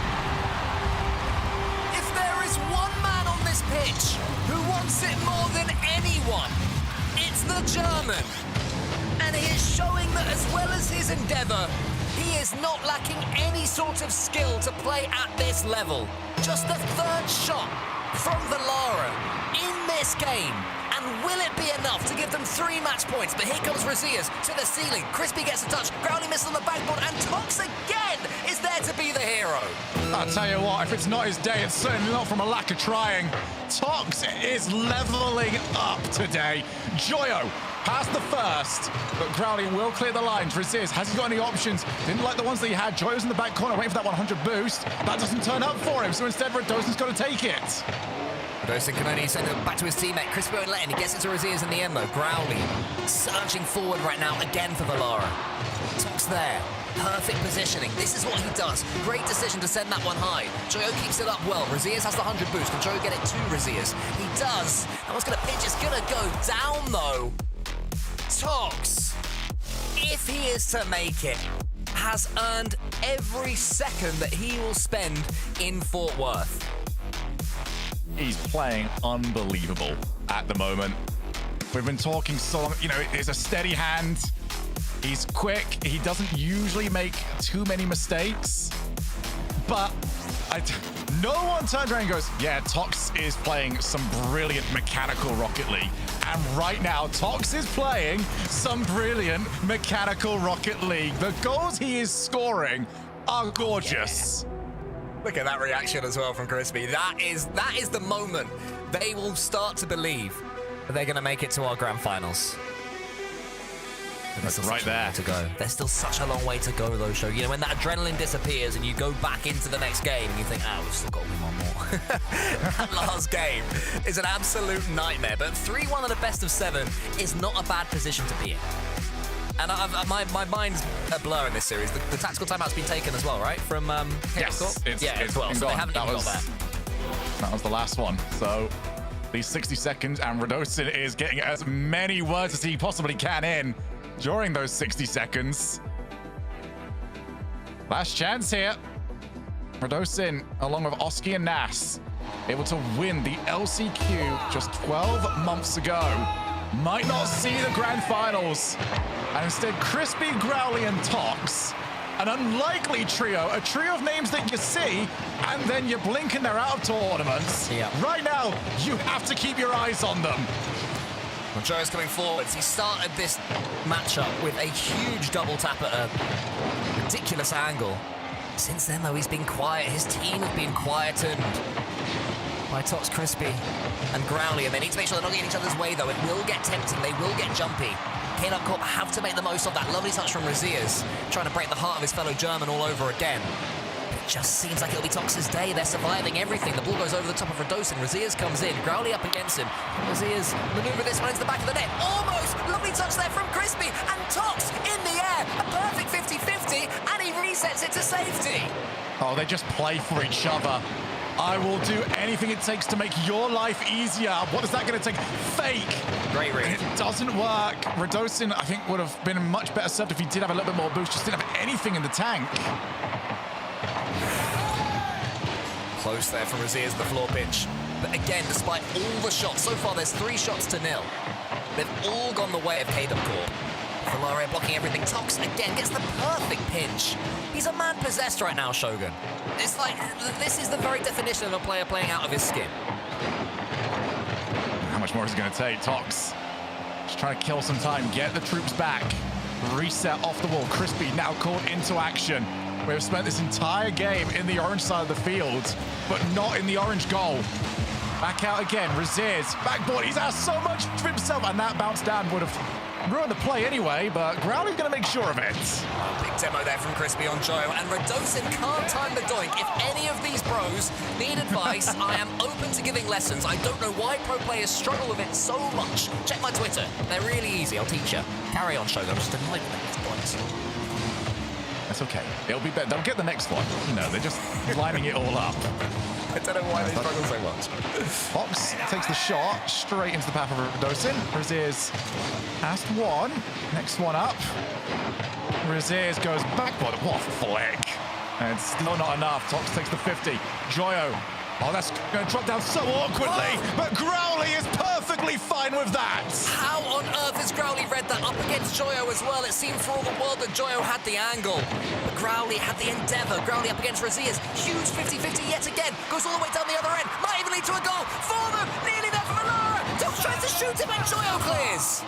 Crispy rotates back. Has Growly, who's taking the 100.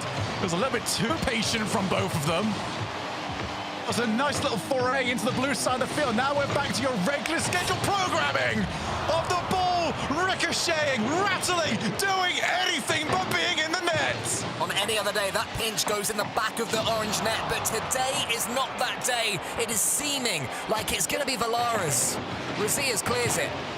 Crispy leaves it to Radosin. They're just waiting for them to boom that ball away. And lovely touch again from Growly as far as Joyo. Joyo has to be careful here. Growly got that read to perfection. Radosin's in. No boost left. But still dangerous in the corner. One pinch. You're all the way over your goal line. Joyo tries to flap it forwards, but Growly's in the perfect position to boom it away once again. I'll tell you what, you give Valaria a challenge in the midfield, they will lose it 10 times out of 10. You give them a challenge on their goal line, they will win it 10 times out of 10. Although that was a little bit more risk than they needed. Maybe if that was on target, they would have got there. It is so close from going in the back of their net, but Caleb Corp just can't do it. Another huge challenge from Growly. What a game he's had defensively. His reads have been fantastic. Joyo up against Crispy. Growly's coming in now, trying to go on the ascendancy. I think there was a midfield boost grab as well from a Valare player. Redosin in the corner, Tox up against him. Gets the 50-50 perfect. Here's Crispy. Oh, could he have left it for Growly? Oh, so close. Yeah, I think that maybe he even wanted to, because that was not fully committed from him. Maybe got the shout that he should just take it anyway. Straight back into the inside the field. But now Tox looking for the break. Redosin is going to have a player behind him, so he needs to not slip too much here. Growly goes towards. Growly has been the standout for Valare on this one, but they need something else. They need more than defensive standouts. He'll get that ball into the net on the blue side of the field. That's over the top. That is brilliant.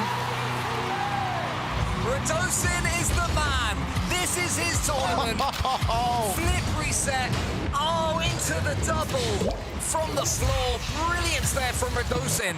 And finally, they break through Valare. 20 seconds left. Oh, that is brilliant. And now they've got possession of the ball as well. Crispy going to take the long route, make you come and challenge, do anything to kill some time. As Growly's going to dive. That's awkward, but no one's around. There's Growly!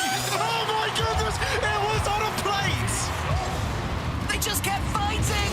Growly lingers, he stays, resists. Look at that challenge! So good from Tox! Who is this kid? He's got no right, okay? I checked. He has zero right to be getting that on the hood.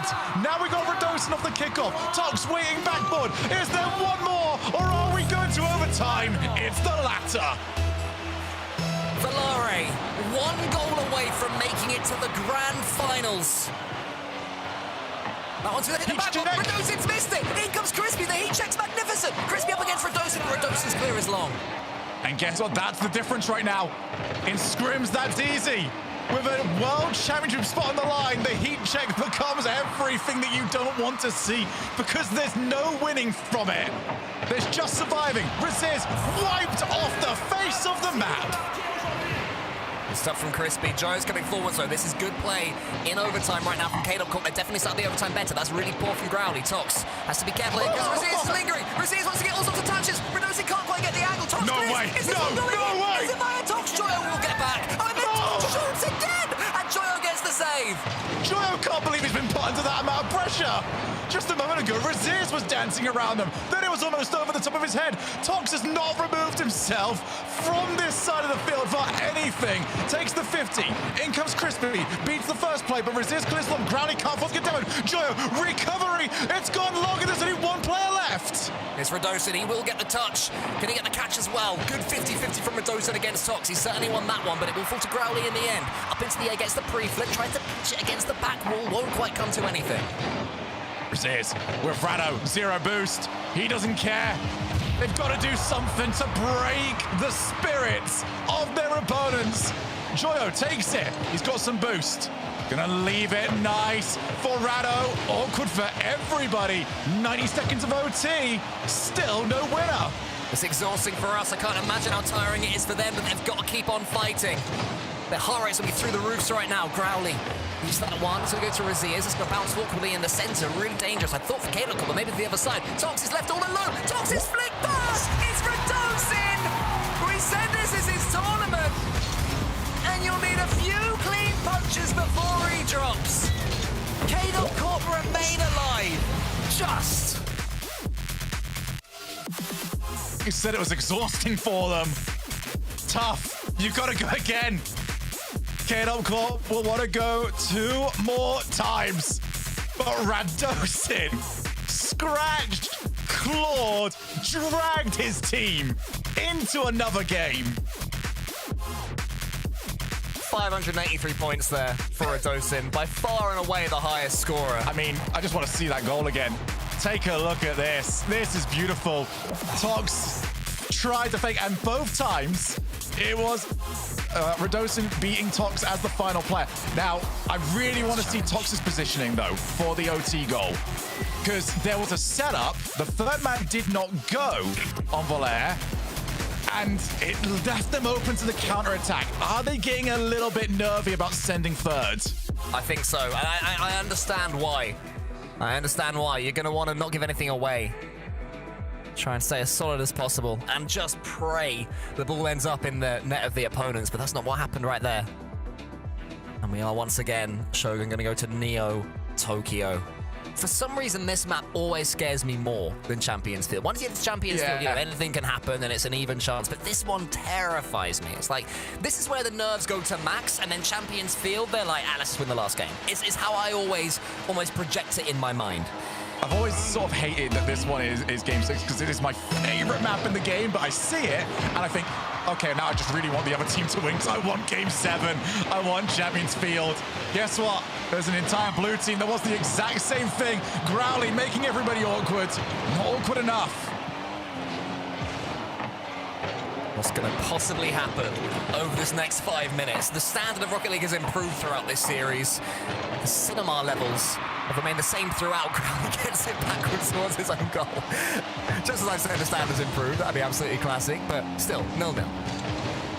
Both teams as well have struggled to activate all three players at once as Redosin is wide! Raziz also can't find an angle to approach from. I was trying to avoid Redosin on his rotation out. The last game especially, Crispy was invisible. I feel like you can say the same thing at times about Joyo, who started off so well. That was top bins, and it's Togs yet again. No, it's not top bins, it's top spins. He is slamming everything. Every opportunity that he gets, he's hitting it to perfection. The fake was great, but that finish does not go in 9 times out of 10. It has to be completely perfect, and that is what Tox is doing today. My friends, have you seen some RLCSX Rocket League? Right there. That's some RLCSX Rocket League. Growly, not going to follow. Instead, it's just awkward, but reasonable. Oh my goodness, everybody's over in that corner. Tox gets the read from that one. Joy for a second must have thought he'd slammed that one in the back of the net, but not to be. Crispy gets himself in the way. Redosin realised the save was coming in. It could have been an almighty dunk as well, so opts to keep possession, keep the pressure. Does low fall to Tox. Crispy's in the center. What can Tox do? How does he bludgeon his way through this time? Right now, Valare, if they can just hold out for 3.5 minutes, they'll be home scot-free, but that's an eternity. Had an opportunity for a 2v1 breakaway, but Growly, key demo from him, takes away that chance. 1 goal to the better. Redosin wants the double, can't get it. Here comes Raziers. Just straight into the path of the goalkeepers. They're going to have to get real creative with this. They want to try and break down this defense that will hold on to try and go to the grand finals. Crispy, he was saying, was looking invisible in the last game or so and struggling to get boosts at the moment. Still on 0, been on 0 for an almighty time. He's still on 0, having to go forwards into the centre to get something. Leaves him in an awkward position, but it was oh my goodness! And Tox has the reflexes and, I'll say it, the aura to stop after that dodge. Oh, that is unbelievable. Crispy, that is one of the most disgusting, gross, and quite frankly, filthy passes I have seen. I don't know how on earth they managed that. K.Corp, once again, it's over to you. Valara, 2 goals to the good. K.Corp have time on their side, but the series as a whole is running away from them. Joyo gets that 50-50 into the ceiling. Razia's waiting for Crispy's touch. At what point do K.Corp take the gloves off and send everything forwards? Look, we're nowhere near there yet with 2 goals, but it will happen at some point. I can't wait, but they might get one back right here. Joyo hits the crossbar, and Redosin can't get the angle either. Joyo had to sink that. Yeah, that's unforgivable. You have to score. You have to at least get it on target. And now they're really up against the difficulties. Chance to break away. Raziz on his way up. Past top of 2. Tox, though, just pushes it into safety. They're still under a bit of pressure. Okay, well, you're safe for now. Yeah, Tox gets a little bit of luck. Joyo almost gets it in. He'd love a goal after that mistake earlier on. Razia's charged down by Tox. Who's going to get that 50-50? Who's going to get that 100 boost, sorry? It was Valara again. They're getting everything. Redosin has 3 boosts to play with. Growly's going to be back there. Great pace there from Joyo. Is the teammate coming in? Razia's there. It's going to be saved, I think. Crispy gets it high. And Growly takes out Redosin as well. Good decision making. Oh, Growly just spots stuff so nicely. Infield. Just trying to get out of the way. Crispy doesn't want to get dunked. Are we going to go for the third man? Nah, not a chance. Minute and 30 away from the grand finals. And Growly dancing, tripping, finding his way through. This is brilliant Rocket League at the moment from Volare, just trying to hold the lines. Yeah, they're all at it. They're all taking these little touches that K-Dot Corp are absolutely hating. They want a nice, clean game of Rocket League. Big booming hits all over the place. Instead, they want to work their way forwards, but somehow Razia sneaks that in. Have a look at this one more time. Yeah, Tox saw the ball on the wall. I'll tell you what, as passes go, Radosin, given where he is on the wall like that, you do not get that level of power. You do not get it that midfield. Guess what? You do if you're Rado. Zeus, can he double up? Can they really put the squeeze right now in Volare, just when they were starting to theorize this grand finals that they might be making? Tox is dunked out by Radosin there. Razias fakes out Growly. Good play from Razias. Gets the shot away. Good block from Crispy. K-Dot Corp turning the screw, pushing all the way to the end. They're 45 seconds away from their season being over. Up attempt. Razias off the wall. 2 players to get past. They need the ball open, awkward, and dangerous. As Growly is just such a safe pair of hands. Gets rid of it again. Oh, we got him! As well! Growly from absolutely nothing slows the game down, then speeds it up when he decides. Oh, it's a complete whip! At the worst possible moment. No, definitely not on Neo Tokyo. Well, you're saying this map makes you nervous. You're not the only one, Cole. But it might well be over. K-Dot Corp going to have to win this kickoff. Joyo gets it towards Radosin, but the ball's going backwards. It's going towards the wrong goal. Crispy is calling into question right now defensively. Still 20 seconds left. Radosin in the center. Can't quite get the pass. Another mammoth clearance. And maybe that'll be enough, Shogun. Joyo has got to score off this play. The bump, the shot's wide. 8, 7. Joyo misses. He couldn't find Rado's car. That will do it. Tox has got another shot. 8th time is the charm. Or is it not? We will find out in an hour. K-Dot Corp are eliminated. Oh man, why have you said that, Shogun? Why have you pointed out? I said it at the top of the show. I said Tox is definitely making the grand finals. But is he finally going to be able to step over the line? Oh, my head's in my hands. I'm nervous, but right now's the time for celebration as far as Volare and their fans go, because that is a huge statement victory. They've kept themselves in it. The smiles are well earned from Growly there. And the boys. K-Dot Corp are going to have to go back and dust themselves off for the next few months. I've got to see this pass. I've got to see the pass one more time from Crispy. Just bang, straight through and straight onto Tox's hood. Volare, they have done it. They are through to the grand finals, Cole. They are indeed, but we have got another pair of semi-finalists trying to join Volare there. Who will it be alongside Volare in the winner-takes-all tournament? It'll be Madei Tapa versus Nobles Just Chase. Go nowhere. This is frantic. Keith, I want to try an experiment. All right. To help you unbecome your parents, I want you to try a game called Rocket League. Ooh, is it a puzzle like my crossword? No, picture soccer. Okay. With a car. What do I hang my feet outside the window? No, not your car. But you said think of... It's a video game. Oh, okay, I get it. Where's the cartridge? No, it's an online thing. Is there a joystick? Not like the ones you're thinking of. But I need to get some quarters, right? No. I gotta blow in the cartridge. Again, like no cartridge, but you'll need a username. Username, huh? How about Keith_9914? The bathroom code? That's the only number I can kind of remember easily, so. Don't hold back, cause you woke up in the morning with the initiative to move, so I make a motto. Don't hold back. Galvanize. Trajectory and balance look good. You're confirmed to go for orbit. Every day, Michelin innovates to move the world forward on the road and far beyond. Michelin, motion for life. Pressure's starting to build though. Oh! It landed the bump, but saved it and Just reminds you look at the finish. Oh, what a demo. Oh, Stizzy, downfield, down the jack, open net, he doesn't have to hit it. Big shot, pass, up high, not over, 0 seconds, it's too light, on the ground, Army Ports. That is how you take an opportunity, Ruas. Nudge the exotic out of the way to open the door.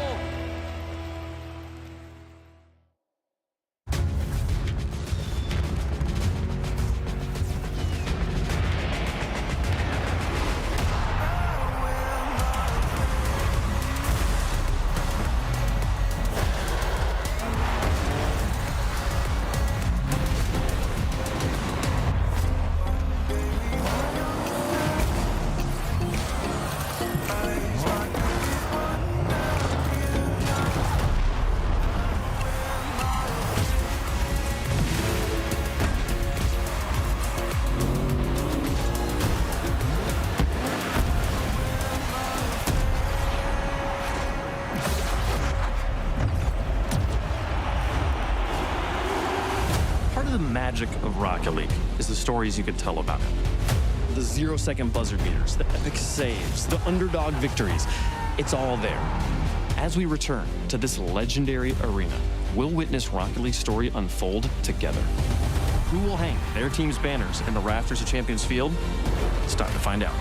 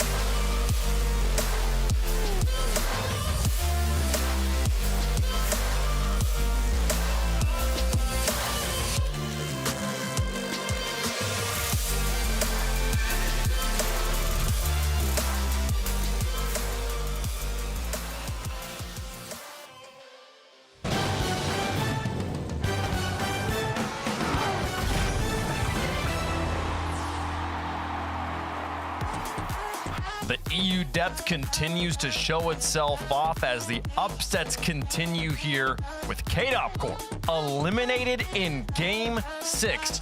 Valair has won 2 in a row.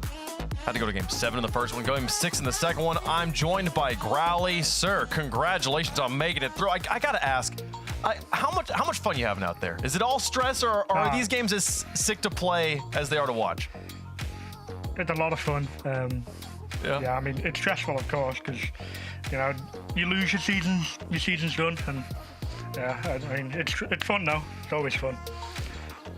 You're 1 win away from extending the season by a long distance here. We don't have to think about that yet. I know you got to stay locked in for the match that's in front of you. You can't think about Worlds just yet. But like, talk to me about your teammates. Talk to me about Toxic Crispy. How fun is it to play with them? Oh, I mean, I love playing with them both. I mean, Crispy's a long-time friend of mine. Been friends for like 7 years or something. Like, we always talk, about RLCS. We always talk about, the game in general, because like it's just what we love to do. And Tox, I mean, he's been a great teammate so far. I mean, in the last series as well, especially, he was absolutely incredible. He was like definitely our MVP of the series. He was locked in the first series, locked in that second series. You guys are on point, got all the momentum here. Now you got either Mata y Tapas or No Ball Just Chase. Who do you think you're going to be playing against? I assume Mata y Tapas, but the way No Ball Just Chase looked against Magnolia, they could definitely against Magnolia, they could definitely pull off an upset, and I could see them playing them in the finals. Say maybe a 70-30 chance to like Mata y Tapas for sure.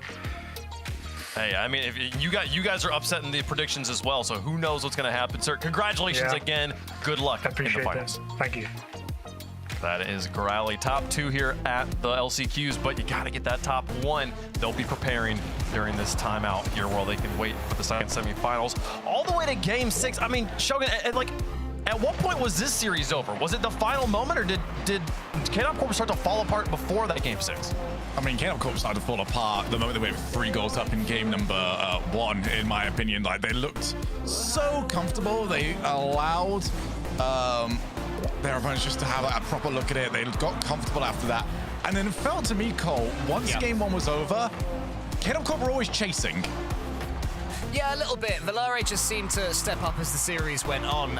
They just seemed to have a little bit of magic in them, I think, that K-Dop Corp didn't have. They hinted at having it in that first series, sorry, in the first game in the series, when Joya got that double tap, for example. But apart from that, there was just something missing from K-Dop Corp. And it's tough to really think why, because, these are players that are used to these wonder runs, as I mentioned in the cast. Valare, they had it. And some days it's just your day.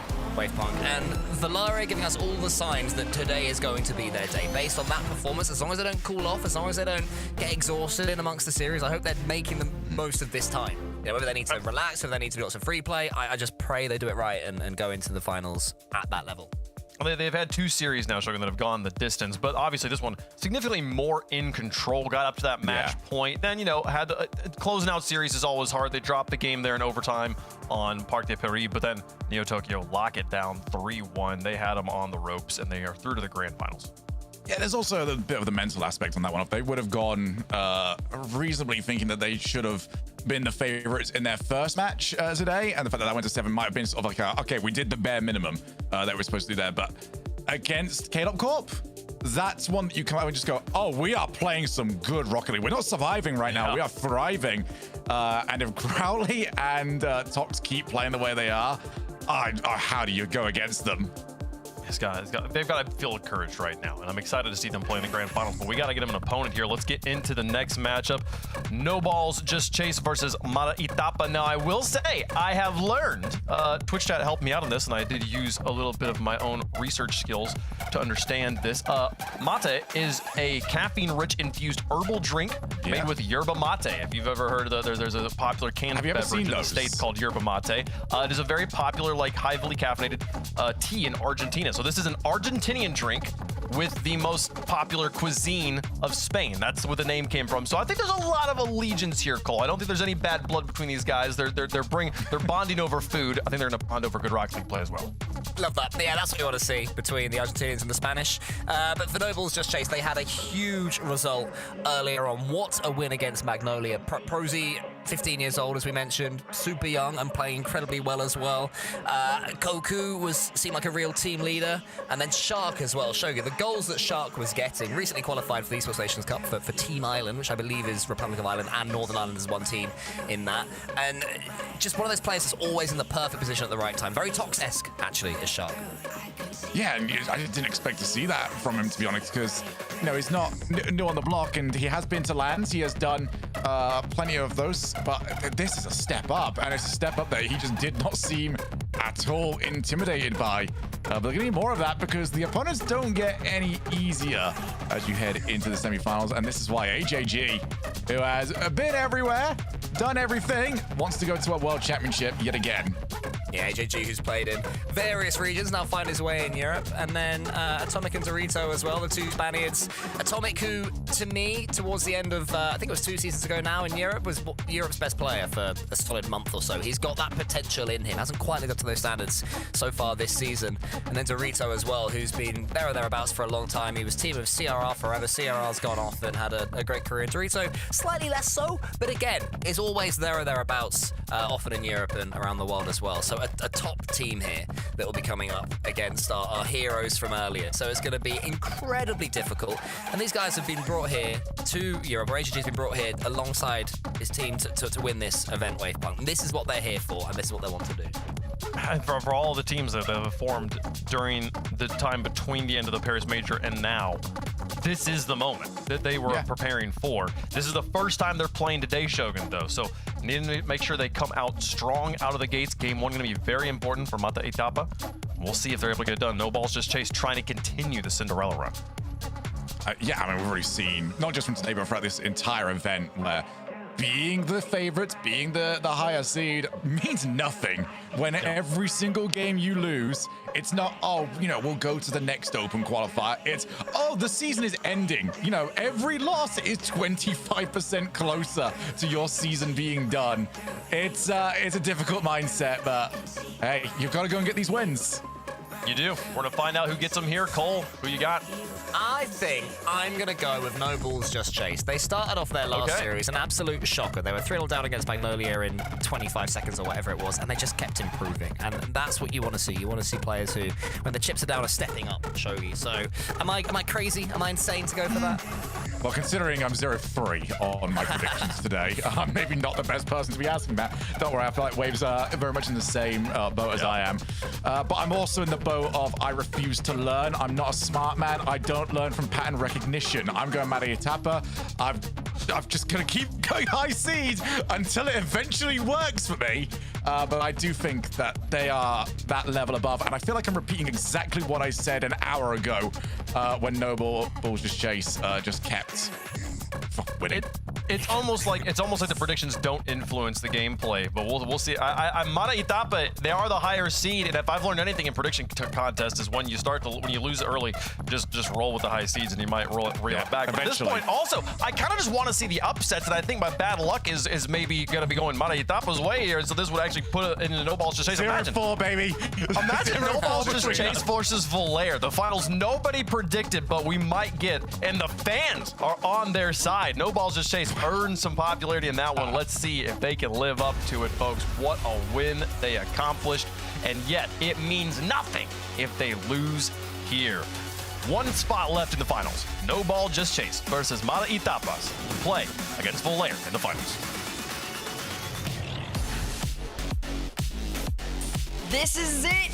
The last and final chance to extend your season for a trip to the World Championship. These teams have seen nothing but Game 6s and Game 7s all weekend. We'll see what they give us here right now. Sure, we'll see that because we got two squads in particular that have some pretty good players. I mean, we saw what No Ball Just Chase did against Magnolia. Prosy, he's a new up-and-comer, 15-year-old. He was balling out incredible ingenuity with his attacks, especially his bumps as well.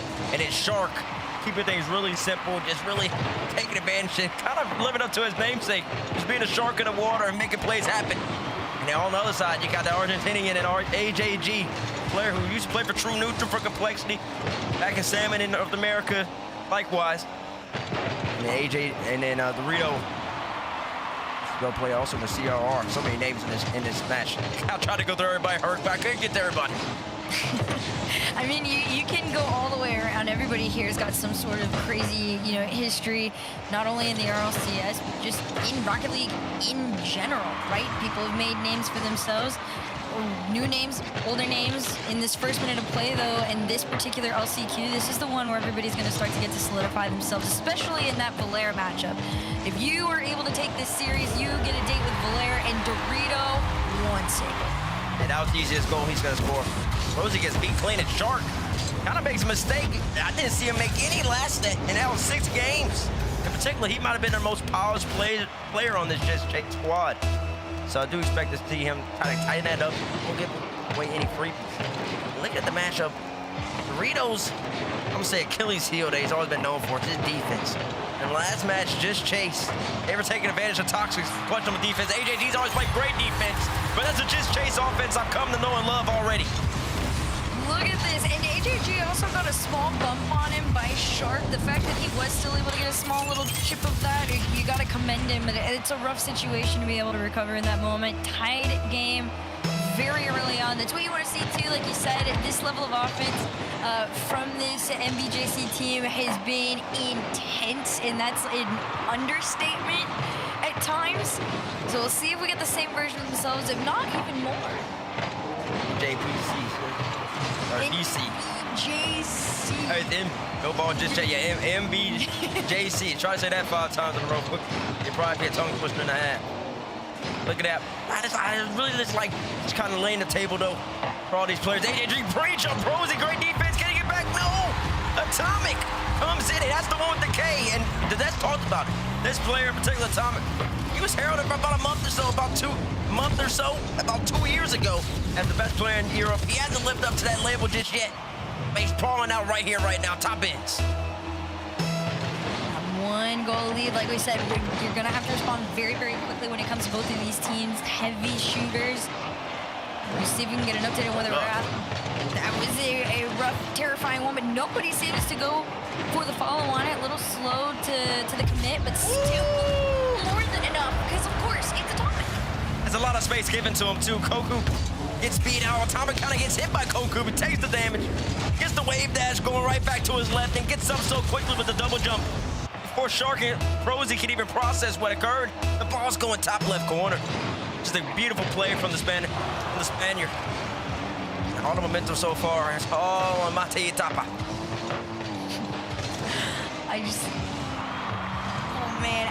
This is just both of these teams have been incredible to watch and fun. You can get the friend vibes from everybody. That seems to be the theme for EU. Playing with the friends, double off the backboard, almost floated it in, but of course Shark's gonna be there. The friend to bail him out in this situation. It's an all-around team play on it too. Low boost for all 3 almost. Shark had more than his teammates combined. But full commit gives them something on the board here to work with. Exactly, man. Dorito kind of comes in a little late on the rotation. Not much boost in the tank. He kind of panics. And like I said, I'm going to bring it up because that has been Dorito's one Achilles heel and it drives our entire RLCS career, his defense. And there is going to be somebody that No Ball Just Chase can't take advantage of on that backside. It will be Dorito because he sometimes just comes off a little shaky at moments. And look at what Shark did last series as he tries to go top left. There it is again. The defense from Mate Tapa, just 2, not good enough. Jeez, I mean, both of them facing forward. Dorito are already committed on it. It's another situation too, just Chase full sending all 3 members on it. They're not afraid. There's no respect that's been given in any of those circumstances so far. And it should stay that way because it's very clearly working. They worked their way all the way back up to a tied game here. The final 2 almost in their favor as pressure continues on with them. Right, AJG out here trying to make something happen. Prosy is there to be equal to it. Dorito backflip, tries to buy Atomic some time, but Prosy just wave dashes back into it. Goku will be the first to this ball. He has some space, but no boost, though. Dorito handles that pretty effortlessly. Shark up quickly. Tries to use ceiling to his advantage, gets the reset. There comes Prosy, looking for a low 50-50. Atomic there to meet. AJD lurking already in the corner, throws it off the wall. Goku, first one to it. Right back down to the orange half. Dorito whips the ball. Shark might throw a pass middle. Oh, he had Goku for an opts for the shot instead. Atomic handles that effortlessly. Pressure still going back and forth between the two. It's just a small little catch here. No pass off, little intercept from Shark. There's been one to really mess with this team. They do keep trying to play for that backboard there, and as time goes on, Mata Itapa does recognize it, and a quick counter to follow after in the final minute. Dorito gonna take this to the side. Shark to take away, and for now, no ball, just chase. Continue to do just that, except they do have it. All ball, straight chase, straight towards net once again. Sent back. Yeah, game getting scrappy at the moment. Kind of going into a way of a North American style with a ping pong. One side, back to the other side. A lot of high aerials. Not too much possession for either team. Low point just waiting for the other to make a mistake. All it takes is one. With that less than 30 seconds remaining in this game, the real pops the ball right now. AJD is there to be. And it just happens on a spur moment. They score. Look at this, off the ceiling, Dorito just straight collected on it too. The control. Be able to take that to the backboard with just enough in the tank, and this team works very well together. Being able to finish those plays out. 24 seconds on the clock and that 1-goal lead. This could be the one unless Snowball just chase full sends to the other end, but they keep getting stopped and sent back to their own half here. Gonna have to play from their side. Low boost and lose the 50. Oh, a double commit coming out of just chase. One more opportunity. Shark does get a demo. Here goes Prosy. What's he have in store? Throws it up into the middle. Prosy there's the 50-50. Shark comes in, gonna get beat by Dorito, and that is the game. I'm trying to say Mata Itapa. I think I'm just gonna say Tapa. That's just gonna be easier to say. Just Tapa. And you be Tapa. Okay, listen, we can do something like that. It's just easier to roll off the tongue that way. I say Mata Itapa every single time. That's just too long, I feel like. It doesn't flow. Well, it doesn't flow for me. You got mate versus just chase. If you want to be like super American about it. Nah. I don't need to do that. I like Tapa. Tapa just chase. That is good. Tapa? Yeah, Tapa chase. But I'll tell you this. In game one, it got a little scrappy towards the end of it, I will say.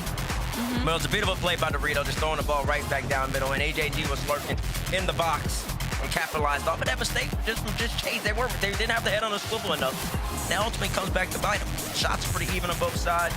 Game was pretty even as well, but this chase, they'll be scratching their head trying to figure out what can I do just to be a little bit better going into game number 2. I think, in all honesty, you gotta chill yourselves out a little bit. And that sounds simple and, just a little, not too intense to do, but realistically, you gotta calm down a little bit. Both of you on either end of the field are more than capable of being able to full send on this one. I've seen the meme online already where it's like, no, what is it? People are saying no offense, just shots or something. Yeah, play that game. Take your shots. This time was, 10 shots? To 7, I can't math, but about 8. 10 shots, 9. About 8 there. 9, close, getting there. maybe by season 4 I can do math faster. But at some point in time, slow yourself down. Make those 8 shots a little bit more quality, and then spend the majority of your time on a cleaner defensive game, like you said. That seems to be the struggle there. Not only, I think, for AJG, who else were you saying for? Oh, the defense, just how making the defense easier for each other. I mean, it's always gonna be on Dorito. Okay, his defense has always been questionable at moments throughout his whole entire career. But it might not even matter in this series because I can't say that No Ball Just Chase really created meaningful chances. And even in their last series against Magnolia, me and Cole were talking about it. It's not like No Ball Just Chase ever just had true meaningful offensive possessions where they would keep the ball for 30 seconds or 40 seconds and actually generate pressure. They would score a lot off of counterattacks. We're talking about Shark shooting it from 3/4 of the field on the way out. They would score off of Prosy, a quick pop flick, going for bumps. They never truly maintained pressure against Magnolia for long periods of time. So, and if that's the case, it might not work against this Tapa's team, because Tapa's is more than comfortable with probably giving up 1, 2, maybe in 3 goals, and they'll hit you right back with 3 goals themselves. And at that point, it just comes down who makes the next mistake, who makes the next play. And Tapa's made the play this time around in game number 1. Well, it is a long road ahead of them. I will say, at the end of this, that still is only game 1. So, both of you on either end, plenty of time to sort yourselves out. This was pretty much just a feeler between the two, which I don't think it went too bad. I think Made Tapas, you know, pretty decent performance there. No ball, just chase. Gave us virtually, you know, the same style that we were getting before, so they're sticking to it, you know, doubling down on full sending, on attack, going back when they're needed, not really quite overextending themselves where they don't need to be. Everybody's cool and calm until somebody can shake somebody up a little bit. We'll see who can be the first to do that. For now, thanks for bearing with us. We do have a server remake on this one there, so that's where everybody's trying to get back into the swing of things, but also does give you a second to breathe, just a little bit there, I will say. Who'd you have in this matchup? I know you're not on the desk. I'm asking you. I had, oh Lord, I don't even think I made a pick, but if I'll be honest with myself, I should be honest with myself, I'd probably still go Made Itapa.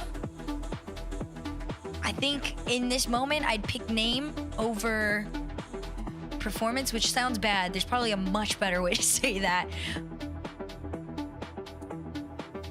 Okay, Made Itapa. Where'd you go? Where'd you go? That's irrelevant. I was just asking you to ask. Oh, that's irrelevant. Okay. As for whatever, as we're letting the time go by, you didn't even have to answer that question, but I appreciate you doing it. That shows character. On the other hand, when I answer that question, I'm being a neutral cast. Oh. Okay. To be fair, my other side pick. Oh Lord, I can't put face to name, but whoever's Irish, who did the interview earlier? I think it might have been Shark. Yeah, Shark. Shark did the interview earlier. If we're just doing off the memes and for the fun, he's got my favorite accent in this lobby, and they're fully winning off being Irish because the Irish tend to be really happy and carefree, and I think that they'll win off that. Okay. That's what it is. So now you're going with just Chase. Yeah, now I'm just Chase. Okay, all right. You heard it from her. She's going with just Chase. That is a prediction. As players are now in the lobby, Forbidden Temple is loaded up, which means game 2 is upon us. And these two teams, not too much separated them in game number 1. Literally only one goal. What's the difference? Just throughout the whole entire game itself, the teams pretty equal to one another. It just came down to small, minute differences. And I kind of expect that in game 2 as well. I am anticipating the same thing here. Quick shot from the backboard here from Shark, and the follow. What a play! To the end. This is why I had him. This is why I had him. Look at this. Straight to the backboard. Enough space. Double denied, but Rozzy already being pushed up enough to take that shot there. This is where it's going to start to fall on Made Itapa. That's a small indication of how quick those follows are going to start to come through. That's right. Dorito spills it out right in front of net. Prozzy air roll. Gets underneath the ball.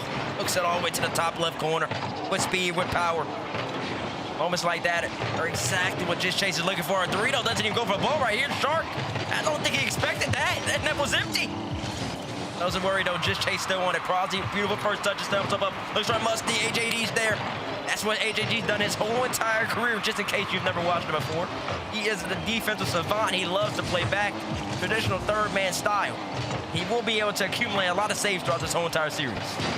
Not even just that, he's really good on the counter, right? Just because he is so comfortable being that third man. You're going to see there's a second one here. Quick counterattack from AJG. Pops that one up into the sky for Atomic to be able to take the shot. And like you said, does just a really good job of being well-rounded out right now. The pressure does stay with Made Itapa. Mid here, we'll see if they can collect it and send it back. I think 50's out mid. Should be left to send upfield. A lot of space right here for Atomic. Tries to get by Koku. Koku says, no, thank you.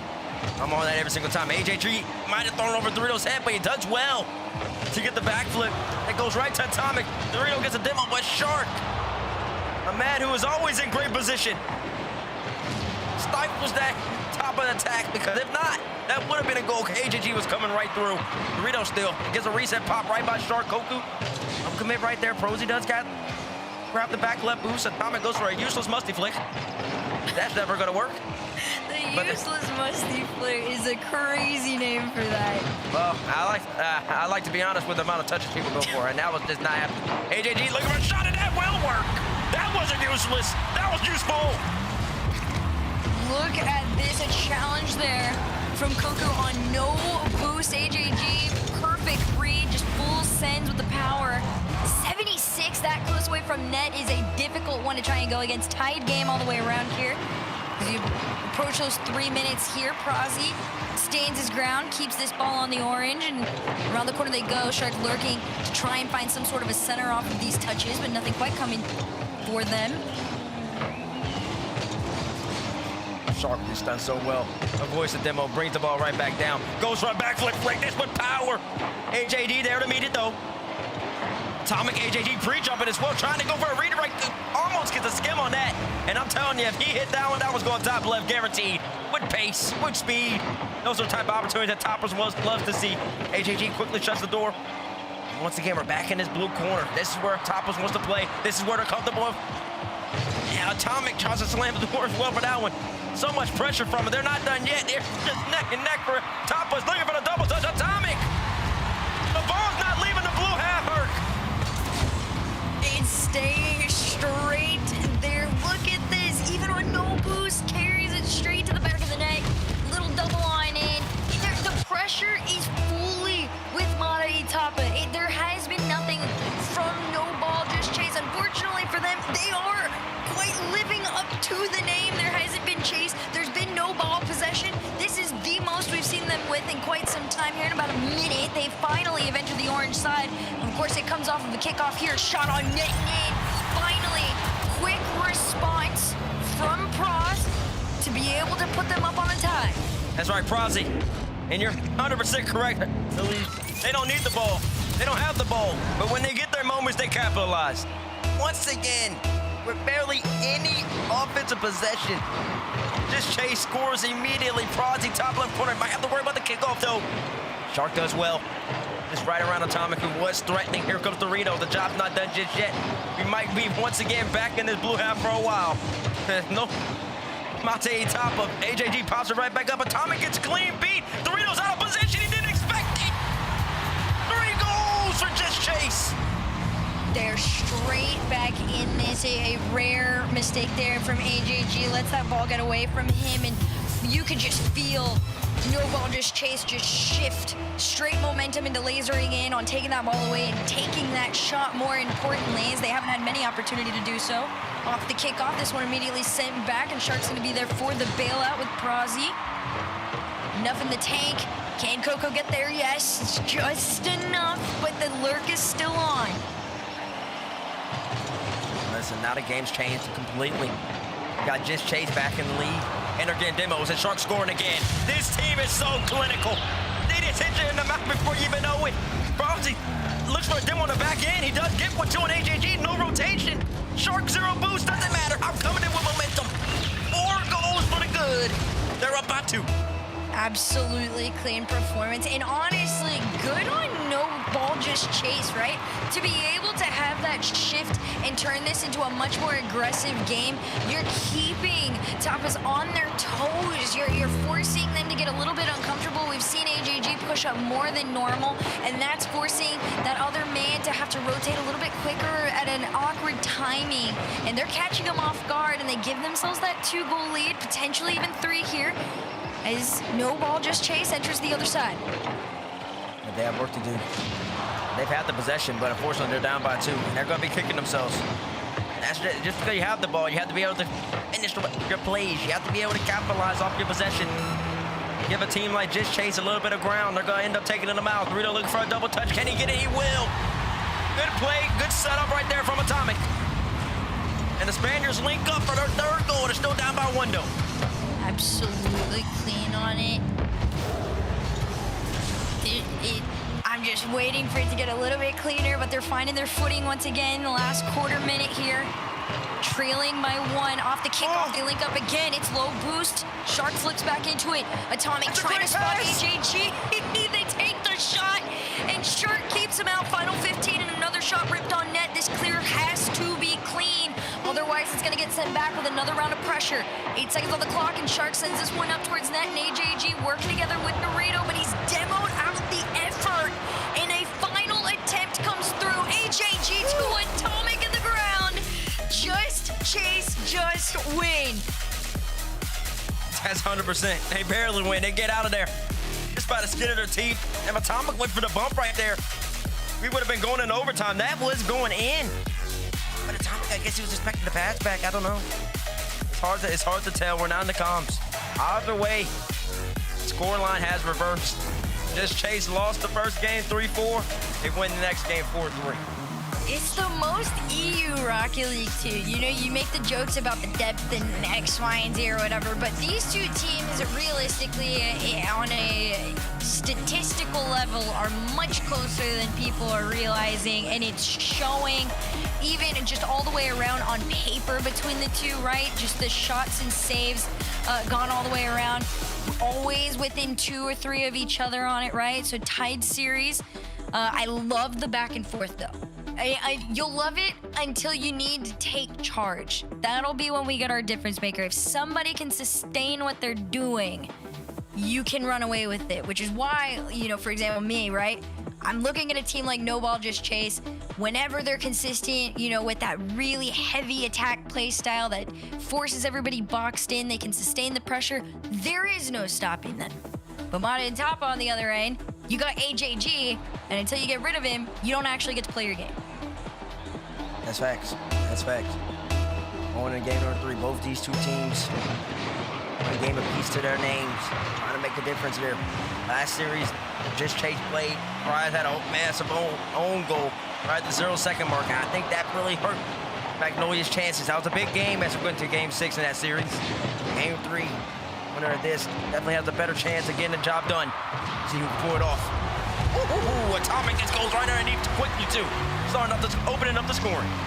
Look at this, it's just a straight clear 2 on it. I like this from him. He's always just gonna be up and ready to go, but Dorito full sending, just in the off chance he was gonna be able to get that bump on him in the back end, but that shot was going on net regardless. The opening lead here to Mata Tapa. Atomic's definitely been the best player on the pitch so far, in my estimation. Coming with speed, coming with pace. Really setting the tone. Tapa. Letting Just Chase know that you're going to have to play a lot of defense if you want to be successful in this one. Dorito right back to AJG. I like the creativity coming out of Argentinian. AJG for the backflip. Atomic. Is he going to be first to this ball? He will be first. But it's a little giveaway to Prosy, who might just take one on net. Dorito is there, though, to bail out Atomic's poor hit. Danger not gone away just yet. But Just Chase, they've handled it well. Now Atomic gets a demo too. Dorito right back on the ball. This has been the name of the game so far, Herc. It's been Mata Tapa with the ball. No Ball Just Chase, literally not having the ball. How much pressure can they survive? It's still on. Mata Tapa is sitting there in that top 2 with 65% of shots saved. Just Chase, not that far away, but this is a testament to Just Chase's over 50%, sitting with the 59. It was a great save on line. The pressure can't be sustained too long by Mata Tapa. The situation instead, counterattack finally comes through. Going to be short-lived with another demo as they redirect it all the way on back. AJG is on full commit here with this team. Try and make this play happen. All very zooming right back and forth. Project tries to take another pop shot. He's really good at that. Just comes in quickly and always puts it in top left to top right, forcing out a save. That's just so important because just making the opposition have to use boost on any of your shot attempts just gives your team a better chance at maintaining the pressure and potentially having a good follow-up as well. Less boost for them to work with, greater opportunities will come about. Bump there on the back end to Prosy, but pressure and the ball still leaning forward. Shark's gonna have to take 50, will win it. Trying to see if his teammates are looking around.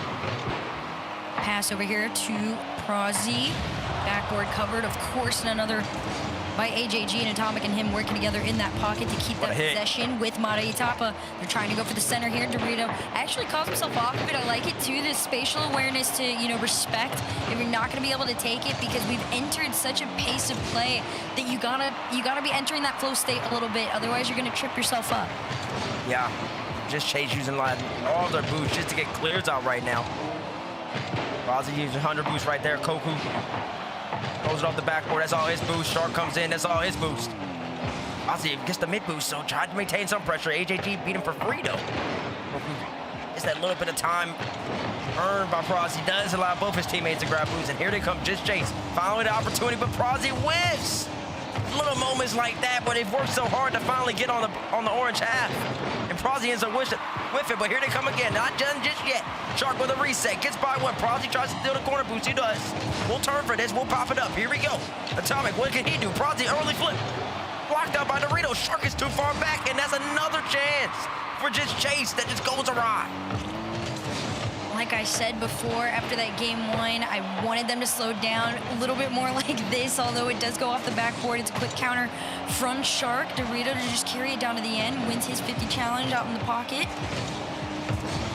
But I want No Ball Just Chase to slow themselves down. You can obviously take the shots, they just haven't been quality. That's the difference between the two right now, is what they are taking towards that net. Is the level of quality between the two is so different that it is making it that much easier to defend from Tapas. And now they're able to take the shot, goal line save, out to the side, and the pressure's still on. AJG rips one off the sidewall. Very good play from him. Forcing Prozzy to just do so much boost. AJG gets a clean beat. Oh, isn't on though. Prozzy, composure. Frees Dorito, takes a chance saying, you're not gonna shoot that ball. I got time to turn around. Big play right there from Prozzy. If you pan it right there, Dorito might have been on net. AJG right back on the ball, less than 30 seconds left. Just Chase, they have to get possession. They're down by one. Opportunity here. Dorito gets absolutely pre-jump Shark. That's way too readable. Gotta be more special with that one. Koku takes the dribble right over to Prozzy, gets blocked out again. Is anybody back for Just Chase? Dorito puts it on Shark. He isn't there in time. 2 goals from Matei Tapa. Absolutely clean with it too. You catch the mistake from Just Chase trying to carry this one on out, but it just takes one hardcore all-in attack, and they're able to capitalize on him. That 2-0 lead with the final 7 seconds might just be too much for No Ball Just Chase. 5 seconds left. Shark's gonna carry this one out. You're not on your end. That is the end. Matei Tapa gonna find themselves a second win here in the series. Who wins? That's indeed, and they'll be mad at them, so they probably will feel like they deserve 3 wins if they won that game number 2. And that didn't end up going their way, but they're comfortable right here. In this game, what's the biggest difference between the two teams, the whole entire series? We're talking about 11 shots for Matei Tapa. We're talking 5 shots for Just Chase. And looking at the demos too, Just Chase, they got a good amount of them, but some of those are just reprieve demos to try to get themselves the ball on offense. They could never even establish themselves on offense. That is the problem that they really have to deal with. They didn't have to really address it in the Magnolia series, but this is Matei Tapa team. They have to find a way. How do we generate consistent pressure for 30 seconds or so in order to give ourselves a chance and just let us play some offense for once? This is, I mean, that's going to be the biggest question mark headed into the next one. Matei Tapa, a fairly patient game in the back of their minds. Do want to hand it to Atomic. I'm staring at the 6 shots on net. Of course, only one of those goals came from that, but still, just the fact that he was allotted the space to be able to do so much. And a lot of those too came with an assist from his teammates. So they're able to work together to make, like I said, those quick counters. That is what is so difficult for Just Chase to be able to slow down right now. And then you add factors like, we all saw like the demos and the bumps on the roundabout outs. It just makes it that much more difficult for them to be able to catch up. Game 4, Utopia Coliseum. Matei Tapa trying to move on to match point. Just Chase trying to tie up the series. Haven't had too much offense, but talked about it many times. They haven't necessarily need to play too much offense to be successful so far throughout the tournament run. This game in particular, this is a big one for them. Can they get the job done? Shark down to Prozzy. Shark kind of pumps out Prozzy right there. Takes away the danger of the shot. Took away the speed. Prozzy couldn't get underneath it like he wanted. Seen a lot of time spent on this blue half. Shark gets another save. AJG goes off the ground, tries to do a basketball shot. Little bounce shot, pop back up. But this ball just not leaving the Just Chase half. Shark shot on net. Atomic save. Immediately sent back. Kuko trying to take it on his own too. It's just slow challenges from No Ball Just Chase. Finally, a powerful clear is going to get them out of their half. And can they follow it up? Not quite. Danger time. There's those passes we were talking about. This one to the back. Pinballed all the way back. No connect on it. If he'd done it, maybe it would have been a decent shot attempt. But I like that they're getting more involved than we saw in the last game. Yo, that was a great clear from Koku. Just getting back up in time and immediately redirecting down in. But Atomic takes out Shark. The danger of any potential Just Chase opportunity completely eradicated in just a moment's time. Dorito, clean beat, looking for a double touch. Wait, no, he's looking for a bump from Koku, and he gets it too! Ingenuity from Dorito! Atomic ends up sealing the deal. Not too shabby on this one, too. Most of No Ball Just Chase and committed on every single attempt here and left poor Koku by himself to try and make the double save, and it wasn't quite going to happen. There was nothing in the tank to truly nosedive down to make that save. That opening lead back with Mari Itapa. This has been a dangerous place for them before. Do a great job of holding on, but two demos. No Ball Just Chase. Off the double demo, we'll see if they're able to get another shot. Nothing there for him there, though. Unfortunate. Koku gets two demos. Dorito just rips one on net just to test out the defense. Dorito gets a demo. 2 AJG comes in. Simply too easy for Mate Itapa. This is just, it's clean. You see the mistakes, and then you force, you know, the last line of defense to be completely absent on it with the demo there. They're playing a much more physical game. They look great doing it. They're comfortable. That's the difference. They're forcing No Ball Just Chase into a much more uncomfortable game. And where are they uncomfortable? Defense. So you put them in there, you make them a little weird, you take one of the men out, and you're gone. Free shots. I mean, technically, they're uncomfortable on offense, too, because they can't get to offense. They can't even get anything. They can't get to offense, and when they do have it, they don't have any true possession. Even right here is a great counterattack, but no, Mate Itapa's there to be equal, and they're all quickly on their own counterattack. Atomic looking for a lead block right there. Just set up AJG, great cut. Prosy has work to do. Does well enough. Atomic up. Oh, I like that play from Koku, though, just trying to switch it up. If he took out Atomic right there, that would have potentially had a shot on goal incoming. Even just little moments like that, Shark just kind of gives away the possession, I believe. Just Chase, when they have the ball for free, I think they just need to take a little bit more time, try to think about what they would like to do with the ball. Patience is one. A lot of teams, some important series throughout this EU LCQ, throughout every region's LCQ, actually. You can find that nice, solid balance between the two. You are absolutely golden. But for Mari Itapa right now, the sweet spot has been that 2-0 lead. Maybe a pass off here could turn it into 3 as Atomic goes for the 50 forward. Shark is able to make the save.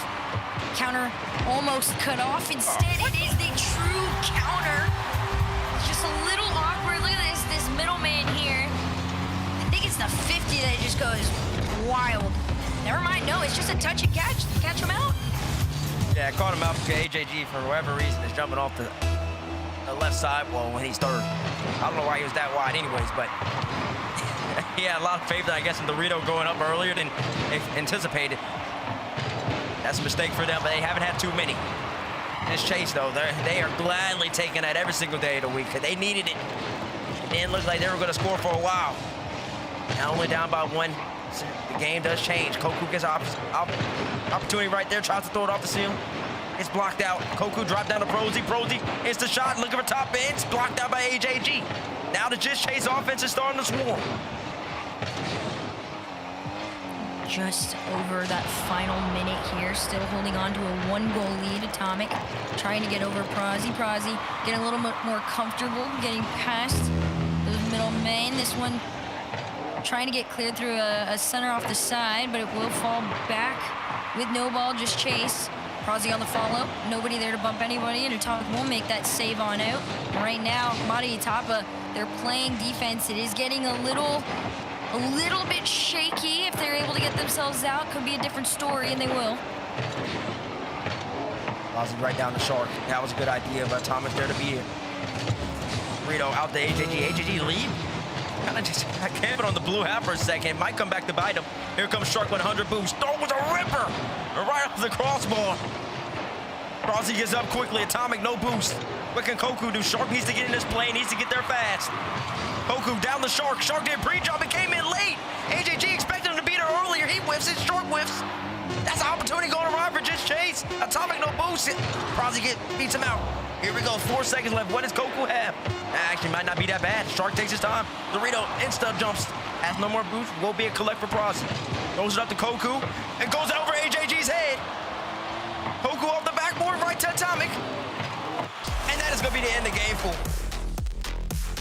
My jaw was on the floor when that went over AJG's head. I thought for sure that was one more shot opportunity that was gonna be given to Just Chase. Instead, if anything, this is just a moment for Just Chase to realize they're kind of scrambling. They're gonna go ahead and take this timeout because, I mean, well, you need it. Everything feels rushed and wobbly. And on the flip side of things, Mario Tapa, it's a little bit more cohesive. It's a little bit more, you know, patient out, played out. You know, nobody's forcing it, and it seems like such a simple thing to do, but it's not quite. Especially when you got so much on the line, like a world championship play-in spot. Yeah, right now you're seeing a difference in experience, a difference in levels, I believe, between the two teams. Just Chase, I think they played well last series against Magnolia. I can't say they played great. Magnolia just wasn't great in certain moments. And honestly, Magnolia wasn't even good in certain moments. They were pretty poor.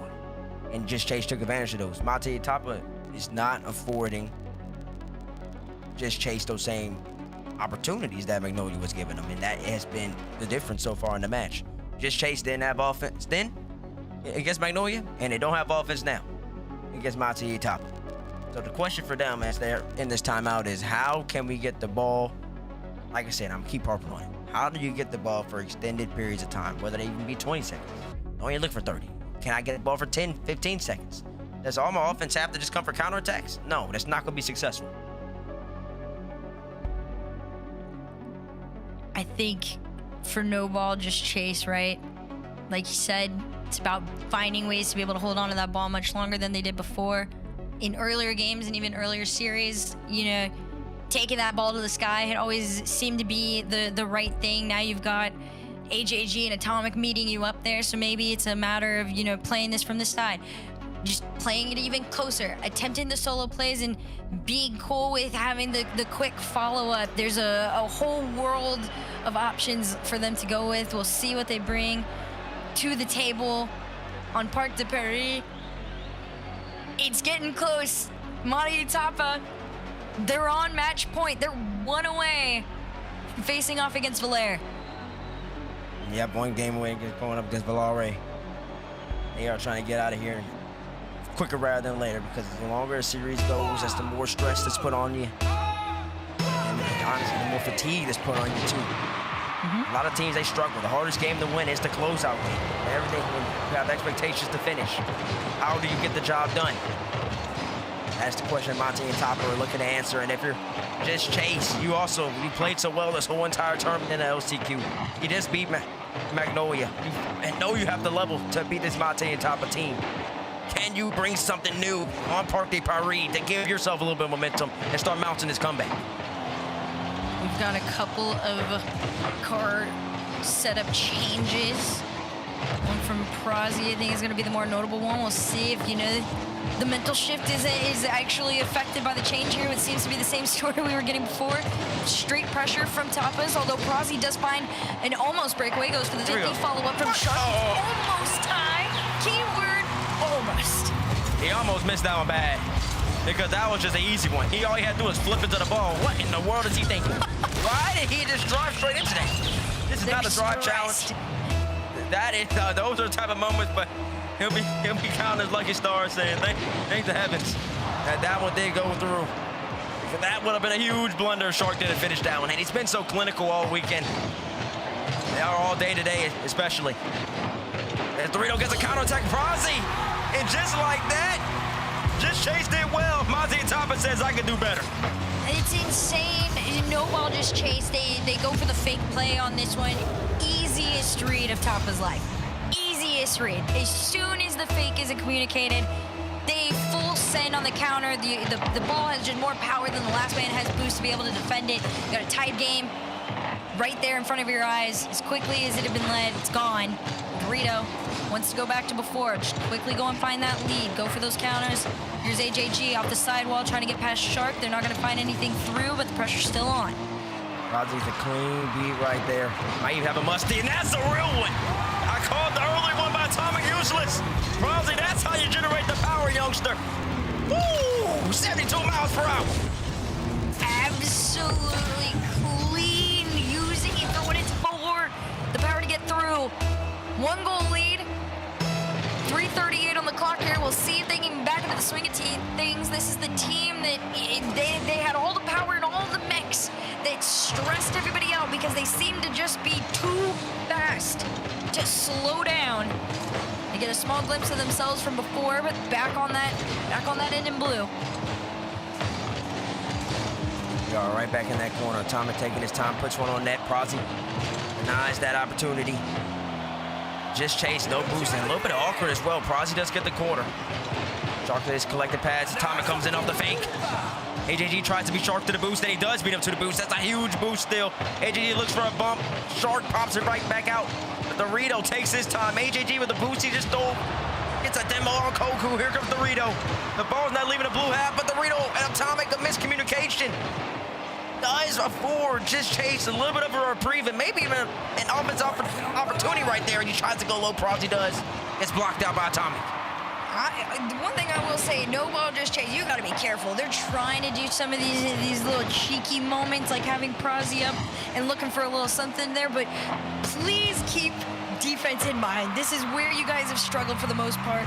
Not being on offense for the entirety, yes, for some teams that is your defense, but you guys are not consistent enough for that to stay there. They're putting Prozzy back again in a 1v1 against AJG. He does win it this time. He continues to follow.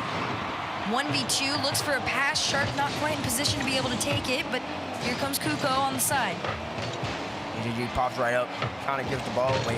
Poor touch from him, but does do well to get back to it with the 50-50.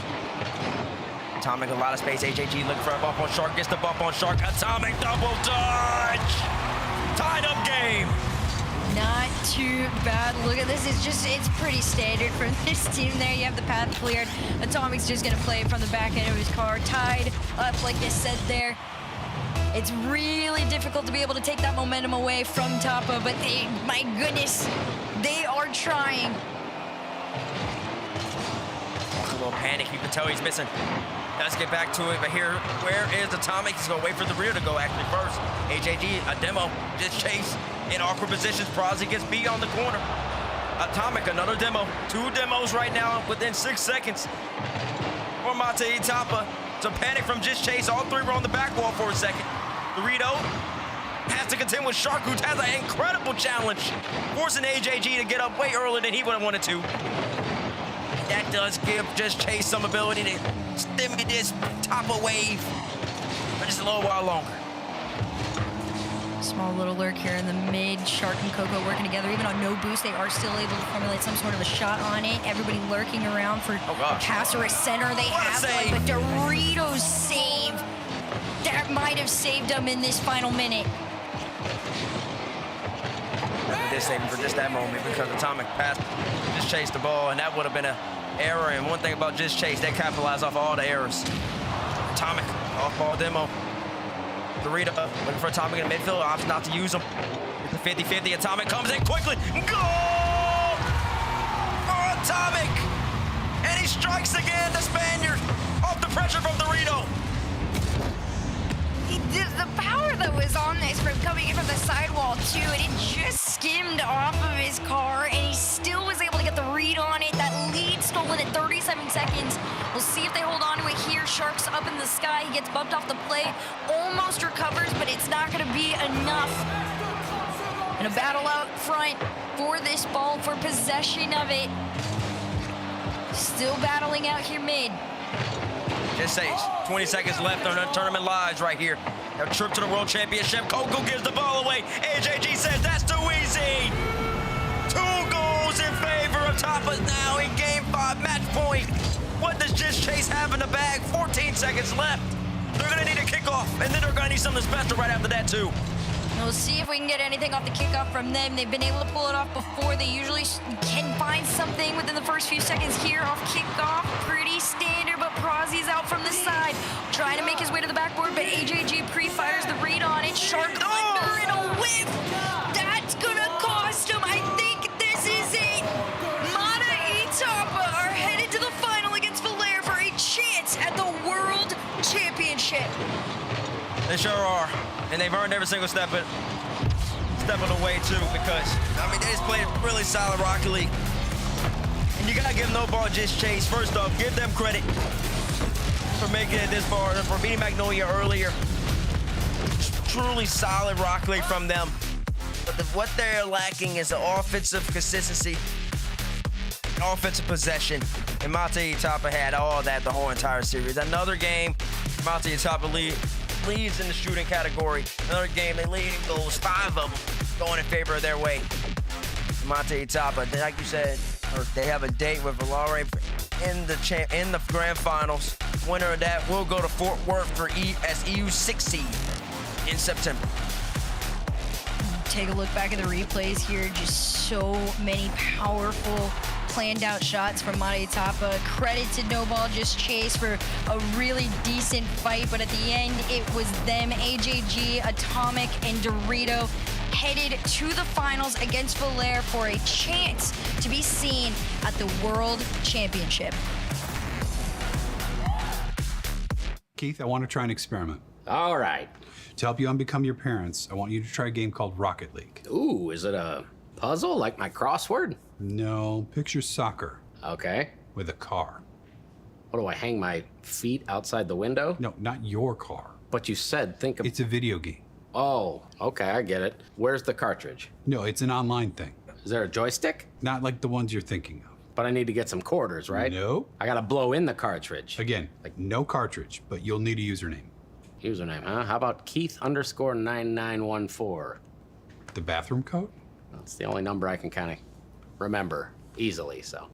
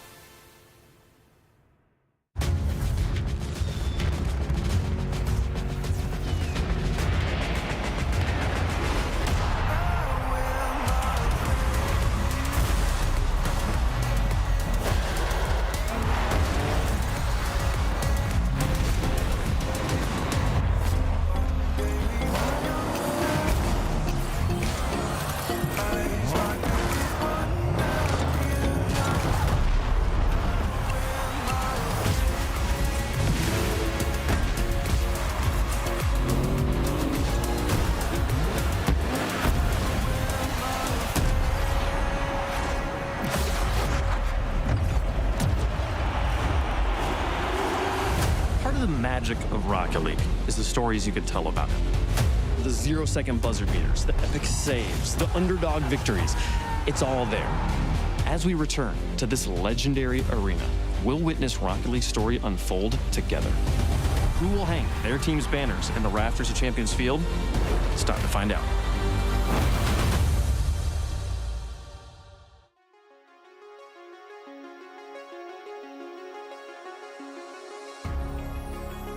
Beneath the weight of an untold design, the hand of fate, broken lives intertwined. Buried our youth, crossed our hearts, wiped the tears from our misty eyes. In a world unkind, with left behind, holding hands makes the blood in a bond divine. Sworn to be losers for life, but this time we won't hide. We stand on the line, against our whispers and against all odds now. Raise our own banner in darkness below, facing the mirror of reality. We turn nightmares into bright flames of gold.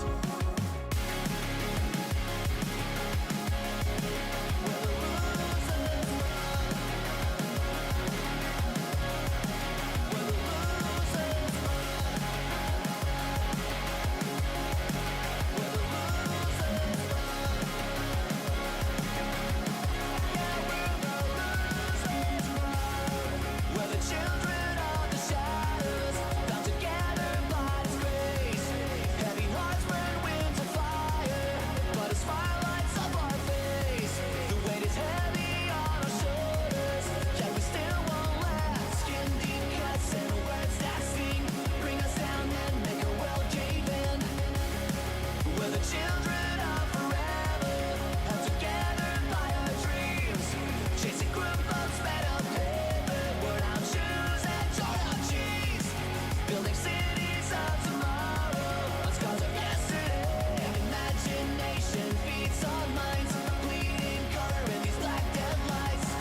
Against our whispers and against all odds now. Raise our own banner in darkness below, facing the mirror of reality. We turn nightmares into bright flames of gold. We're the losers.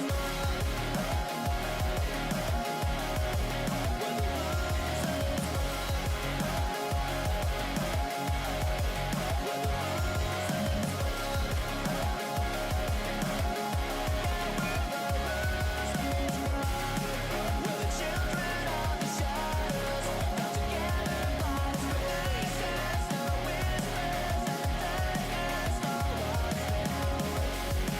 Heavy hearts burn winds of fire, but as fire lights up our face, facing the mirror of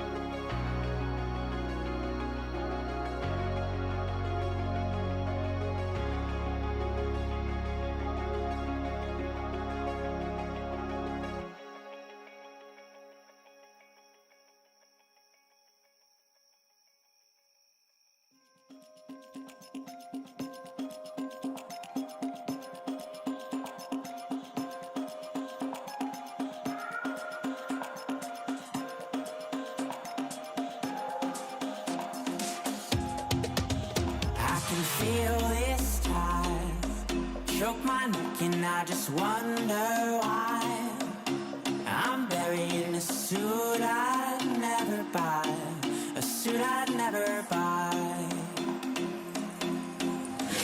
Cufflinks on my wrist, I can't act surprised when the shovels hit dirt in the earth. Did they start to die?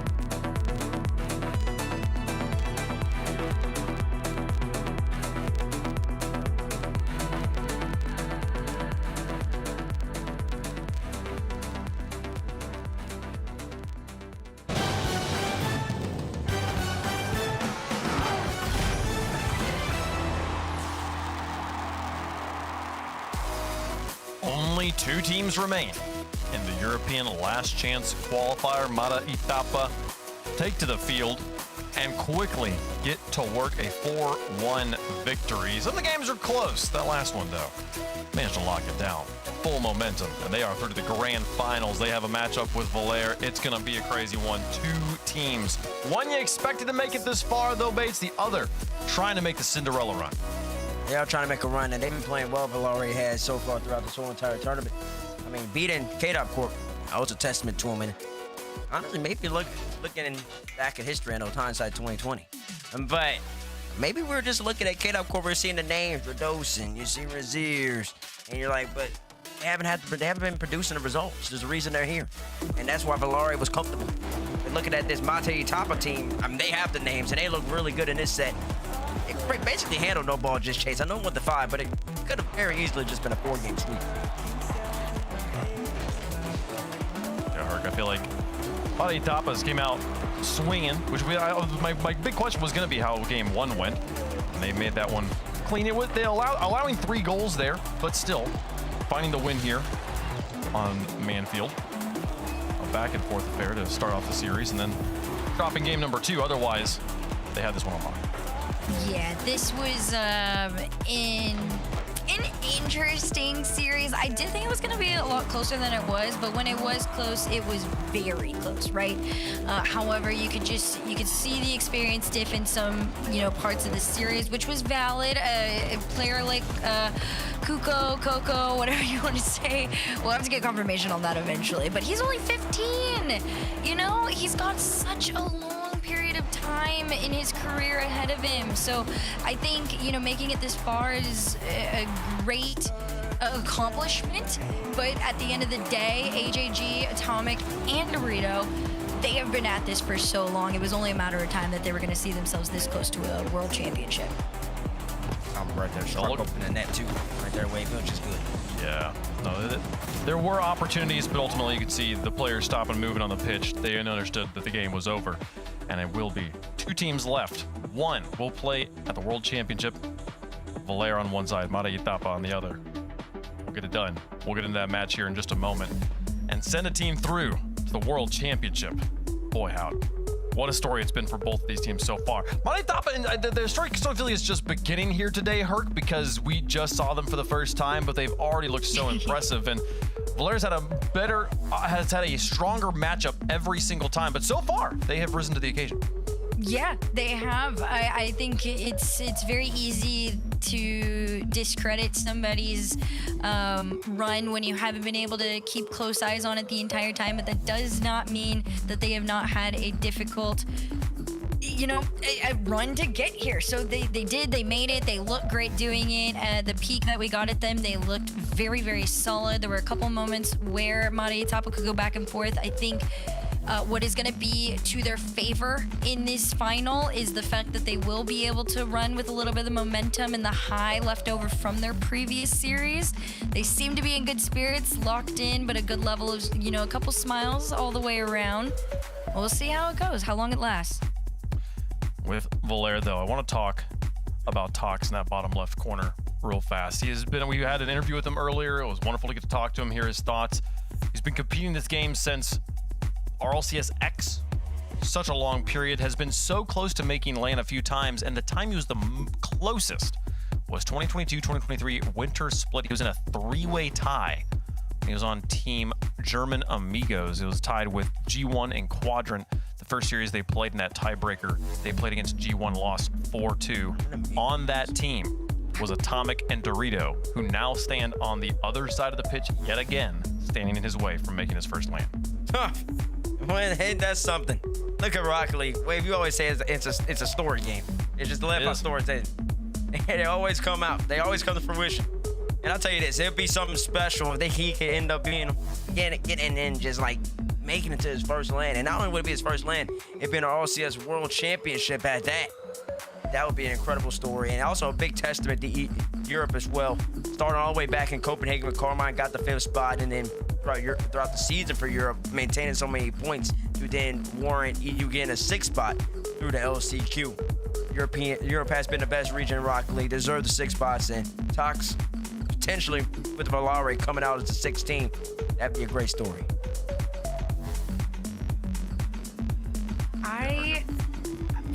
Listen, Go ahead. I am just staring at Tox. I'm watching the warm-up. He's having a moment with himself to really calm down. This is one of those moments where it's like, if you've been watching for like years, right? Like we're talking about the stories.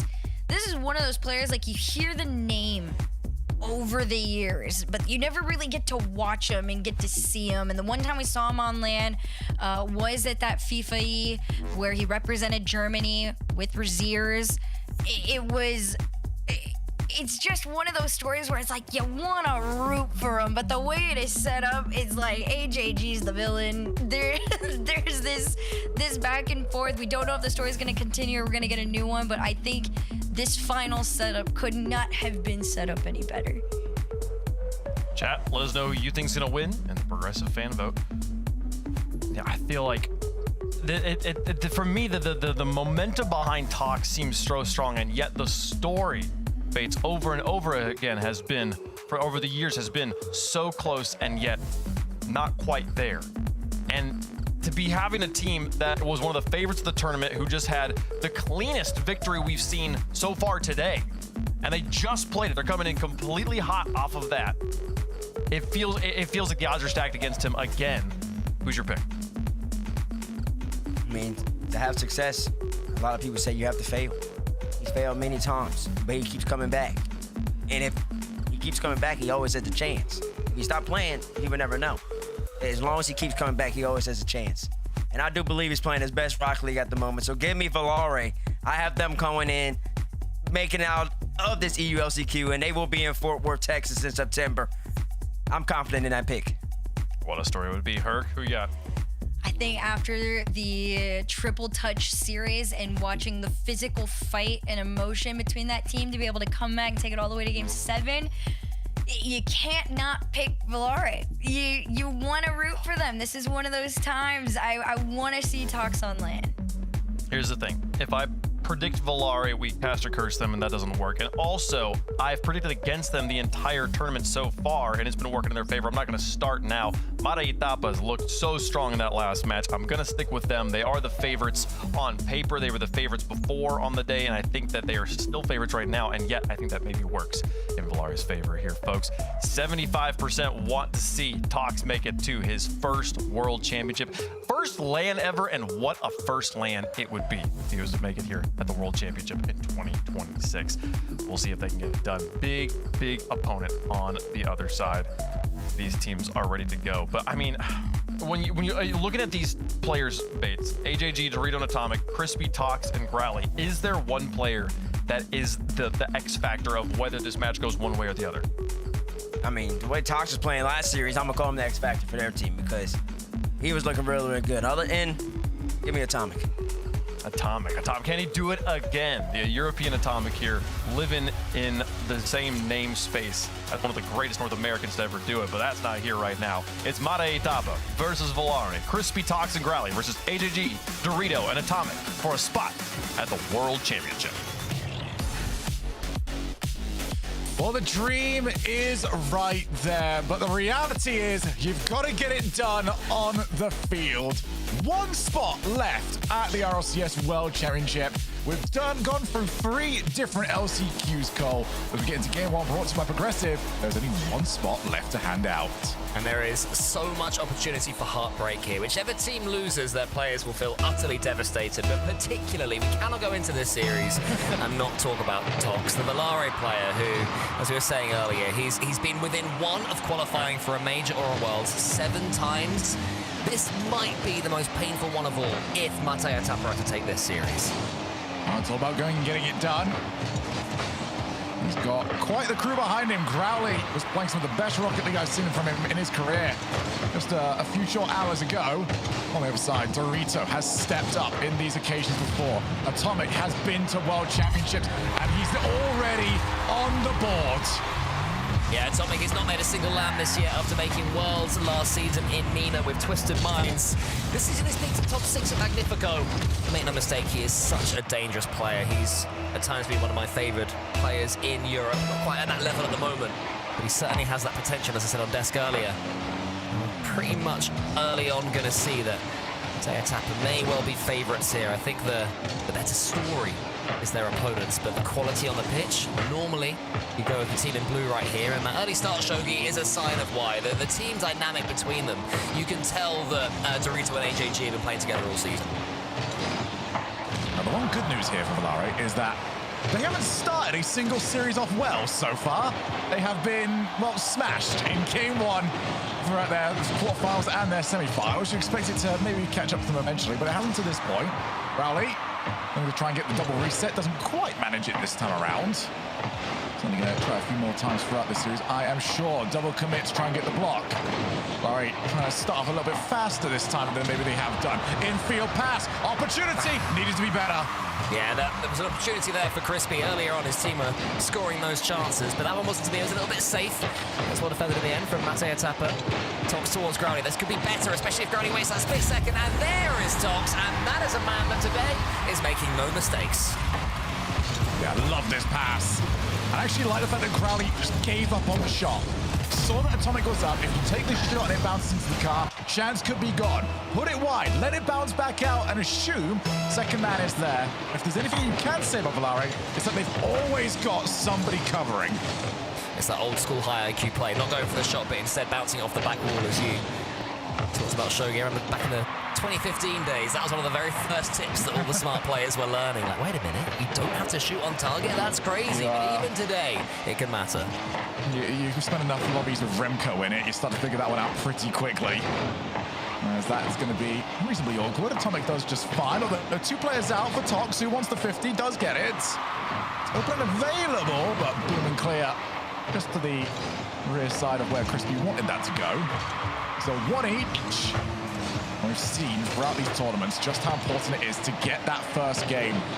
So many of these finals end up being so one-sided because the pressure is on, and it can just feel like drowning when it starts off badly.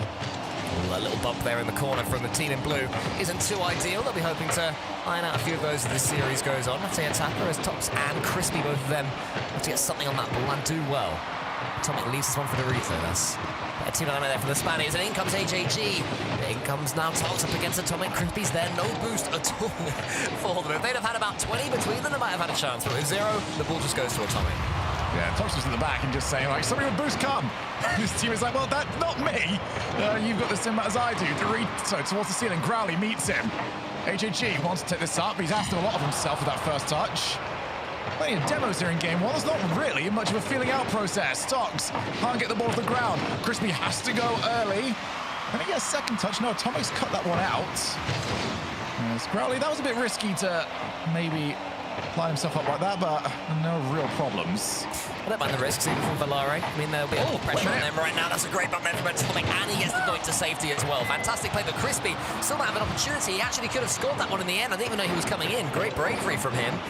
The shooting wasn't as accurate as it needed to be, and now Atomic can come forwards. AJG is seeing some boost as well. Atomic goes for the straight shot. It's a great decision, and that's a goal for the Spaniard. Oh my goodness, Atomic is playing some brilliant Rocket League in this game.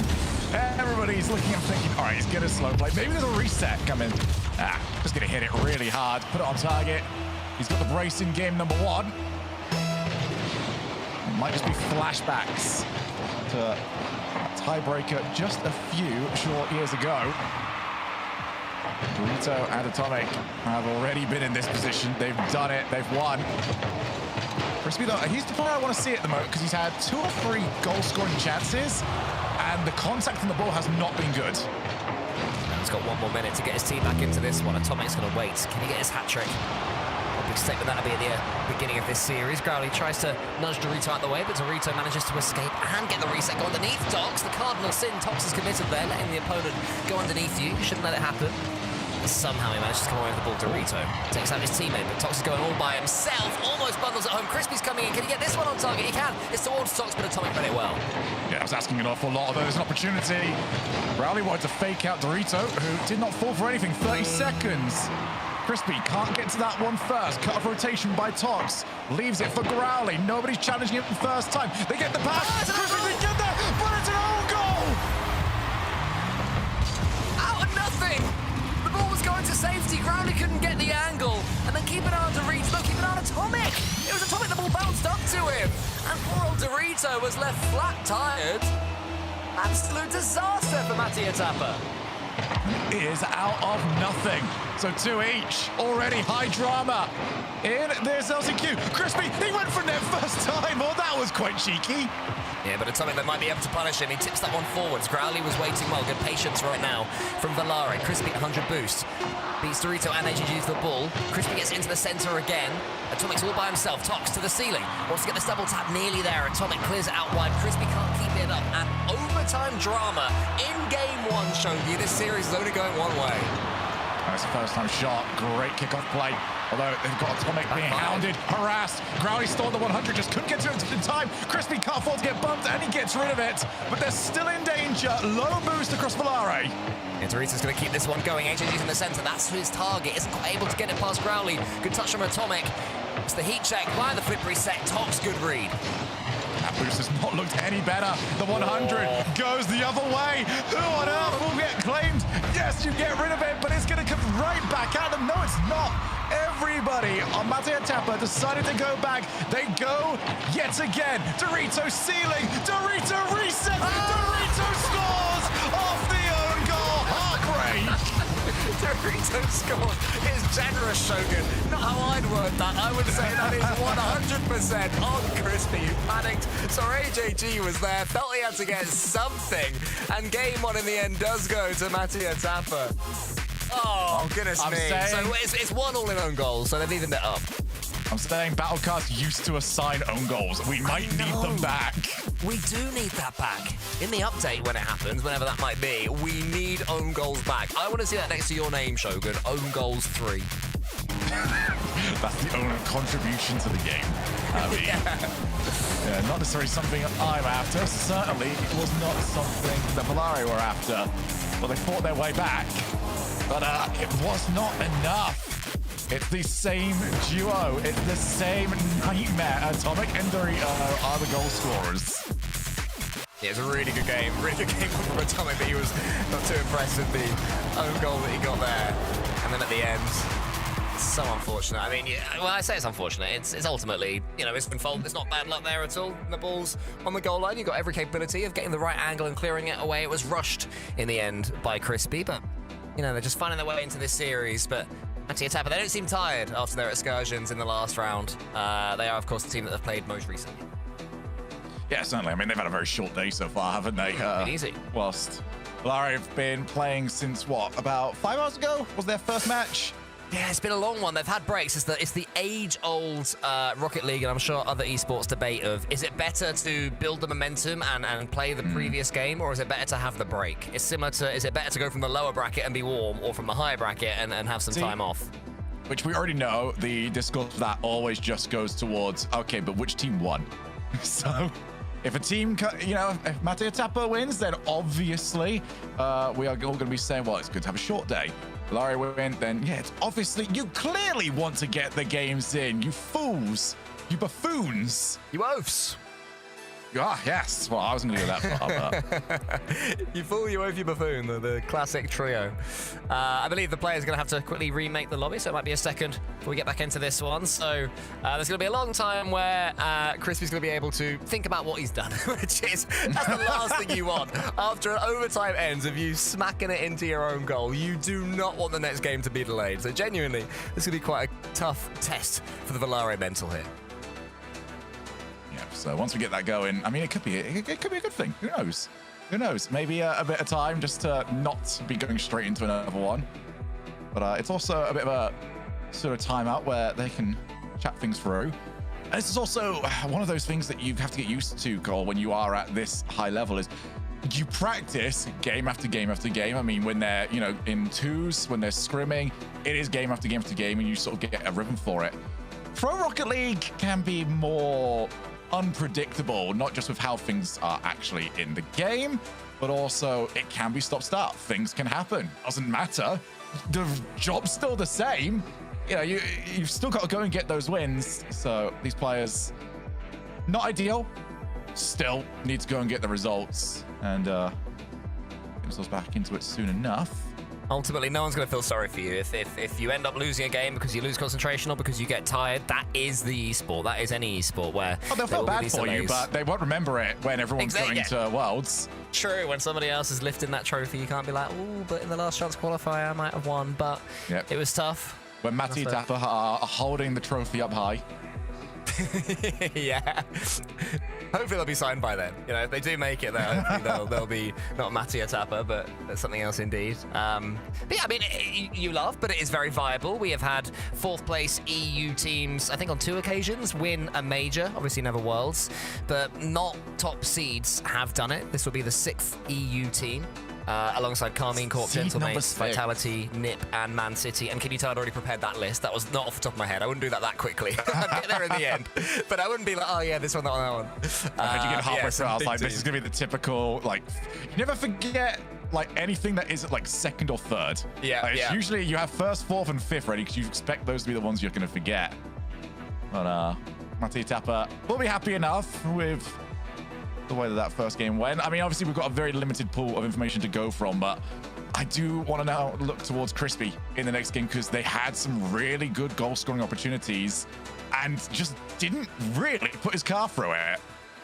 Yeah, I think it happens. One of those games. We've seen some disastrous performances over the years. I wouldn't say that was one of them, but certainly one to think about there for Crispy. And maybe you're right. The break could well do him good. We saw him in free play. We could see the reflection in his glasses, and yeah, I'm sure he's getting that. I can tell you right now, as the person in the lobby. Yeah, Crispy was definitely taking that practice lobby very seriously. He wanted some time on that ball. Everyone else is on like 2 and 0 points. He's on 158. Well, there you go, exactly. 158. Come on, teammates. Step up. But yeah, ultimately 1-0 in games to Mattia Tapper. For anybody just tuning in now, maybe you've stumbled upon this broadcast. Whoever wins this match will be going to the 2026 World Championships in Fort Worth, Texas. It is a huge prize on offer for both these teams to the grand final. There's nothing for 2nd place here.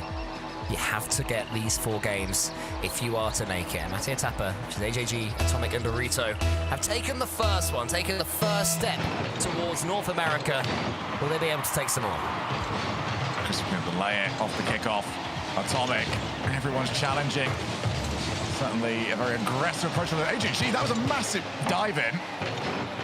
We've seen too many of those, considering Valari have already done a good job of trying to score those nets, especially when you get Tox into those positions. Growly can't get any further than Dorito. Tox does take over with Crispy in support. Crispy not going to be needed just yet. Now he's called in, but nobody's going, and it's awkward for everybody, but it's a survival for now. Yeah, it's very tough. Atomic sends that one long towards Crispy. Growly goes into the center. Tox is already up nearly there. AJG is alert to the risks there. Ball to Atomic. It's a great 50-50 actually from AJG. In a really tough position. The demo will help them out as well. Atomic can't stop scoring, but what team play that was. Yeah, Atomic doesn't even have to worry about it. AJG is off to doing his thing. Tox, he didn't know. Tox was completely smoke screened. And that ball was just so close to the crossbar that you have to sort of hope that it's just not on. But 1-0. It is a brilliant start to this series, Matthew Tapper, and it's gonna be 2! Yes, it is, Dorito, barely with enough power. Well done, Dorito, from the kickoff as well. He followed it up. Crowley was caught a little bit to the side. It's a perfect kickoff there. As far as Matthew Tapper are concerned. And things are getting pretty tricky right now for Valare. They're gonna have to stand as tall as they've ever stood before. AJG and Tox, that is not a good kickoff. I don't think that's what they intended at all. Crispy was in the right position, is able to do something with it, punch it forwards, but struggling right now from the opening plays at the moment for Valare. Ooh, do like that from Atomic. Didn't quite get the power he was after. As Atomic going to take the shot again. He seems like he is the most difficult person to play against right now. The cuts of rotation just always in the way, always relevant to the play. So people really struggle with that as Crispy's so far back. Crispy's really struggling 3rd man positioning for me. It's got worse in this game.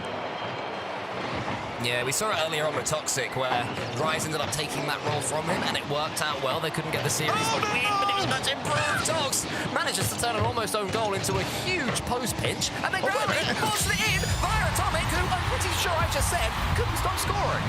Well, what in the cartoon buffoonery was this? How has that worked for them?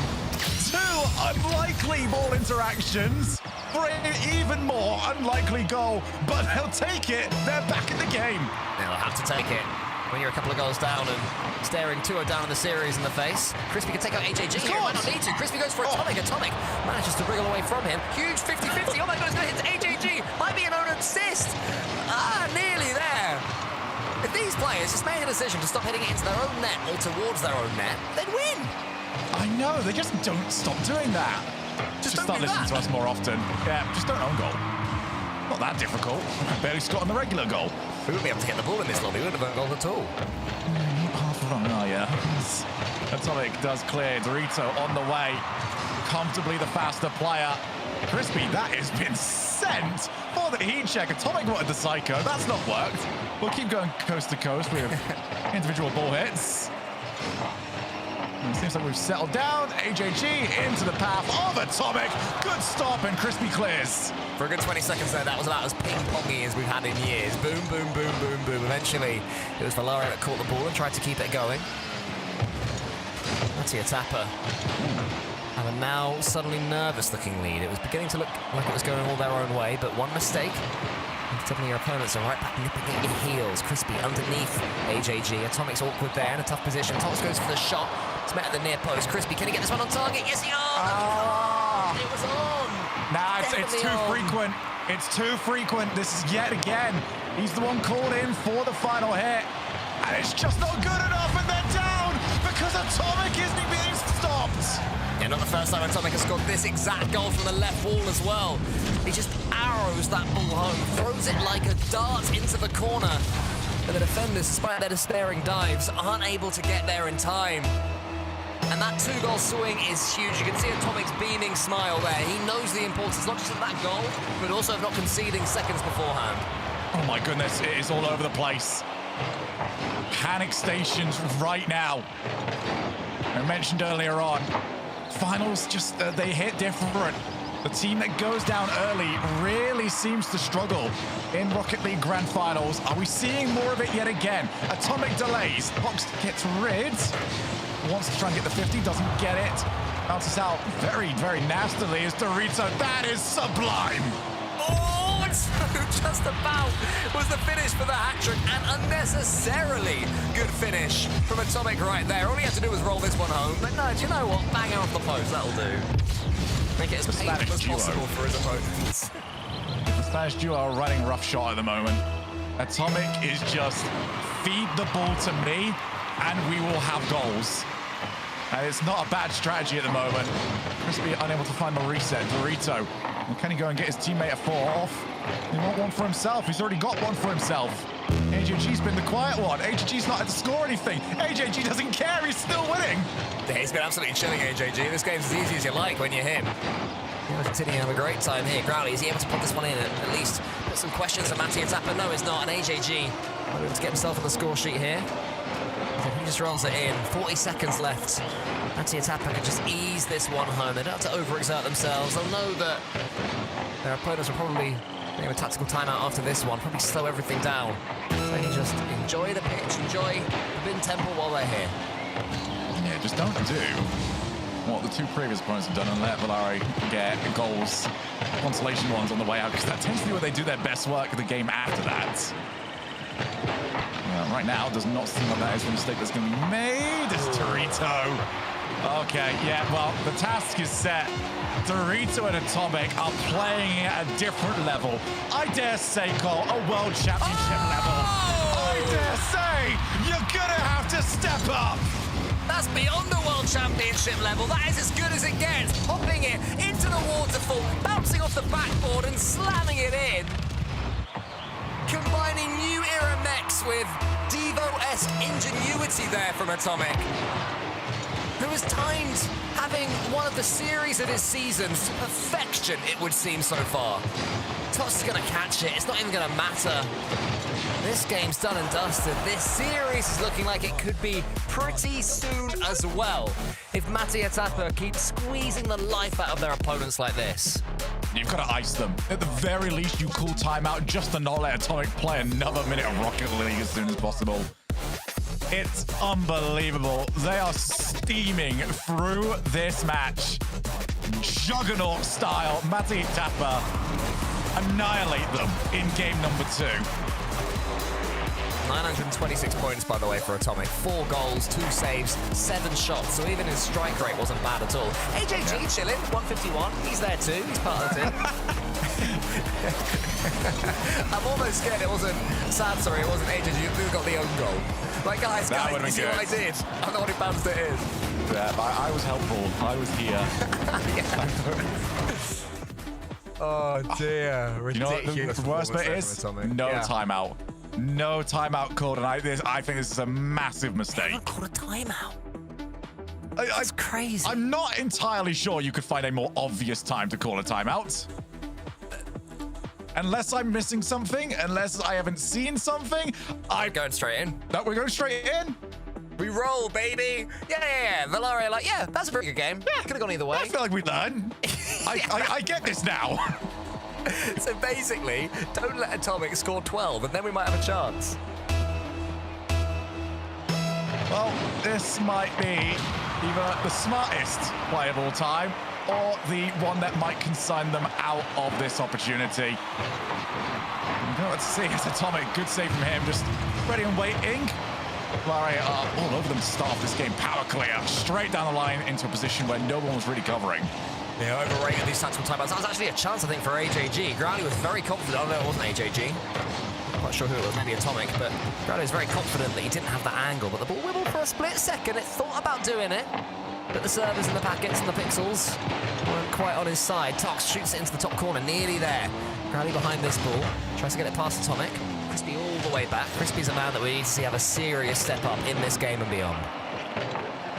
It's the small moments that aren't working for him, and he is the one positioning himself as third man. I do find that interesting because that was Tox's job earlier on in the tournament.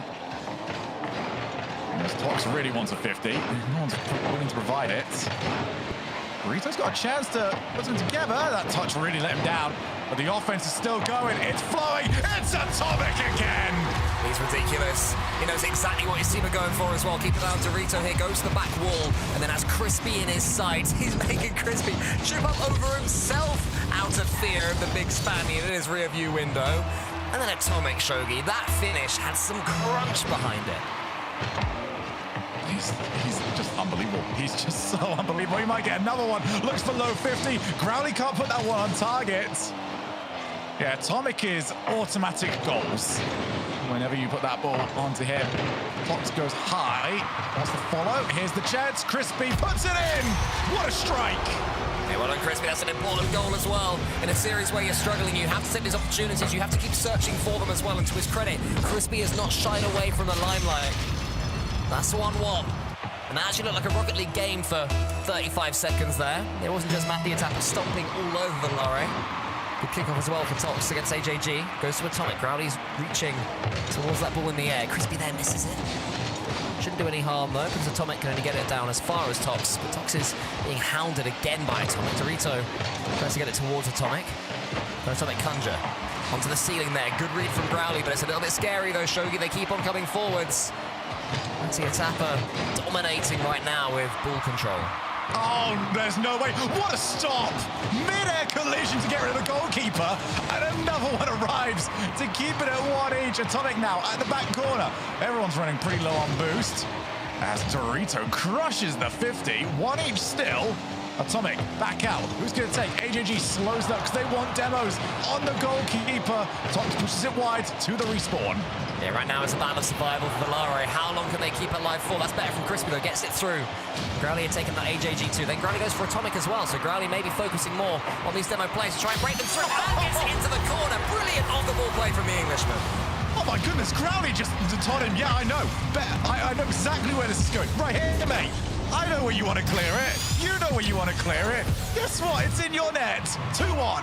Valaro starting to play some Rocket League, Shogi. This is what we needed to see. We've been saying that they've been starting slowly in these series. It's exactly what we said. Timeouts are for fools. Yeah, true. Keep on rolling, baby. More momentum. Always go next. Between this one. Exactly. Just instantly start the next game.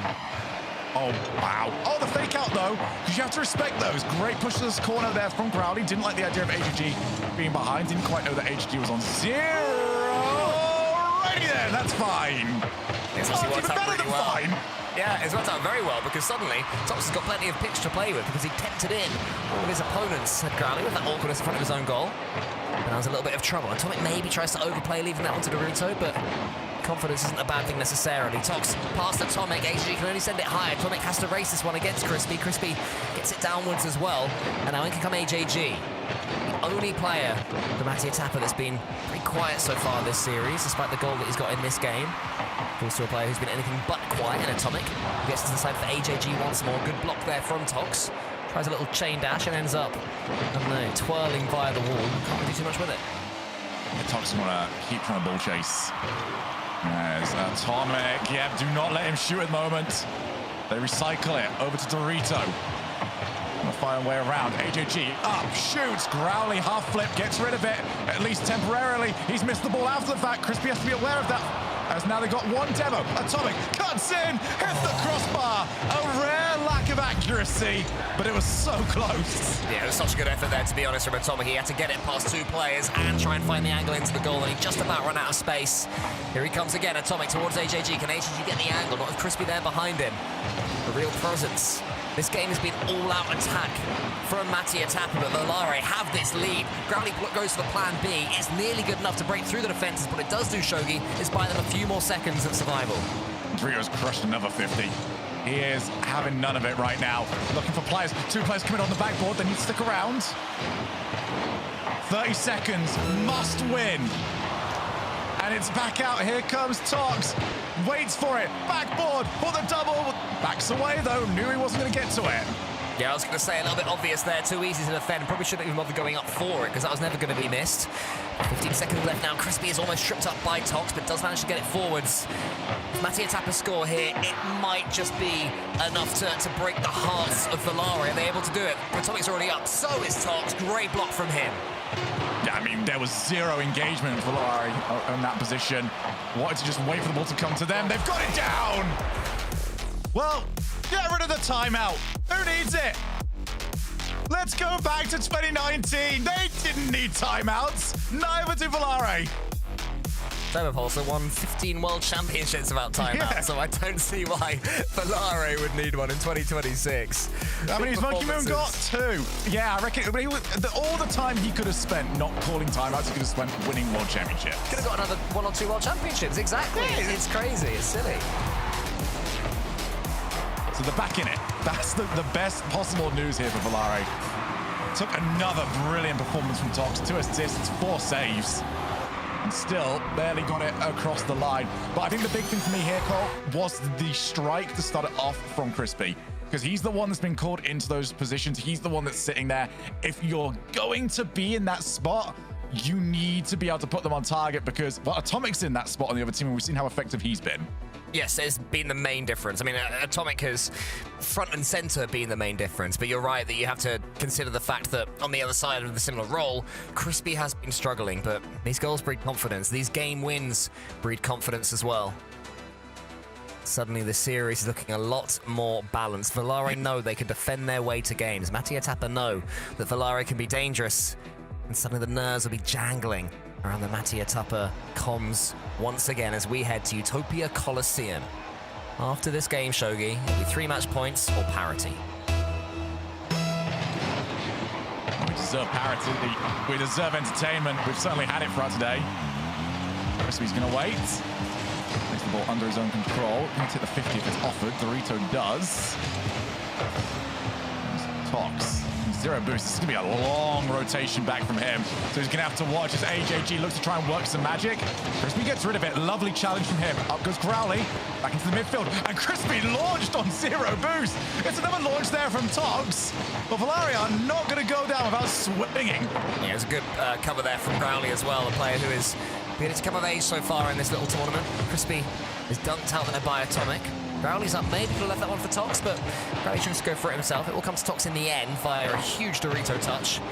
Tox has got the wherewithal to take that catch and use the space that he's got until Dorito nibbles at his heels. Atomic into the center, where's that going to fall? Only as far as Atomic.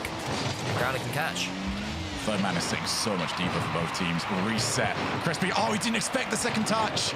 That's so unfortunate. Just the air roll, took it away, and Tox has to be ready for the power that was available. He doesn't care, he's going to keep going, he's going to challenge it. The ball's the opposite side of the field. This is definitely the tension game. Every series has one. Even when there's goals flying in, there's one that will finish 0-0 or one will finish 1-0. Wow. After an overtime. But despite that, there's been a huge overcommit. No, call the timeout now. That's the mid-game. You still got it, lads. Oh dear, I thought to myself when I saw Growly approaching, that's not enough angle you've given yourself. I don't know if he tried to play the shot. I don't know if he was trying to set it for his teammate, but they've got to put that behind them now. It's still 0-0. Yeah, that has to be a goal. I mean, even after Growly doesn't get it on target, Tox had every ample opportunity to himself. And then Crispy shooting straight at the keeper as well. These things happen. It remains 0-0. It could have been worse. They could have been done on the other side for the 2-goal swing. Instead, it's Crispy towards Growly. This one surely goes in into the top corner. And Dorito helps it in, and we're back to own goal territory. Why do they keep doing it? Yeah, Dorito, I think, was just like, this is how it's done, guys. You keep putting it in positions that isn't the goal. Well, it's 1-0. Someone make this ball explode. Come on. The goal just got a little bit smaller. That'd be a heck of an April Fool's. Yes, that would be so funny. Crazy. I would love seeing the pro players moan about that on Twitter. Oh, it's not fair. The goal's too small. Well, you know? they'll certainly be saying that exact same thing if you're Valari at the moment. Still, they're 1 goal up, and it's following a similar pattern here, Cole, where Valari look like they're being annihilated, and they just creep their way back into the series. The momentum has well and truly swung as one more demo flies in. It was Growly landing, hunting, on the prowl, getting the demo, and then Tox bounces it in.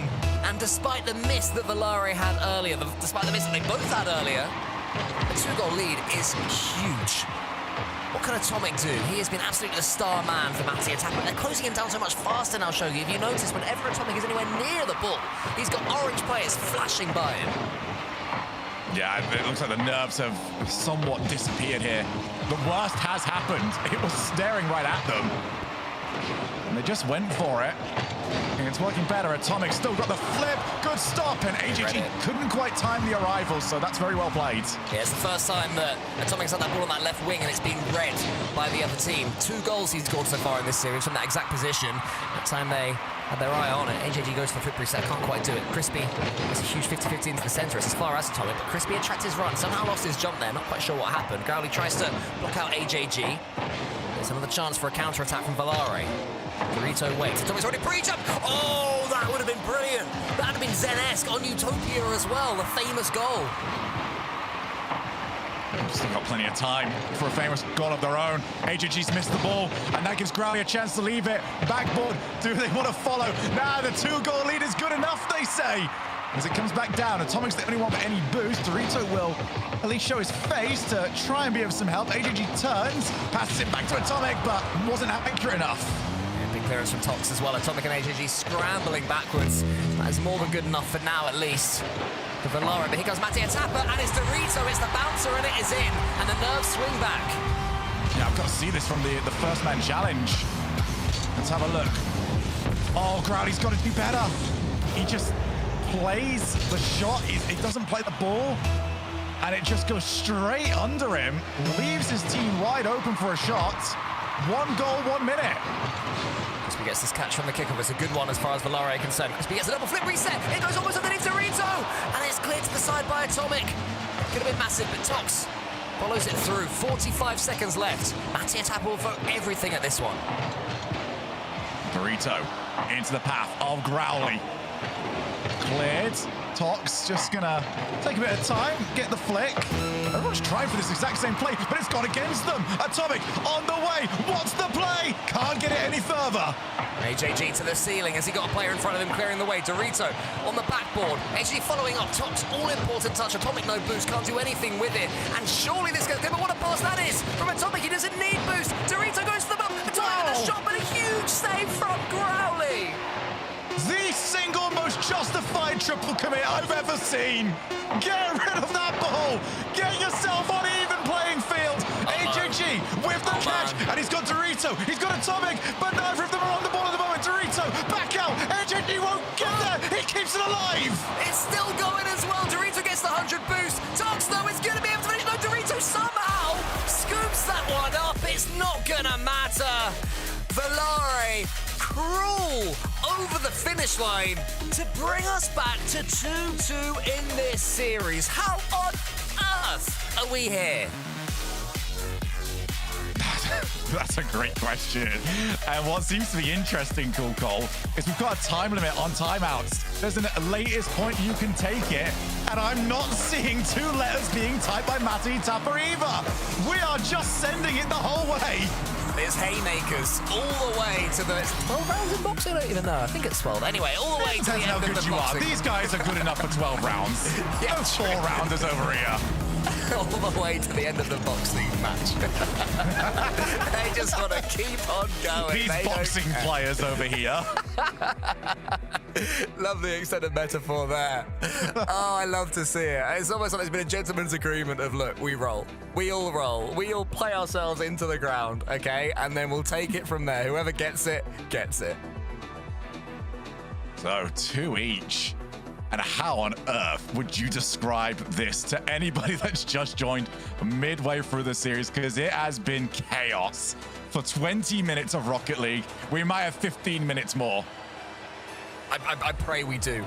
I apologize for the for the hearts of these players, but this is a series that deserves 7. It feels like it's heading there. And it feels like the entire way it's going to feel like Matty Atapa should be on top. But should isn't a word that exists in Rocket League.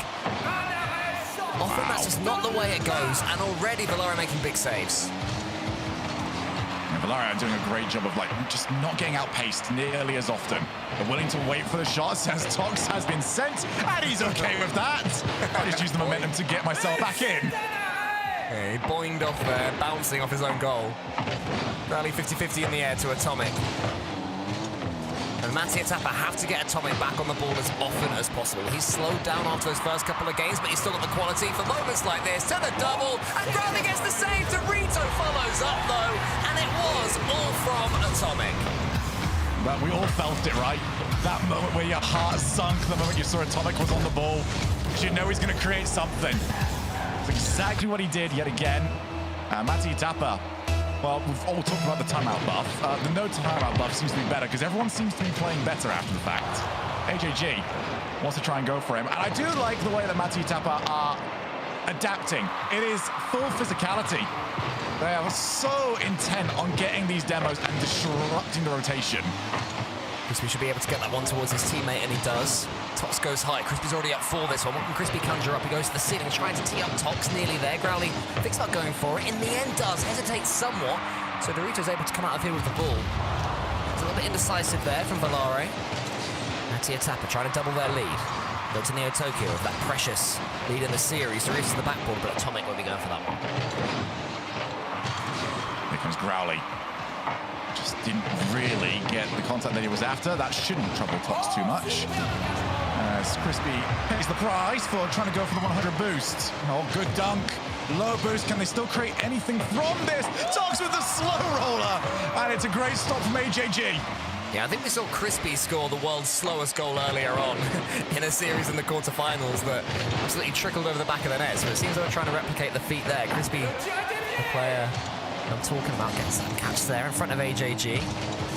Volare seems to have sent the flow for now, Shogi, but I'd say this is still Matty Atapa winning this one on the eye test as well as on the scoreboard. I think there's been many occasions where Matty Atapa have not been winning the eye test in this series. That's well, certainly one way of clearing the lines. Atomic takes the shot. AJG, has he caught Tox out? That's a silly question. Of course he hasn't. Well, in the end, full to Growly, who goes high. Atomic is ready for that one. Matty Atapa continuing to knock on this door slowly, not quite barging it down just yet, but certainly a few tentative taps. See if they can be let in. So AJG comes forward around this corner. A wall dash as well on the way. So they go over relatively safe. He does get the demo on Crispy. So the defense will be taken away by a third for now. They're very comfortable, aren't they, Volare, defensively? For the most part, they're able to deal with such threat.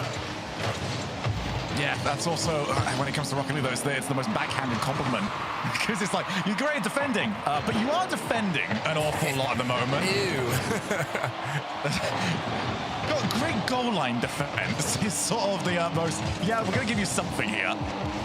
Matty Tapper have got to do their own defending right now, and the breakaway. Tox by himself. It's not the 50 he wanted to see. He's going to want to see this less, but Crispy gets to it.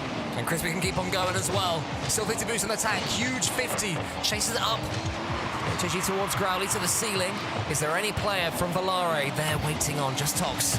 Not much boost either. That will go over the top of him. Crispy's all the way back by himself as well. Atomic gets past him with such ease, and Crispy has got no boost left to chase. So once again, all the boost is going with Matty Tapper. All the possession and territory of them as well, but only one goal to the good, and that may well not be enough. The other boost is getting completely burnt up because no one on Valare is willing to wait for the play. They want to challenge. As you see yet again, just diving forwards. Still only one goal.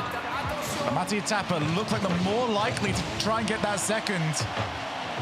As Atomic does well, just adjusts his approach midway, realized he was going to get beat to it. Growly uses everything, still gets to it, but Atomic's got the reads. Yeah, that's just what Valare want you to think, Shogi. They've got it all against them. That's when they do their best work. That one's slightly off target. Valare have to get hold of this ball, though, if they are to get a late comeback here in Paris. Growly onto his own back. We've said that a few times, Growly. More than comfortable playing it across his own goal. It's brave. Will it work out? Atomic straight down to Crispy. Growly's on the wall. Leaves it. Oh, Tox is so far back, though. He was picking up the 100s. Good idea. Bad execution. Tox to the catch. Avoids AJG. Doritos coming in. Crispy should be able to get this save. They have to do so much more than Valare. They have to get hold of this ball, and Atomic almost able to kill it. Growly long. Do his team have enough boost to do anything with this one? Tox will at least get the catch. Has to turn this into a reset or something to keep it high, because right now it is looking like Matty Tapper are going to be able to go into game 6 of the lead. Crispy around the corner. Crispy gets it across. Oh! But it's just in front of Tox. His arms weren't long enough. And it will be Matty Tapper that go 3-2 up.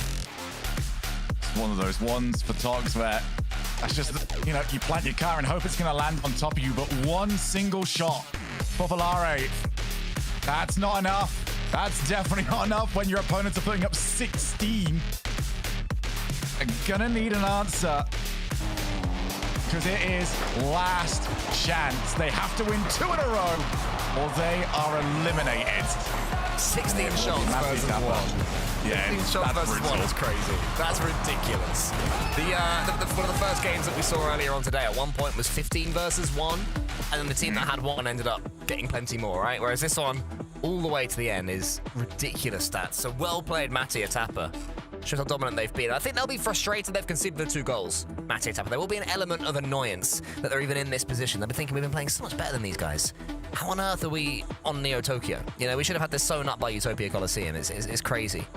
But they're at where they're at, and they're going to have to take that final step forwards. AJG, Atomic, and Dorito have the opportunity to make their first RLCS lands this season, and they can do it over the next 5 minutes, breaking Valare's hearts en route. Are they able to do so, Shogi? Does this game look as dominant for the team in blue as the others have?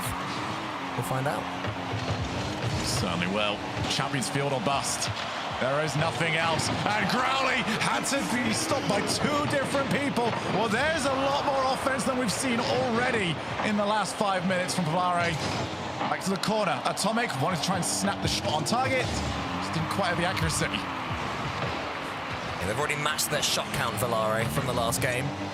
Are they able to do one more? Can they double their shot count from the last game by getting another in the next 4 minutes and 20 seconds? Not with that touch there from Tox. Puts Growly in a slightly awkward position, but Growly does great to do something with it. Dorito faked him out, tempted Growly to send it forward to Dorito until Tox comes in with a decent dunk. He was waiting underneath it, hoping there'd be a miss, but not to be the way Matty Tapper are playing right now. I feel like Matty Tapper aren't going to give this game away.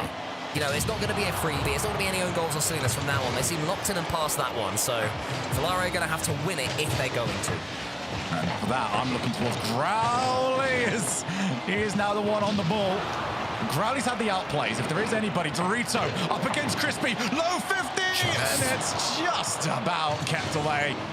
You can afford to go neutral. You can afford to win it. Just don't lose that one if you're Crispy. As Dorito pre-jumps. What a goal!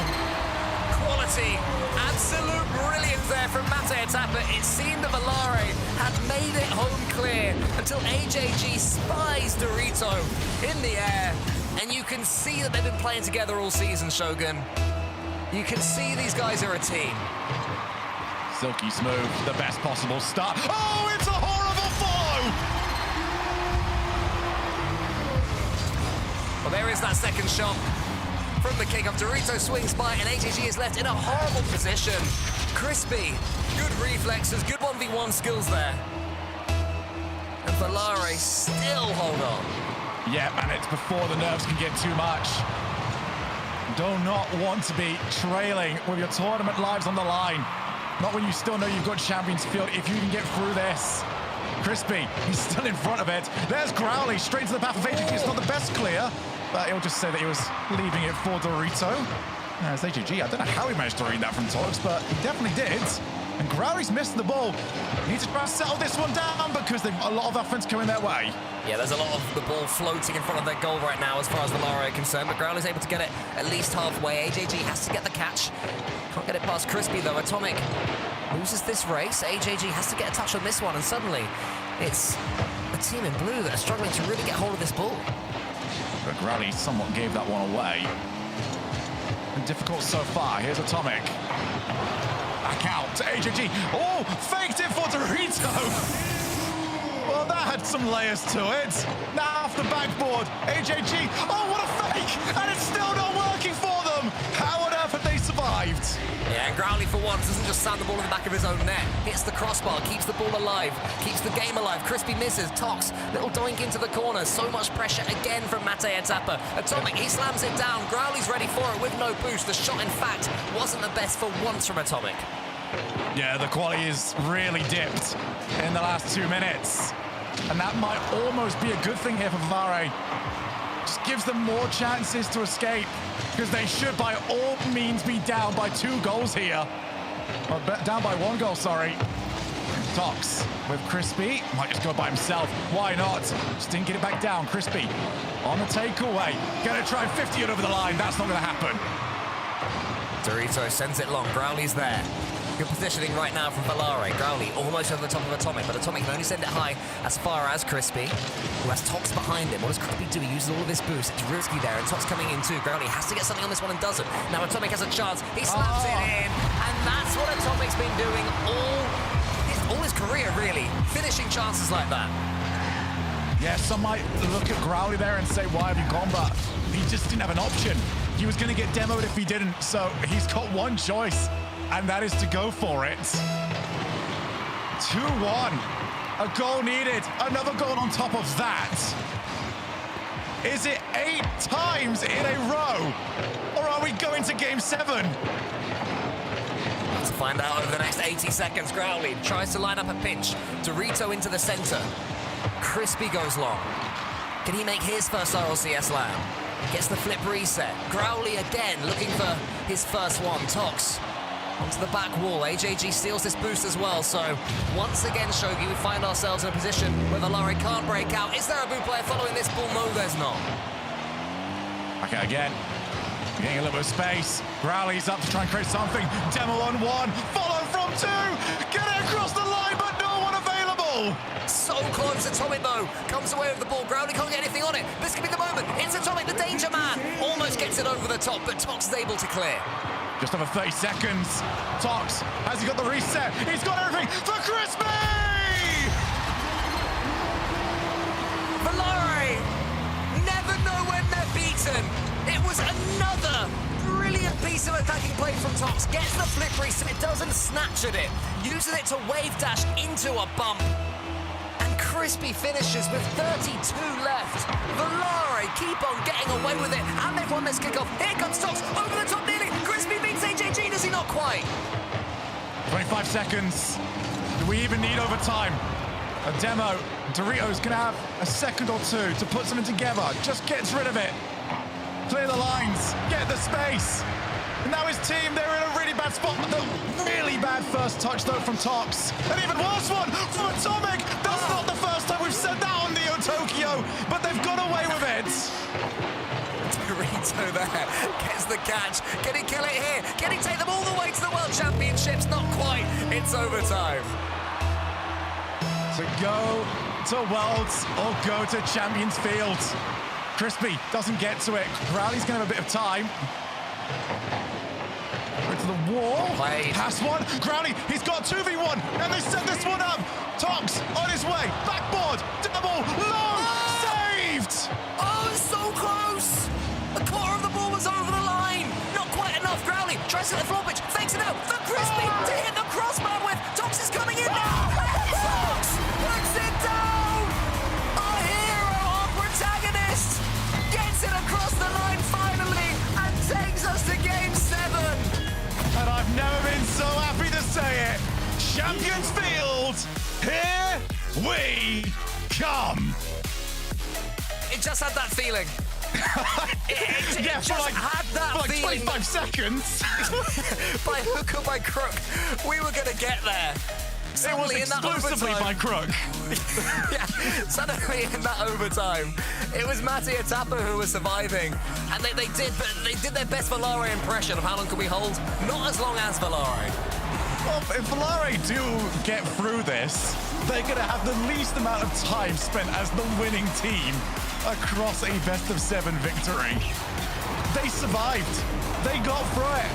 And the goals they got were just pure grit. Just get the 50s, get us, do whatever we've got to do. Just get us to Game 7. And Shogun, the gentleman's agreement has been fulfilled. There is no tactical timeout. Mete and Tapper are like, yeah, go on, go next. Fair play, lads. You beat us in heartbreaking fashion after equalizing in equally heartbreaking fashion. Let's go Champions Field, baby.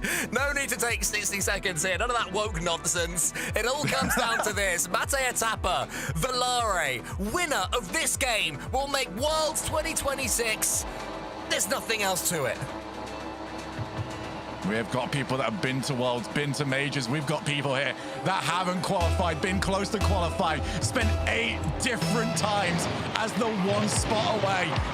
13 times he's been 2 spots away, but now he's got to get himself back because Crowley is in a bad spot. Both of his teammates had to get it. Now Tox on the break, just spent a little bit too much time setting up. And there will be no time to ease into this final game from the kickoff. It was Mattia Tapper who had all the attack. Great challenge again from AJG. Crispy's in trouble here. Gets something on it somehow. Atonic's coming in. Atomic shoots. Saved by Tox. That was almost so unfortunate. Crispy was bumped into the ball for the pull shot. Crispy's on his way up. AJG happy to meet him. This is all about mid-air 50s and getting the follow. It's all about demos. Across. Tox does take it straight into AJG. 250s for him. Atomic, that is so early, but that's what it's going to take in this Game 7. No fear. And Cole, this is about staying as close to your ceiling as you can. Yeah, holding your nerve any which way, even if you can see the goal, which you're about to do, Valare. Dorito maybe could have shot there, I think, but didn't quite do it. Great challenge there from Crispy, though. Can he get the dunk? The follow through. Crowley in there. Tox thinks about going for the ball, but doesn't in the end. AJG can slow everything right down for 3 or 4 seconds. Crowley just hesitated. He was not happy. They're going to be even more unhappy. Crowley's going to get rid of it. It's messy. It's horrible. It's a game to send you to Worlds. Of course it is. Tox off the wall with 12 boosts. Would love a little bit of support. Crowley's trying to provide him. He's going to have to get 3 demos in a row if they're going to make anything from this. And that's not on the cards. I've no idea how this one is still no. I'm not sure how Mattia Tapper haven't taken the lead up to now, but that's been the story of the series. Crowley bumps away AJG. Atomic has to rush into this one. AJG no boost. Will it spawn for him? Yes, it does. Crispy, though, wins the 50-50. Atomic there wants to tee it forward for his teammates. AJG to the ceiling. Growly goes up, but Tox clears it to the side. It's Mattia Tapper attack after Mattia Tapper attack. Oh, Crispy's so low. He needs some help. These demos are running rough shots, but they've survived them. Mattia Tapper, the game plan is clear. Just aim for cars. Growly's trying to do the exact same, but now it's time to get back because Crispy's again 3rd man. We're in a position to really create something here. AJG doesn't have Atomic around, who's sitting very deep. Atomic tries to go for the double here, gets something on it as well. Dorito was giving that one a go, but Crispy was watching it all the way. You were saying earlier you got to respect it when Atomic goes for those. Almost respected correctly. AJG, couple of touches. Brownie from the backboard. Brilliant backboard defending from him. Valare still stay alive. Demo, another one, rains down upon them. Crispy's up, but he's going to get beaten so easily because he knows that Growly's spawning back left. What can he do against AJG, who gets the flip reset, but not enough to get past Tox? Yeah, if you're Valare at the moment, the rule is very simple. If you're not supersonic, you're demoed.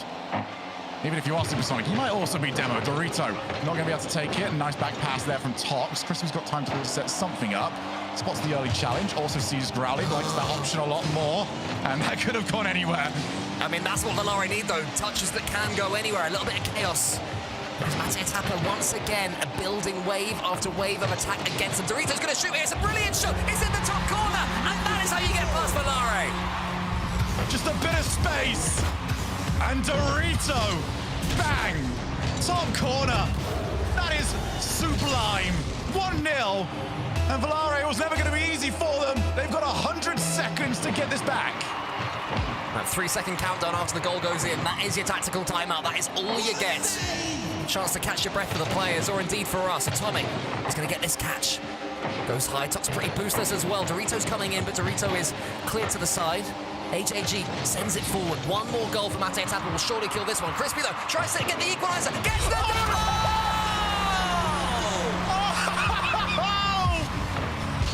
Crispy just burned them! Oh my goodness!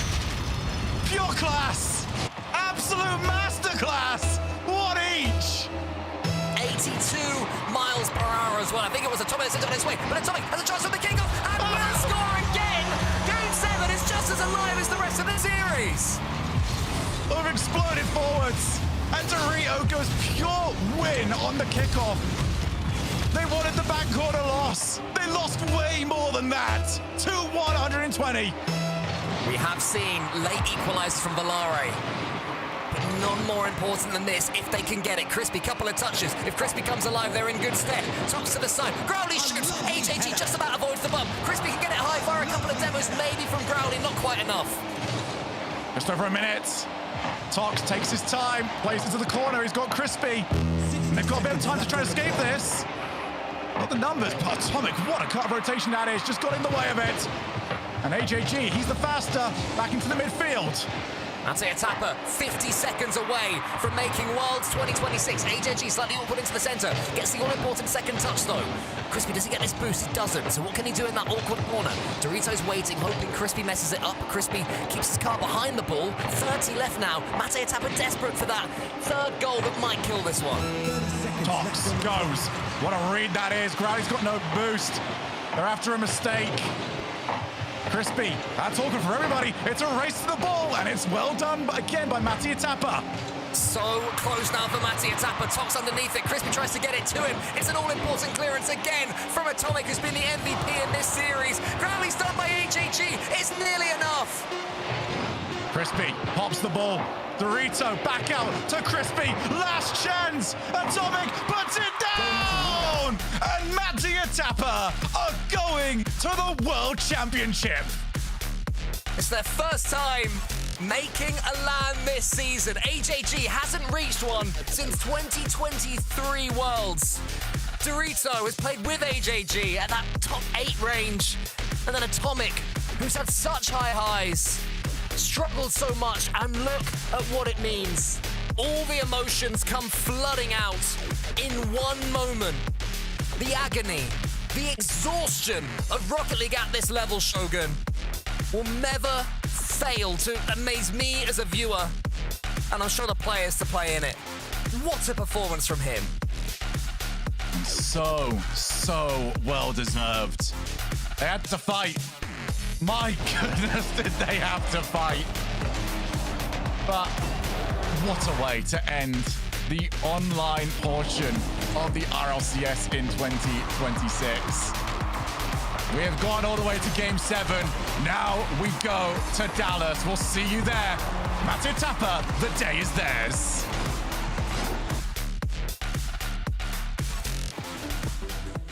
Still thinking about that Crispy goal and the fact that they immediately get a kickoff on the fall or on the other side of it, Herc. I mean, Oh, what a game. Man, What a way to qualify. That is an insane way to qualify because it was very much earned, right? That was not handed to you. You definitely earned your spot there as the 6th seed for Europe. My God, that's an exhausting series to have to play to be able to sustain yourself. The back and forth. I mean, Bates. I mean, what do you make of the number 6 seed from Europe? Is that Mate Itapa? Yeah.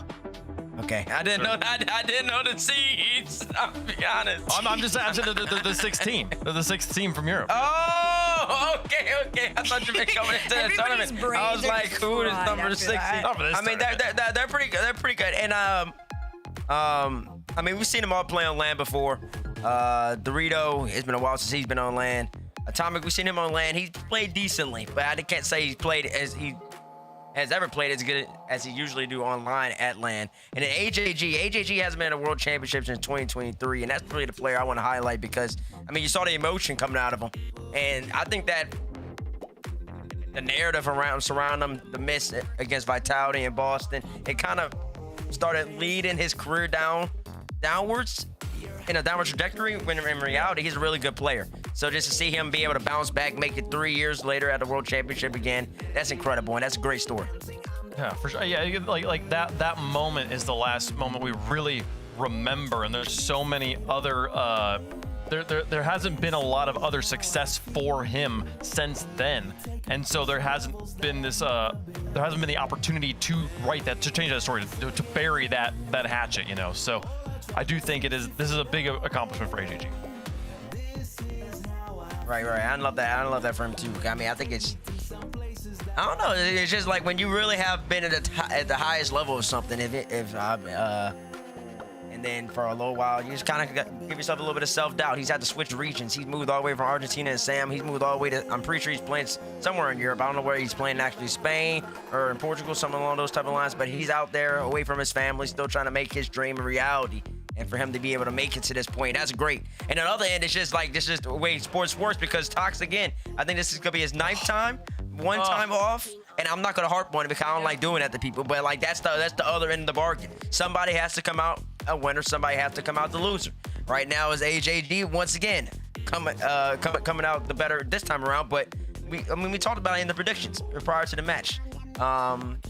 Before success, there has to be failure though. And as long as he keeps trying, there's always a chance. And so I do hope that Tox keeps his head held high. Same thing for Crispy. Same thing for Growly. And I like the way this team looks. If they can stick together. I know people don't like doing that in the RLCS, but they can stick together throughout the offseason, keep on improving, and keep on learning and growing one another. I don't know. They might be able to make some waves come next season and potentially contend for EU 5th spot so they don't have to be in this position. As we take a look back through the series, Mata Itapa's getting the first 2 games cleanly, and then Volare bouncing back. 2 games answered. Parc de Paris gonna go back the other way. The overtime on Neo Tokyo. I mean, Herc, this was such a back and forth series that was not over until the final goal went in. Oh, 100%. A big part of that is, credit to Volare for fighting tooth and nail to the very last second, right? That's the kind of Rocket League that should be played in an LCQ final like this. You take it all the way to the end. You're trying as hard as you might. Like T-Bait said, somebody's got to win. Somebody's got to lose. The flowers to Volare is the fact that they all combined have never stopped giving up, right? And the same can be said for Mata's Itapa. They, never gave up. And they never did. We are joined by Atomic, multi-land veteran, but back at the World Championship yet again, sir. Congratulations on the victory. I gotta just walk me through. What are you feeling right now? What's the vibes like on your team? We saw the emotions flow in the moment. The ball hit the ground there. What's it mean for you and your team? I mean, well, thank you for the the words. Well, to be fair, like this season has been very rough. I think for all of us.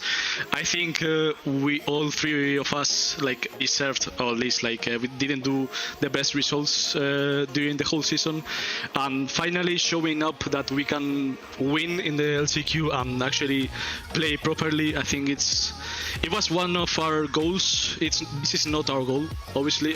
We won the LCQ, but we want more. And yeah, when I saw the ball dropping, obviously, like I was very happy because the series went a little bit harder than we expected. So yeah, I was really happy, and now like I was screaming, obviously, the win. So yeah. Well, I want to ask you, I mean, you've got Worlds coming up now. You're coming in as the EU 6th seed, and there are so many teams that you guys are going to be facing off against. Is there anybody in particular that you're looking forward to having the opportunity to play against? I mean, to be fair, we don't have any specific opponent to play. I would like, obviously, if we keep doing good playing Twisted, I would like to play my previous team. But yeah, I mean, I don't really have a specific opponent. Obviously, I think the EU teams are probably the harder to beat. But yeah, like I love to play against anybody. I don't really care who will play. We will try to win and try to keep moving forward. Congratulations on the victory, Atomic. Real big ups to you, clutching up. And then question that's not Rocket League related, but kind of Rocket League related. How has it been playing with Argentinians since, you know, y'all, your country beat them in the World Cup final? Wait, give me 1 sec. Okay. So I would like to remember that this, I don't know if it's showing good. Yeah. This should be 2 stars instead of 1. So I remember every day. I remember AJG every day that Spain is the best country. Obviously, like there's no bad feelings, there's no anything. Obviously, I know some Argentinians are mad with the Spanish people, but yeah, like our team environment is insane. It's perfect, I would say. Like we are close friends, we talk every day, we laugh every day. Even today, there are days we were laughing sometimes. So yeah, I mean, what can I say? Like I love my team. I love both of them, Dorito and AJG, and it's really like it's really good that this win was with them, obviously, because I think I wouldn't have that fun probably with other people, mainly because speaking Spanish is easier for me as well. So yeah, I mean, what can I say? Like I love my team. I love Argentina. Sorry, but obviously Spain is the best country. But yeah, that's it. I love that. Oh, it's healthy and beautiful. Hey, I mean, Atomic, congratulations again. Any final shout-outs you want to make? I mean, are you guys going to stick with the name Mate y Tapa for Worlds? Are we going to rebrand there? Like, what was you feeling? I mean, well, first of all, I need to say that it's not Mate y Tapa, it's Mate y Tapa. So basically, like I've been hearing, I think, I don't know, I actually don't know, but I've been hearing a lot of people say mate and tapa. I was like, no, it's mate, which is like a drink. We said mate y tapas, and we thought it was like friends and food, but then we looked, the chat actually corrected us, like, oh, it's like the tea and tapas. Okay, we got it, we're on board. Nah, it's fine. I mean, many people like said mate, like friend, you know. So it's like I understand the thing about like and about the change. I don't know if we will get an org. I don't know anything at all. Obviously, like our main goal is working. Maybe the good things will come. I don't know. Like we just gotta keep working by ourselves. Next thing is the EWC, and we will be going there. So we will be working 10 times harder for that, and hopefully we can qualify. And then we will see. But yeah, I don't know what's gonna happen in the future. You know. That's fantastic, Atomic. Congratulations on the victory. Good luck at the World Championship. Thank you. Bye-bye. All right. That is the European LCQ champion locked in. Mate y Tapas will represent Europe as the 6th representatives at the World Championship, and who knows, just maybe Bates, we'll still have Atomic as a world champion, just not the current Atomic who's a world champion. Oh, you're saying Atomic Spanish Atomic's gonna come out a world champion? Well, I'll say this. First off, if any team from the world's playing wins the world championship, it's already impressive. But I know there might be an asterisk if Team Falcons wins the world championship. So I'm gonna take them out of the equation. If any of the other teams come out of the world's play-ins and they win the world championship, I would be quite impressed. That would be one of the greatest runs ever. Like ever. Is the world playing all one day? Is that all one day or is that multiple days? Wait, I don't remember. I don't know.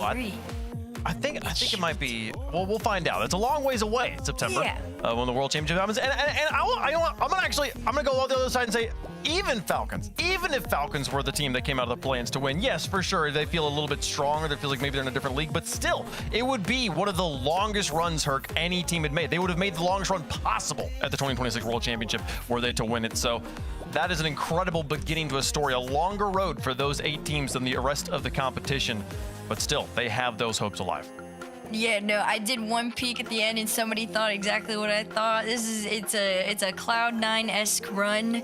If they're able to pull it off, it'll give one of the craziest long runs ever.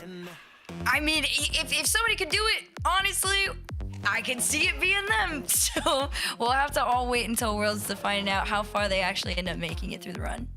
What a run it'll be if they're able to make it there, folks. That is our those are our contenders. The World Championship is the next thing on the docket. It's coming up in September. Get your tickets. If you haven't gotten the opportunity to go, I'd highly recommend you put it on your calendar. Find a way to make it to Fort Worth and be there when history is made. Bates, we're kind of more world champions we got than ever before. I think we got more teams than ever before. It's going to be a fantastic Worlds event. Yep, third time's in Dickies Arena. Monkey Moon's trying to go 3 for 3 in a specific arena. He tends to win the World Championships also on even years. Even numbered years? Yeah, we go to Dickies Arena 2022, 2024. He's trying to win 2026. This time he's trying to win for Mina. It's interesting as well. Atomic potentially and Sapview. They might make the grand final again. They might try to make amends. They're 0 for 2 in Dickies Arena in the grand final. Falcons, they're trying to make some noise in the play-ins for kind of a 1v1 champion, a 2v2 champion. You see how many storylines we have rolling here? So the whole point I make is that if you have time in September, come on out to Dickies Arena. It's going to be a good time watching the best esport in the world alongside the world's greatest fans. Is that what you usually say, Wade?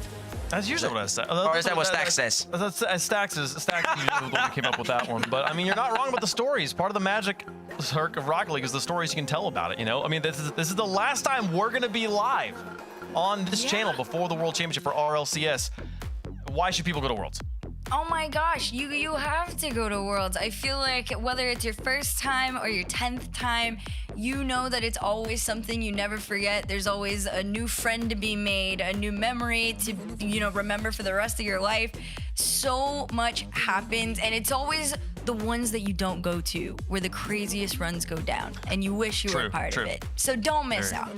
Don't. Well, but if you go, then the crazy run doesn't happen. So you got to stay home. You'll never know. Then I don't know how the math works out there. Chat, thank you so much for hanging out with us this weekend as we went through the Last Chance qualifiers here. That's our show. That's the end of the Last Chance qualifiers, the last online broadcast of the 2026 RLCS season. We'll see you in September for the World Championship. Stay safe out there. Solar eclipses.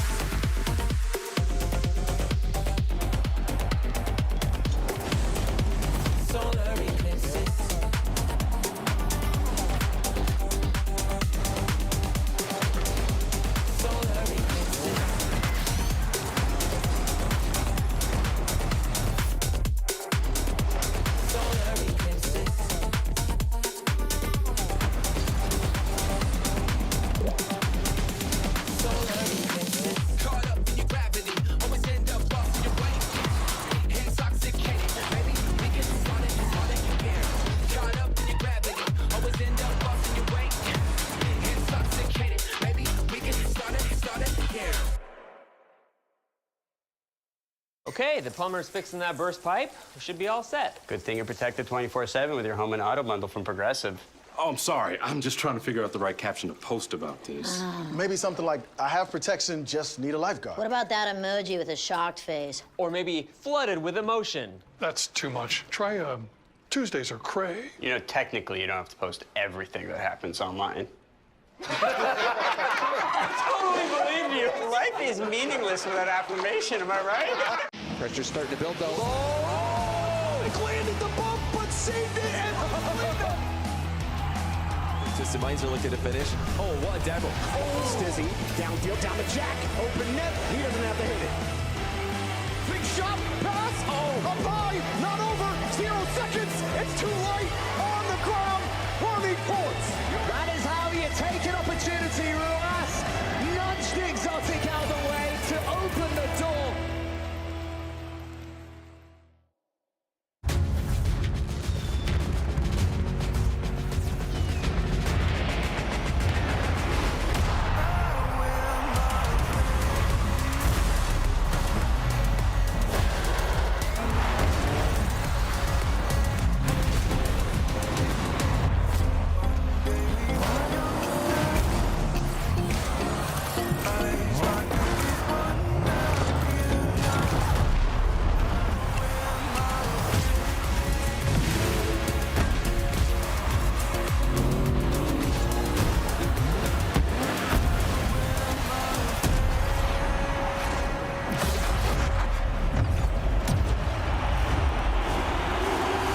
Part of the magic of Rocket League is the stories you could tell about it. The 0-second buzzer beaters, the epic saves, the underdog victories. It's all there.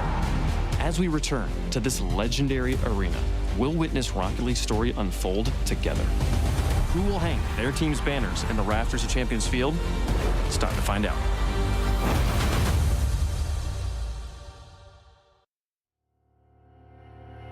I've got you hanging on my words.